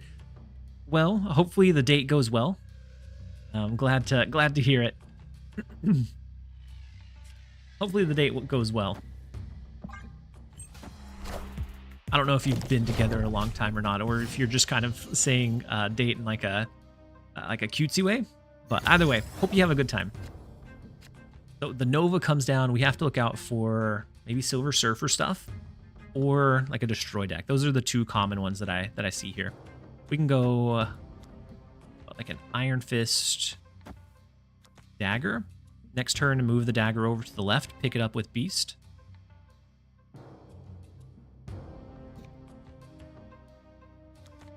Yeah, I think that's the direction we go. Are drops done? Yeah, drops are done right now. They ended on the 11th. I need to turn off that command. Thanks for the reminder. I'll turn off that command after this one, but they're gone for now. Hopefully they come out with another one soon. Most months it seems like they have a specific variant. So like Jeff was last month. The month before that was Wolverine. Hopefully they have more drops that are coming soon, but I haven't seen anything on the timeline. So I'm going to hold the dagger in place for now. I'm going to do good old Athena. I guess Athena Goose. Even though they have like the Hope Summer stuff, Goose will stop them from doing, like, I guess, Gwynpool. At least it'll stop them from doing Absorbing Man there. We won't be able to retreat after 5, so we could snap into it pretty heavily. We can do Dagger move, Beast. Dagger move, Beast, Havoc. We have 2 high scaling cards, the potential to move a dagger as well. So we can move a card out of the Wakandan Embassy going into 6, push our dagger over.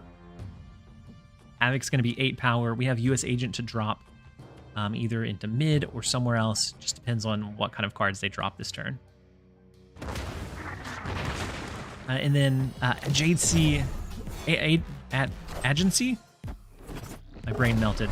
Welcome in. Hopefully you're having a great day so far. And then Guy, man, this change has made it so hard. Well, which change? I've been enjoying the over the air. Which particular card is giving you trouble? The big Sarah is scary. You can always, like, Athena, Iron Fist, Dagger, U.S. Agent. Goodness. Even with the Havoc down, we don't need much energy. Let's go U.S. Agent because it at least hits their Sarah. I'm not sure that this wins, but I'm interested enough to try and stay.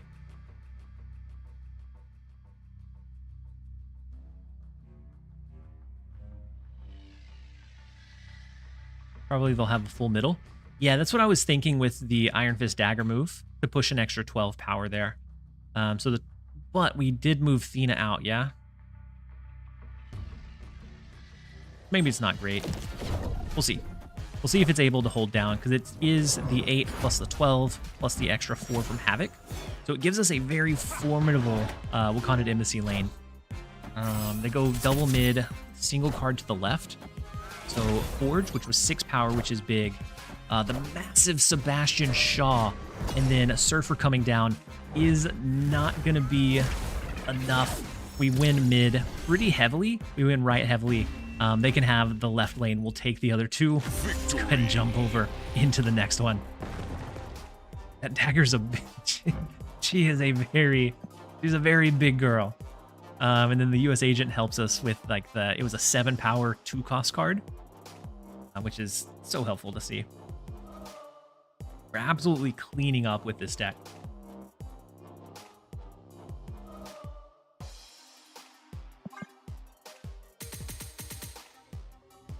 A lot more than I thought we would. Like I loaded it up to try and get the move 7 in a game. Haven't been able to do that at all. But it's pumping out a lot of consistency. And then that dude, yeah, so I didn't mean to, the last week and a half, I just, on Tuesday, or a week and a half ago, on Tuesday, when I was going to do the overnight, my internet went out, so that took a couple of days to get an updated modem. And then I have a coworker that is out right now, and so I've been covering for him, or like taking on his responsibilities. So I've been stretched super thin, and so like I've been napping on lunch instead of like cramming all of my work in and then streaming late. It's a beautiful deck, but needs brains to be played. I can, yeah, but I do like the Madam Web in this to be able to like adjust some of that power. That makes it a lot harder for the opponent to really anticipate where your cards are going to fall at the end of the game. I do wish I had the gold though for the Kitty Pryde variant. I feel like it'd be fitting. All right, let's go ahead and go Kate Bishop. Do you think it's worth it to buy Athena or Marvel Boy? I think they're both great cards. I personally use Athena more often than I do Marvel Boy. Marvel Boy is really great in Zoo-style decks. He can really help elevate that play line, but I find Zoo decks to be kind of boring. So Colossus into Vormir. Is this the Namora deck then? The only thing that I could think of that would run Colossus. We have the Grapple Arrow we could use for Vulture. We could do... Hold on. I think we save our Goose. We take a gander at what else could be out there. And then we try to position a Goose where their Namora or anything else would be. Let's go Pim Arrow, Kitty Pryde, and then I'm going to do Grapple Arrow. It's on Aster Brandizzle. At this point, I'm just doing it to pick at you guys. I'm like at most 3 cards away, and it's so crucial. Nobody took a U.S. Agent or War Machine. Oh yeah, that's true. That's true, guy. So Colossus, Invisible Woman. Wait, it's Cerebro 3. Not what I was expecting.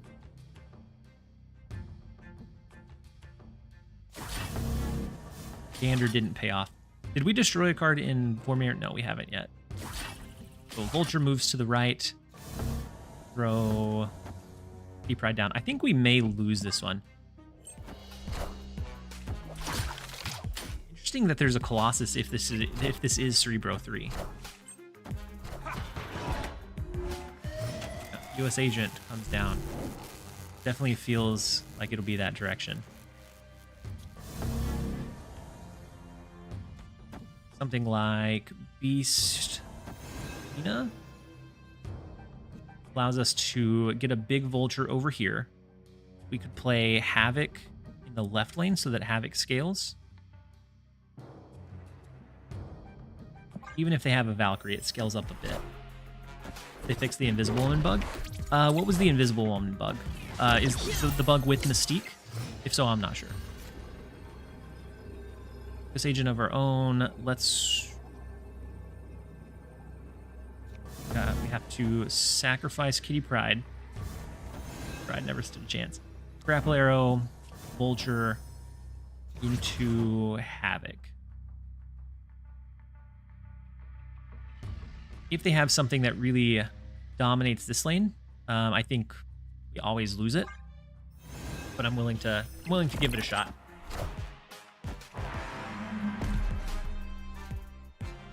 So, single card in the right lane. Depending on what is here, we may have a... But wait, Spectrum? Is power. Hold on. I wasn't expecting Spectrum at all.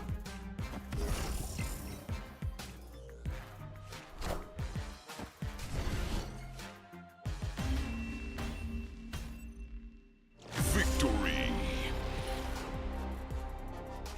Can't be Cerebro 5 because of the Spectrum, though.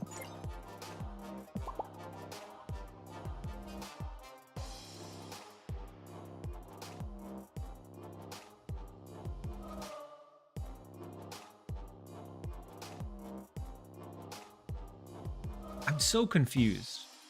But yeah, that bug is really annoying with any kind of like Invisible Woman deck.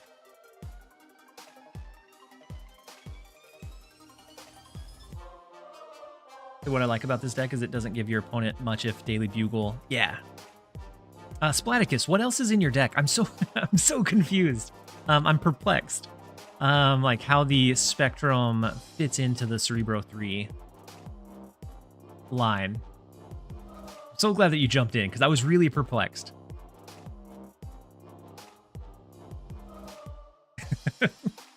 Okay, whenever your story starts as listen, you know it's gonna be a good one. So you had a fever dream last night and you had to try it out.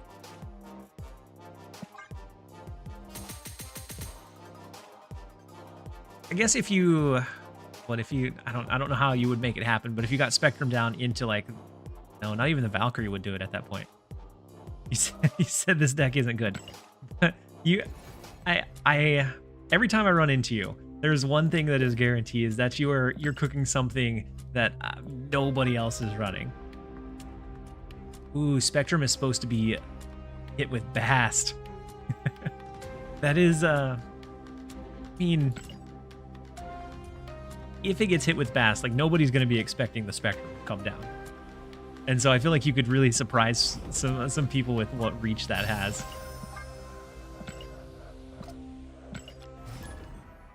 I'm so glad that you popped in to explain the Spectrum in it, though.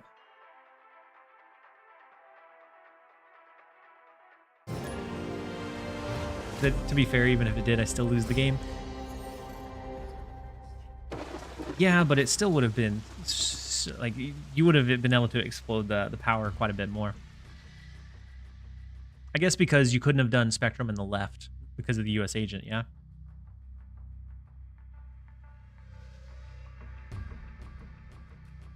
All right, next up we have IEP Honkshod. I have no idea what that's even supposed to mean.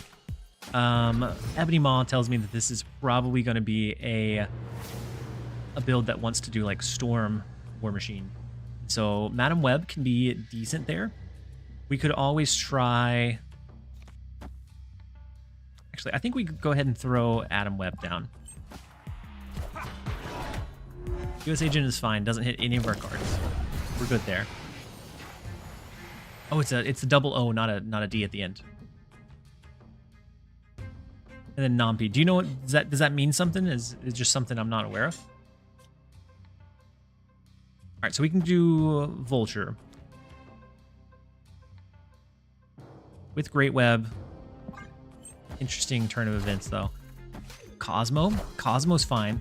Ebony Maw, US Agent, Cosmo. I'm thinking this is more of a Spectrum deck than a like greedy War Machine deck. Like War Machine is probably in it because of the Ebony Maw, but I think it's closer to like a Spectrum ongoing instead. Honk Shoe sounds like a cartoon character. Snoring, it does. Had he played Spectrum in the US Agent lane? No, it would have brought his Spectrum down to 1 power instead of it being at 3 had Bast come down.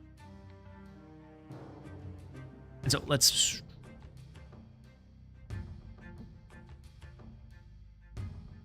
Am I crazy? I thought I had Ghost Spider. I guess not. All right, so we have the Vulture. We can do an Iron Fist Dagger. Or we just go ahead and set up like Athena US Agent line. Or actually, we can guarantee that if our card moves, it's Madam Web that moves over to the right. Let's go ahead and do that. Madam Web of their own and Goose, and so they can reposition cards into the Ebony Maw lane. But everything is supporting that this is probably a Spectrum deck. Beast could pull these cards back in, but let's go Iron.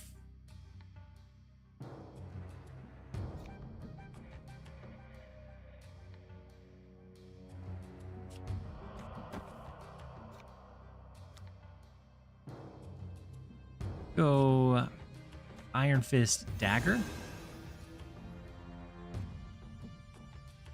2, 4, 6, 8. They can move a card out of Great Web, though. It's the only kind of scary thing. We could Beast either Madam Web or the Iron Fist Dagger back up. I don't think we're going to. Watching your Agatha video right now? TLSG ×2 Flying Dad Bomb. That is some commitment. I was running the Agatha deck earlier. Oh, sir, you're right. I had Ghost, but a Tealin. Thank you. Dagger moving for 3 power. 3 power. It's turn 5. Yeah, no. But depending on what card moves over into Great Web, we might be able to reposition like the Vulture, or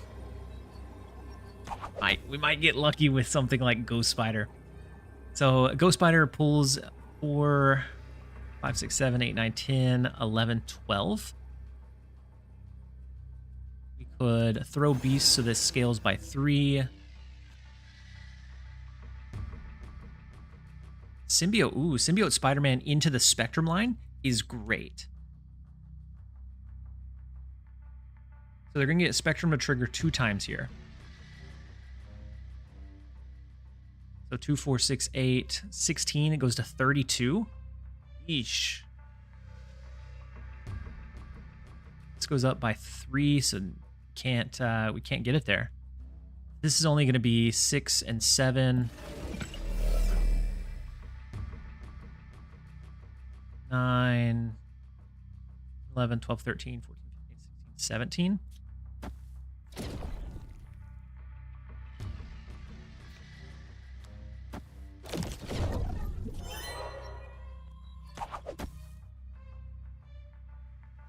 What's Beast doing?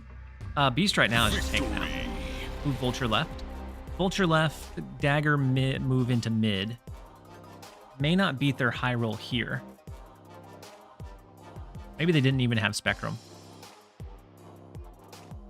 But I'll gladly take a retreat. My goodness. I was struggling to figure out a way to win that one. Between their Madam Web, because if they moved one of their ongoings into mid, even if we pushed full force there, we wouldn't have been able to top it. But it does look like it is time for a quick set of ads real fast. And then we'll be right back. You guys don't go anywhere.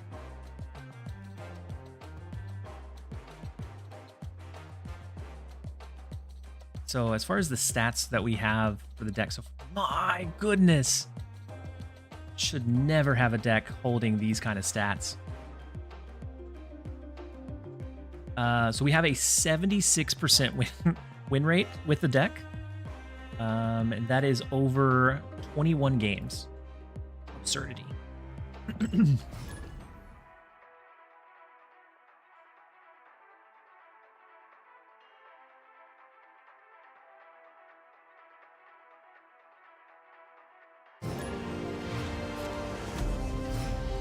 Next up, we have Snap Anonymous.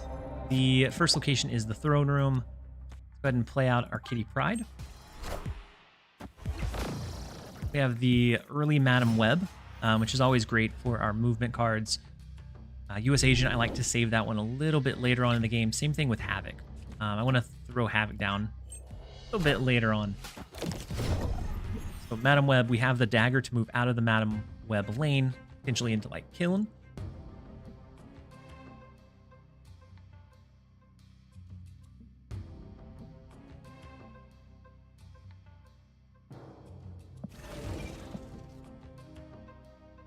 Kind of want to throw Havoc this turn. We would be stuck at 3 energy, but I don't think that's that big of a deal. I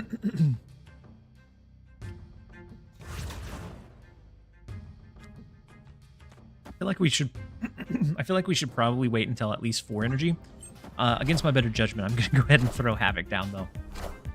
So they have a Vulture looking at some movement style stuff of their own. This right lane becomes very interesting for us.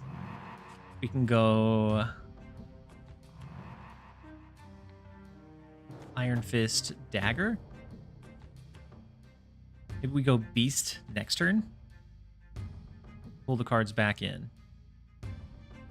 Dagger would end up being 1. So we could always Iron Fist, Dagger, eventually move the Havoc over, Beast the Madam Web lane. 0 power Dagger doesn't feel great.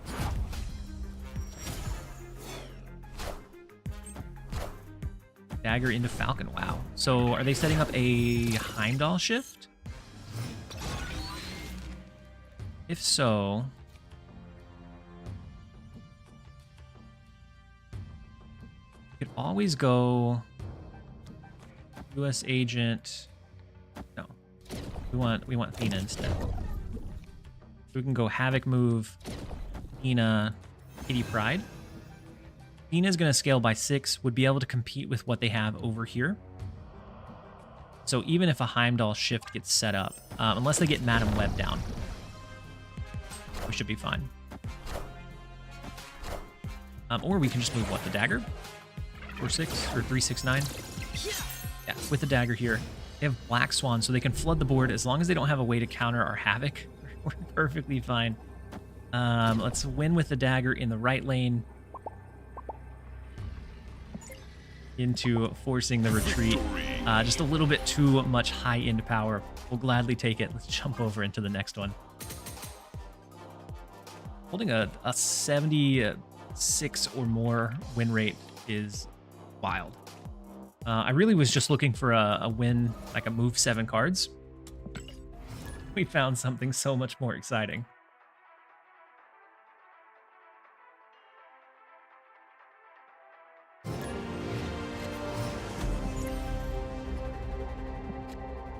All right, next up we have Helios cloning vats. Fantastic for us. We can get a couple of Athenas down.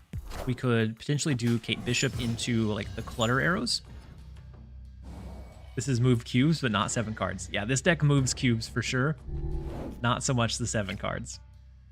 Beast is a little bit cheaper, which is always great for us. Let's go Kate Bishop here. With the Ant-Man, I'm not sure if Goose does us much good. Madam Web, so it could be an interesting like movement ongoing deck. But either way, our Acid Arrow doesn't do us a lot of good. You get Ghost Spider pulled out, plucked out. Let's go Athena into Acid Arrow mid. We can start scaling Athena every single turn, or a double Athena. which is a lot of scaling. It's really hard to deal with that much. Symbiote Spider-Man. So it looks like maybe they're leaning into like the Spectrum line to get a double trigger of Spectrum. That deck definitely leans super heavily all into it. Kind of like a Havoc. I'm debating a secondary Havoc. We go Athena, Havoc. Next turn is going to be Goose, Havoc. I feel like this has to be a snap. Because with Goose, they won't be able to move the Symbiote Spider-Man into a double trigger of Spectrum. And so if they move Symbiote Spider-Man here, it's just going to merge with the Acid Arrow. So that's not going to do them a whole lot of good. Because they won't be able to position those big cards into Hell's Kitchen. And we're going to have just an absurd amount of scaling across the board. Which I'm super excited to see. Man-Thing, very scary. And they go ahead and merge the Symbiote Spider-Man into the Ant-Man. Interesting.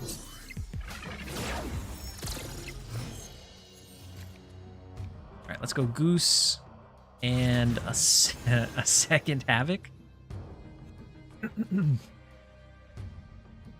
We have scaling all across the board. 2 scaling in the left lane, 1 in mid, 1 in right. And then we have a finisher of like a dagger ghost spider is what we're looking into. A second Symbiote Spider-Man. And so maybe they were going to go with the Spectrum stuff. The Luke Cage, really big. He will end with -1 power. Wait.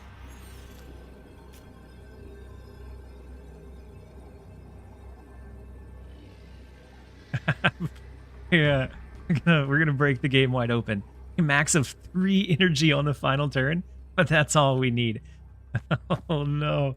Let's go Dagger, Ghost Spider move. That's gonna put another 12 here, but it's gonna be negatively afflicted by 4. I guess with a Spectrum, that's probably fine. This one scales by 4. This one scales by 4. This is 3. I think we're okay. I'm just gonna go ahead and throw it and see what happens.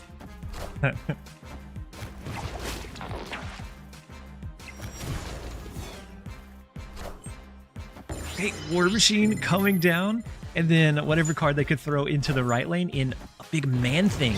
Hold on, did we lose to the Man-Thing? Oh no, we lost by 1. It's devastating. The discount from Utopia allowed them to get Man-Thing into the right.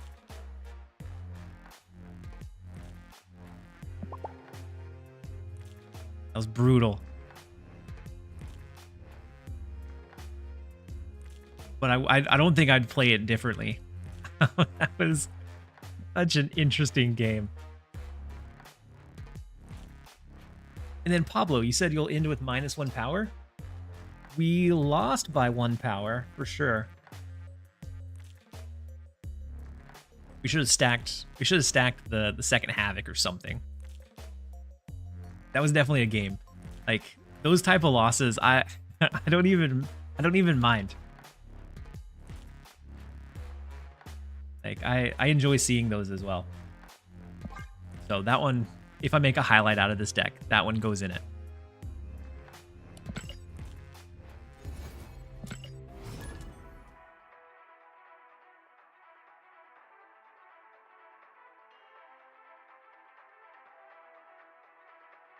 Pablo, do most people mispronounce it?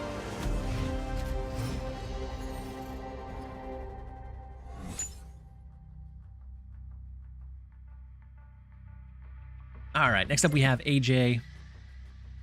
Nice Spanish pronunciation. I took a couple of years of Spanish. I don't remember, I didn't retain a whole lot of it. But a couple of words or some like pronunciations do. And then Rock Esper, you said, does the War Machine buff excite you? I do. I enjoy the War Machine change.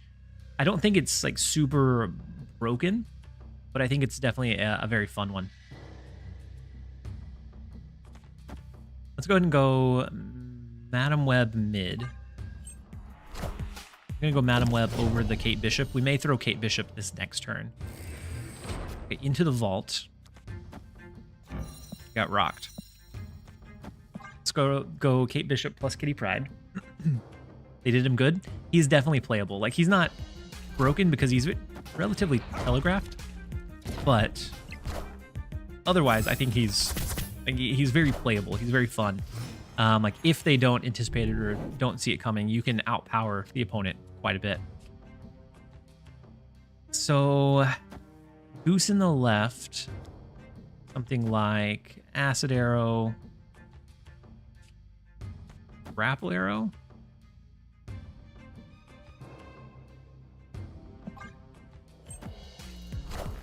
War Machine. So Goose is not going to do us any good. Not good for the gander anymore. So with this one, I think we probably lose.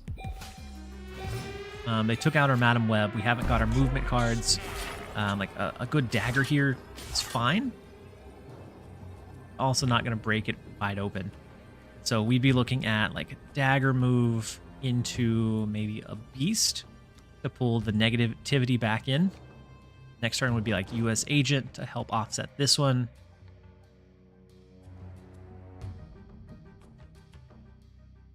Or they could just have Legion and in the game in the vault. If that's the case. 7 extra power here. Do we win if that's the case? Dagger moves over. That's going to be 3, 6, 9. So 7, 8, 9, 10, 11, 12, 9, 10, 11, 12. We tie in the right lane. Then it would come down to a point differential. Oh no, they can play on... What am I thinking? They have War Machine. They would be able to play on 6.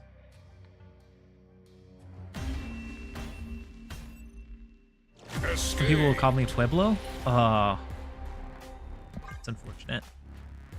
And sometimes it is hard to read names, like especially if they're longer. Sometimes all the letters get bunched up on like a smaller screen.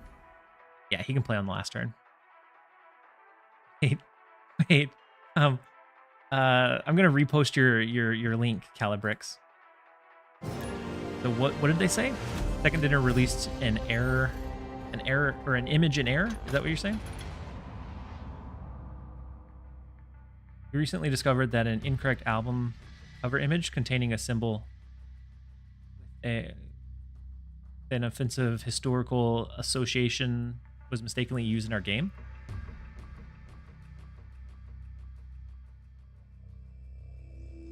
Interesting. Not great. Isn't that the second time that happened? All right, next up we have Dinesh Kamartaj. Always interesting for the Iron Fist stuff. We can go ahead and throw Madam Web down. We have the Vulture to lean into as well.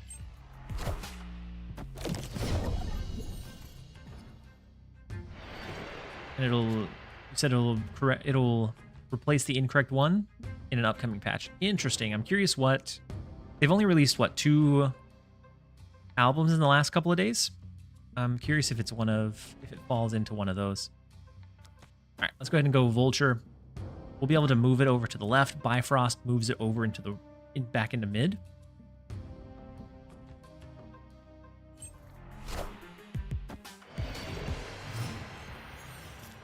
Kava, you said never thought a deck like this would work so well. Me either. you and me both, my friend. We move the Vulture. We throw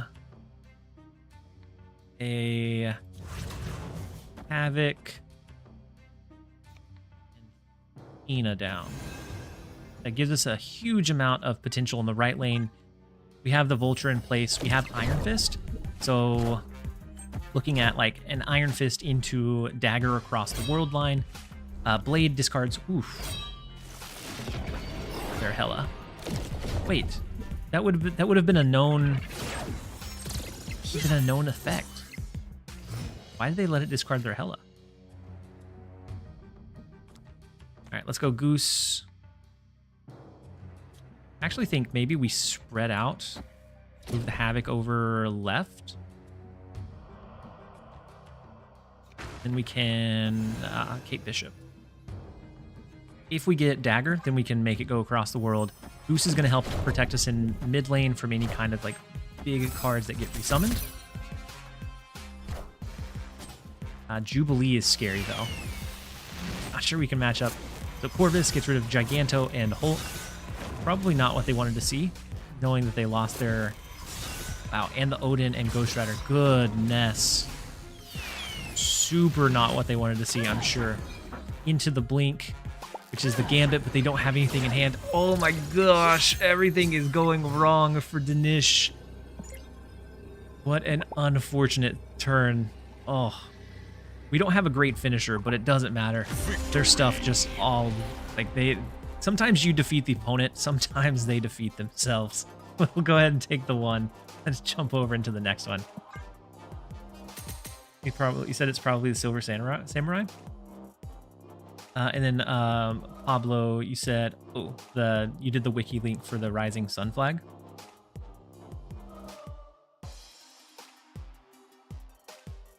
I'll paste it through for you. And so that was left on the album. Oh, not Conquest.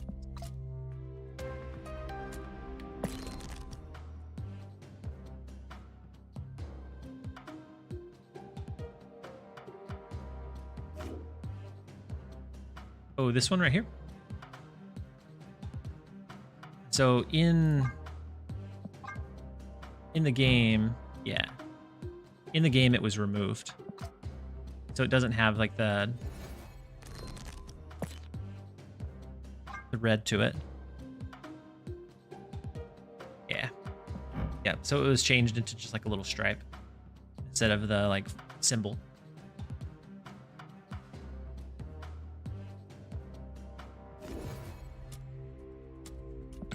All right. Minimize the add-on. Ooh.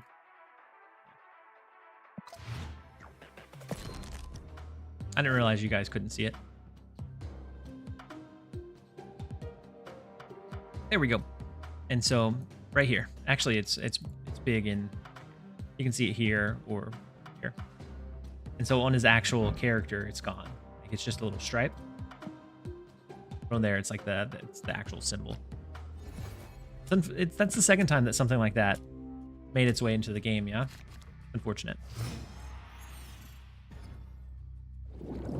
It's more offensive to other Asian countries that were the target of the violence. Next up, we have Polka King. The first location is Atlantis. We do have our Kate Bishop. We have Goose. So depending on what kind of deck we think the opponent's running. Then we also have Havoc.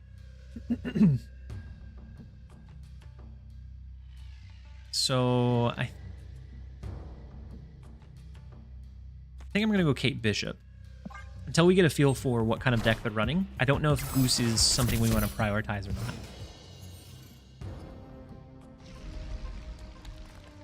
Morag coming into play. Thena is a good one to have in the right lane. So let's go Thena right. We have the Acid Arrow in the left. And then next turn is probably like a Havoc US Agent line. They play straight into the Lechugia. Food is crazy. Unless they just have everything that they could need. Feels wild. Let's go Goose to the left. That would mean they would have to do, if they do Sarah, they would have to do it here. So Goose plus a Havoc.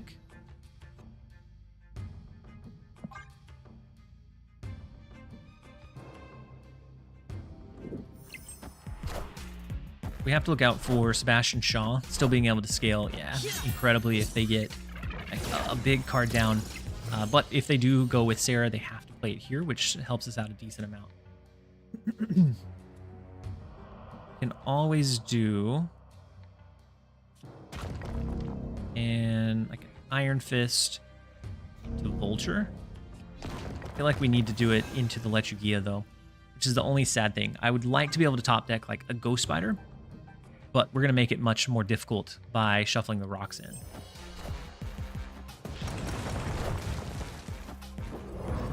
Thank you, Wolverine.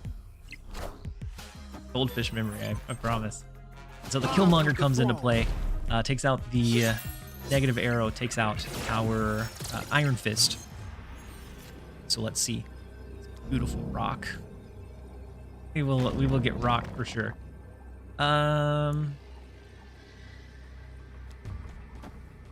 U.S. Agent, Kitty Pride.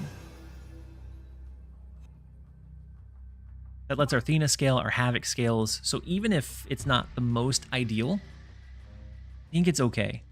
Because they don't have enough energy to do Surfer plus Absorbing Man. They've already dropped Killmonger, so a Nova wouldn't do it. I think we're all right. I'm surprised why we can't see the deck list. Angel, welcome in. Hopefully you're having a great one. What would you call this deck? I propose Move 7. Move 7 feels fitting. Because we most definitely have not been able to move 7, but we've been able to move a large amount of cubes. So Juggernaut, not great for us. Into the Surfer. Wait. It's fine. It's all fine. Even if US Agent had bounced over to the right lane, it was fine because we scaled up with the Havoc enough to be able to get what we needed. We will take the 2 cubes. Let's jump over into the next one. I propose Who Needs Energy? Who Needs Energy? Could be it as well. Came out of work, did overtime today. Well, basically all week. Angel, I feel you. This is my first stream in like a week and a half because I was covering for somebody at work. They were out on vacation, and so I just haven't been able to. Calimbrex, I love seeing the highlighted message come through. And so yeah, I think the name definitely leans towards like something to do with the energy, because the Havoc playing on turn 4 gives you such a big Havoc, and then you have like the Dagger Ghost Spider to also push some like absurdity. Definitely been enjoying the deck a lot. Let's see what our stats are. 26 games, 73.1% win rate, an average cube a gain of 0.81 per game. Wild over a pretty decent sample size. All right, we have our Dagger and Ghost Spider, so fantastic if we save it for like that last turn play. T Greenathy joining in with the highlighted message. Angel, you said absolutely understanding it. I missed you in our silly snap talks. What did you play so far? So today I played a little bit of Agatha, a little bit of like Madam Web, Lockjaw. I haven't done any War Machine today, but I did War Machine on a video right after the release. And so there's been a couple of cool decks with the over the air that I've been really excited about the changes from the over the air. I think they brought those 2 cards that were just unplayable before into like a decently playable state. Let's go ahead and skip on 3, unfortunately, to get rid of the Collapse Mine. Amazing for a deck with no cards above 3 cost. I agree. I think it's kind of amazing for really any deck in general, but specifically with like this one having very few cards, very few high cost cards. So we could Vulture move into like the Ghost Spider pool. We could also set up like Him Arrow, Acid Arrow, Madam Web, which allows us to get like a Vulture. We can save the Ghost Spider Dagger for like a last turn surprise play. Ziori, welcome in. Hopefully you're having a great day. I'm glad to have you here. You said, I mean, we can discuss old Agatha? Yeah, it like the fact that she feels so very much playable is wild to me now. So Vulture into Ghost Spider move into Kitty Pride. With the magic line, let's save Goose for a turn.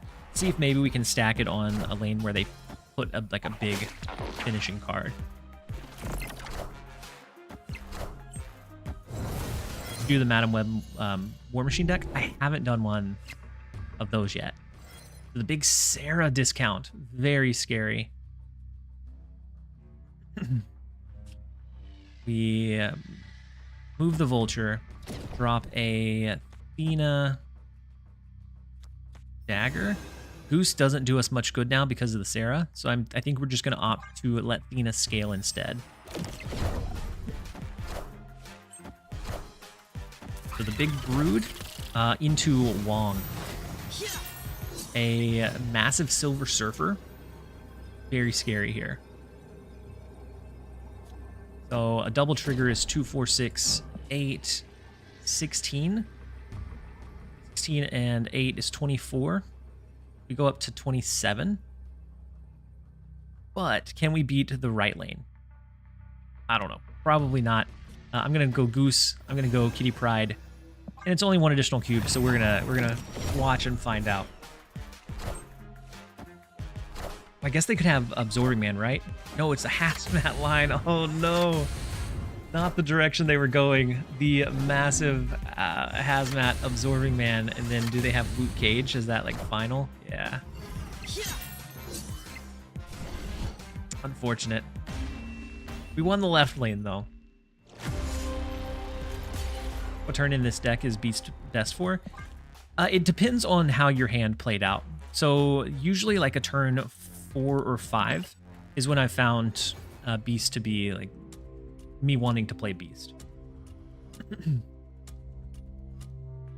then Zior, you said I watch your videos every day. Unfortunately, can't make the streams often, but I love your content. I appreciate it. Just being here to enjoy the content when you can. I completely understand not being able to jump in and be in streams often. But just watching the videos that are interesting to you, jumping in the streams when you can, is more than I could ever ask of anybody.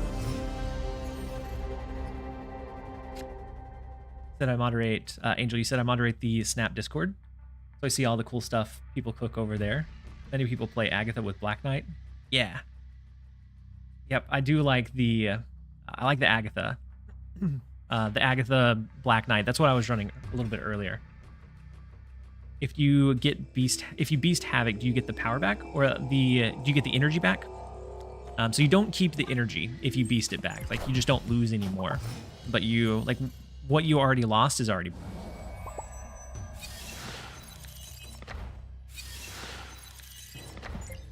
I'm not sure if I fist bumped or not, so I'm gonna do it again. They get a beast from us. We get their Magneto. Not bad. Iron Fist, Ghost Spider is always great. Go ahead and throw our Athena. Then we'll see. If we need to, we can beast mid back up to reposition the power, take away the Widow's Kiss. Our Sinister, had they waited one turn, would have been great for them. But unfortunately. Go Kitty Pride, US Agent, or US Agent and hide it to the left. I think we hide the US Agent. That way they're not for sure. With Mobius, doing a beast won't discount our cards, so may not be the best for us. Goose could be interesting. They won't be able to do anything big there. Maybe it just is like a simple Goose Kitty Pride.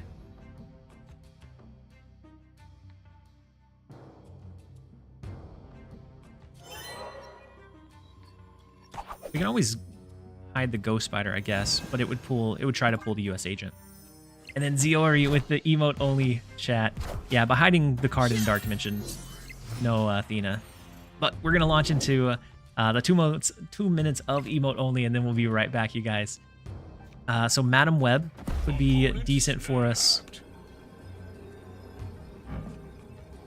But we really don't have any of our movement cards, anything really that big. to lean into. If throw beast, it would beast itself and just continue pulling it back in. We're gonna retreat out of this one.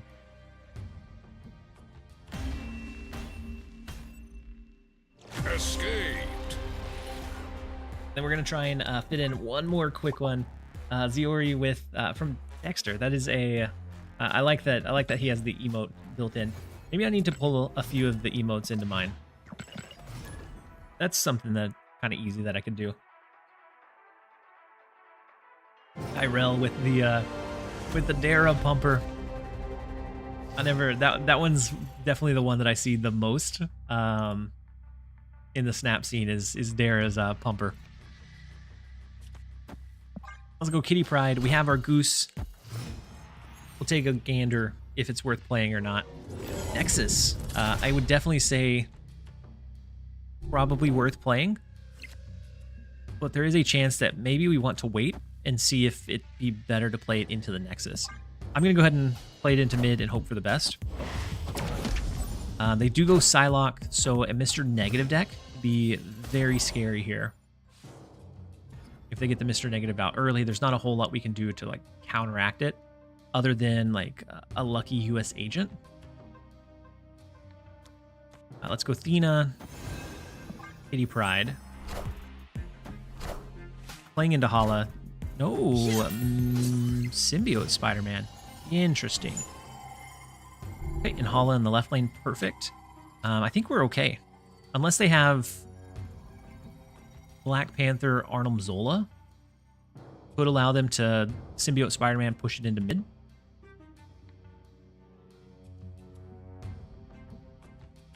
Without Kate Bishop, we don't have a way to try to even stop it.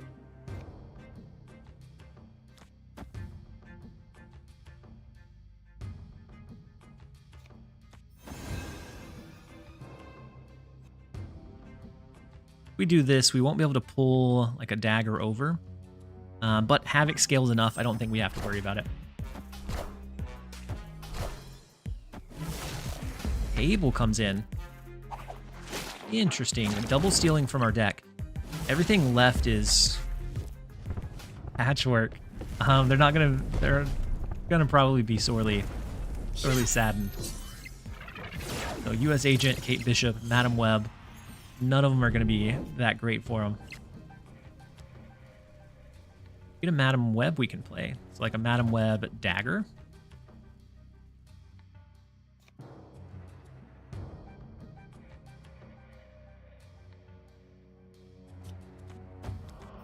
I think we go ahead and stage the Madam Web dagger. We let Thena scale, Havoc scale. I think we could probably pretty easily snap into this one. I'm gonna just let it play out because I think it's an incredibly fun line. And at this point, if we snap, I'm pretty confident that they would leave.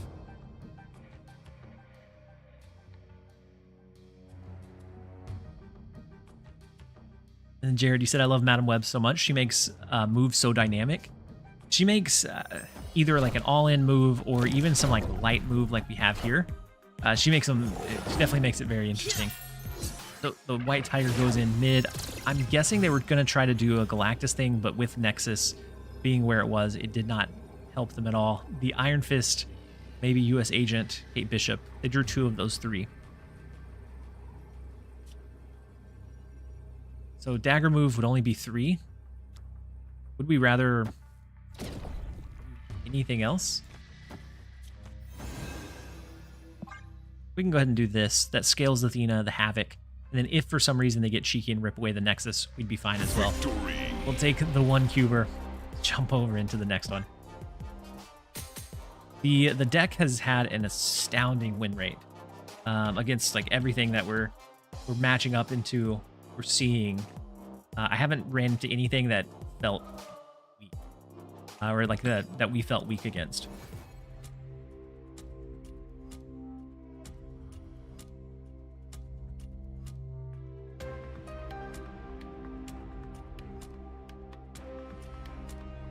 All right, it does look like it's time. Oh, I forgot about the emote only chat. My goodness, that was you got double your value, Ziori. It looks like it's time for a quick set of ads. We'll be right back, you guys, and then we'll jump into a few more games to finish. Not many lockdown decks in your pocket. That's true. But even with lockdown decks, you may be able to hold your own with like the Madam Web, like Havoc that scales. You might be able to do like hold your own okay against them. We'll be right back, you guys. Don't go anywhere.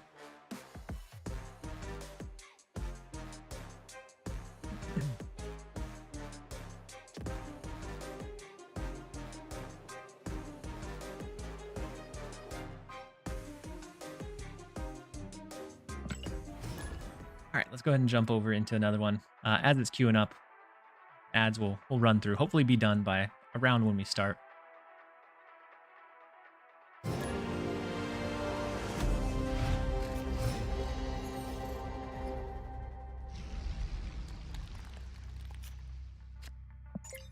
All right.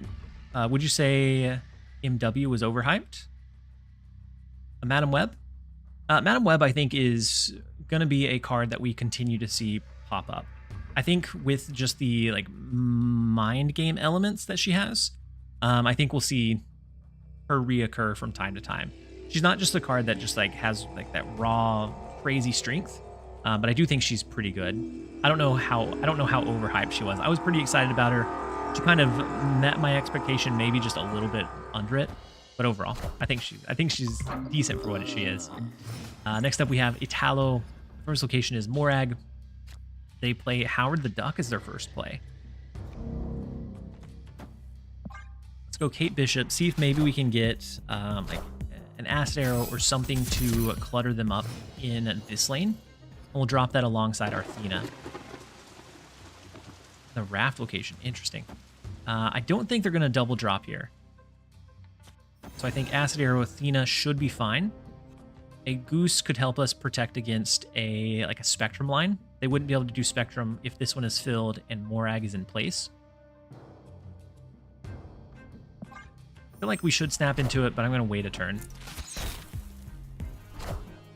So quite a bit of reach here. Madam Web is fantastic. If they have a Madam Web as well, it might be a bit scary. But like Madam Web, maybe it's Madam Web Dagger.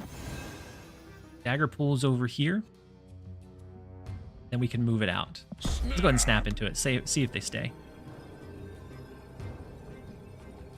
Wait, Hybrid, you said, heck yeah, no Marvel Solitaire? Wait, Marvel Solitaire? Not sure what you're talking about.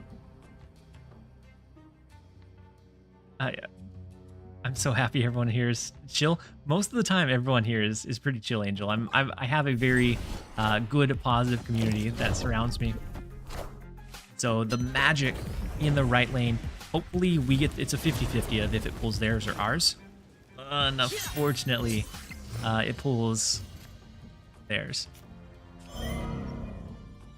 We could do... Oh no, we can't.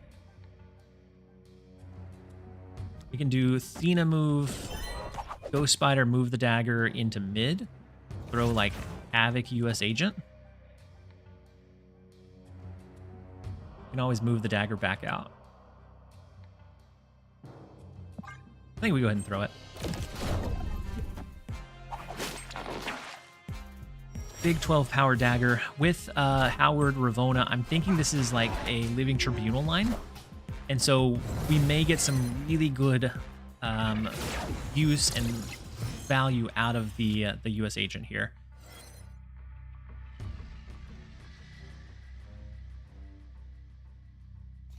Something like dagger. This is Morag in the left is making everything really tough to drop. Because we could go dagger into Iron Fist Vulture. That gives us a pretty good lead. Here, dagger moving once and moving twice is huge. But we're losing a pretty big resource in the dagger. That's what I'm going to lean into for here, though.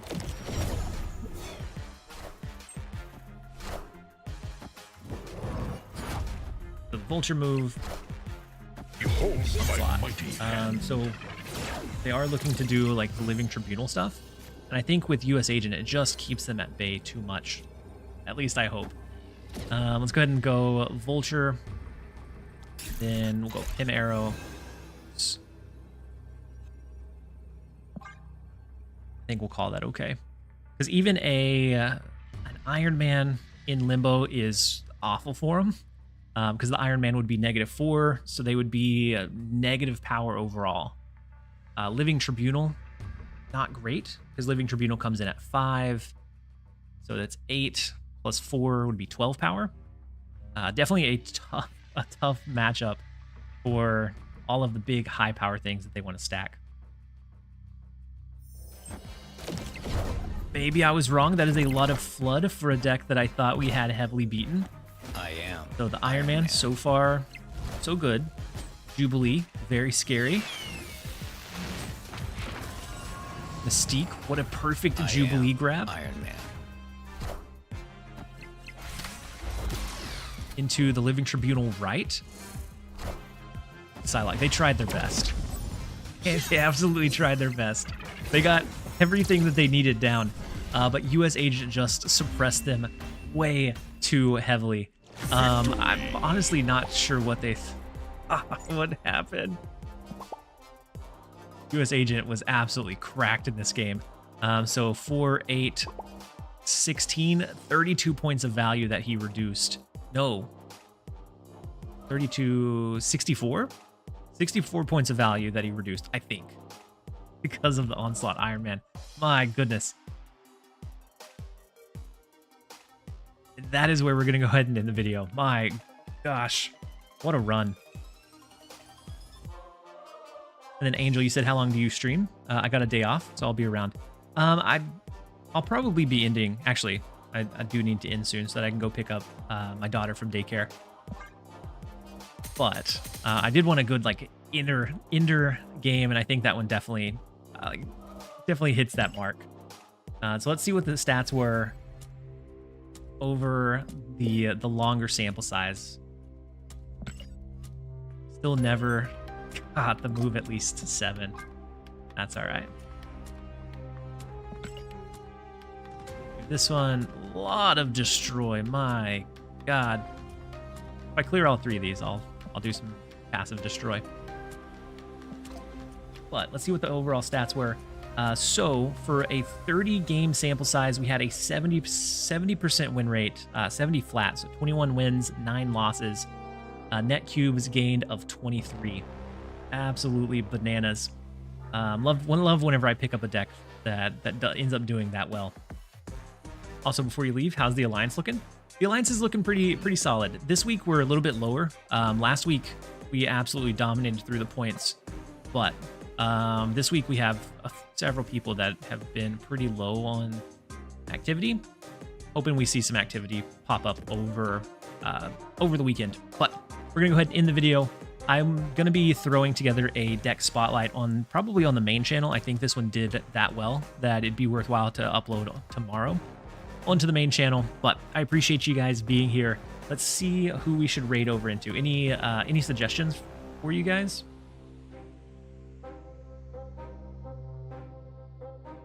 I feel like so Hannah's Cat Cafe, I've seen her be at like almost 2K views and then down to 500 and 2K views. I think as everyone is ending, they've been raiding over to her. So Dexter, it looks like he's offline. And I don't think Regis, I haven't seen Regis stream in an extremely long time. I think he now just focuses on like doing the videos. So I'm gonna send you guys over into Yo Woody. He high-ranked player, always does some cool brews, always has some creative, cool ideas. So we're gonna raid over that way, and then we'll catch you guys again on the next one. My call for return to work is on Monday, so I still have to figure out exactly how I'm gonna navigate that with the content, but I'll get an answer for you guys over the weekend, and we'll be back very soon. I appreciate everybody for hanging out. Hopefully you have a good rest of your day and a good weekend. Go ahead and start up the raid, and make sure to give him some TLSG warm welcome. Thank you guys again. I wouldn't be able to do this and create content and just enjoy the game that I love without you guys and without your support. So we're going to jump over. We'll catch you guys around on the next one.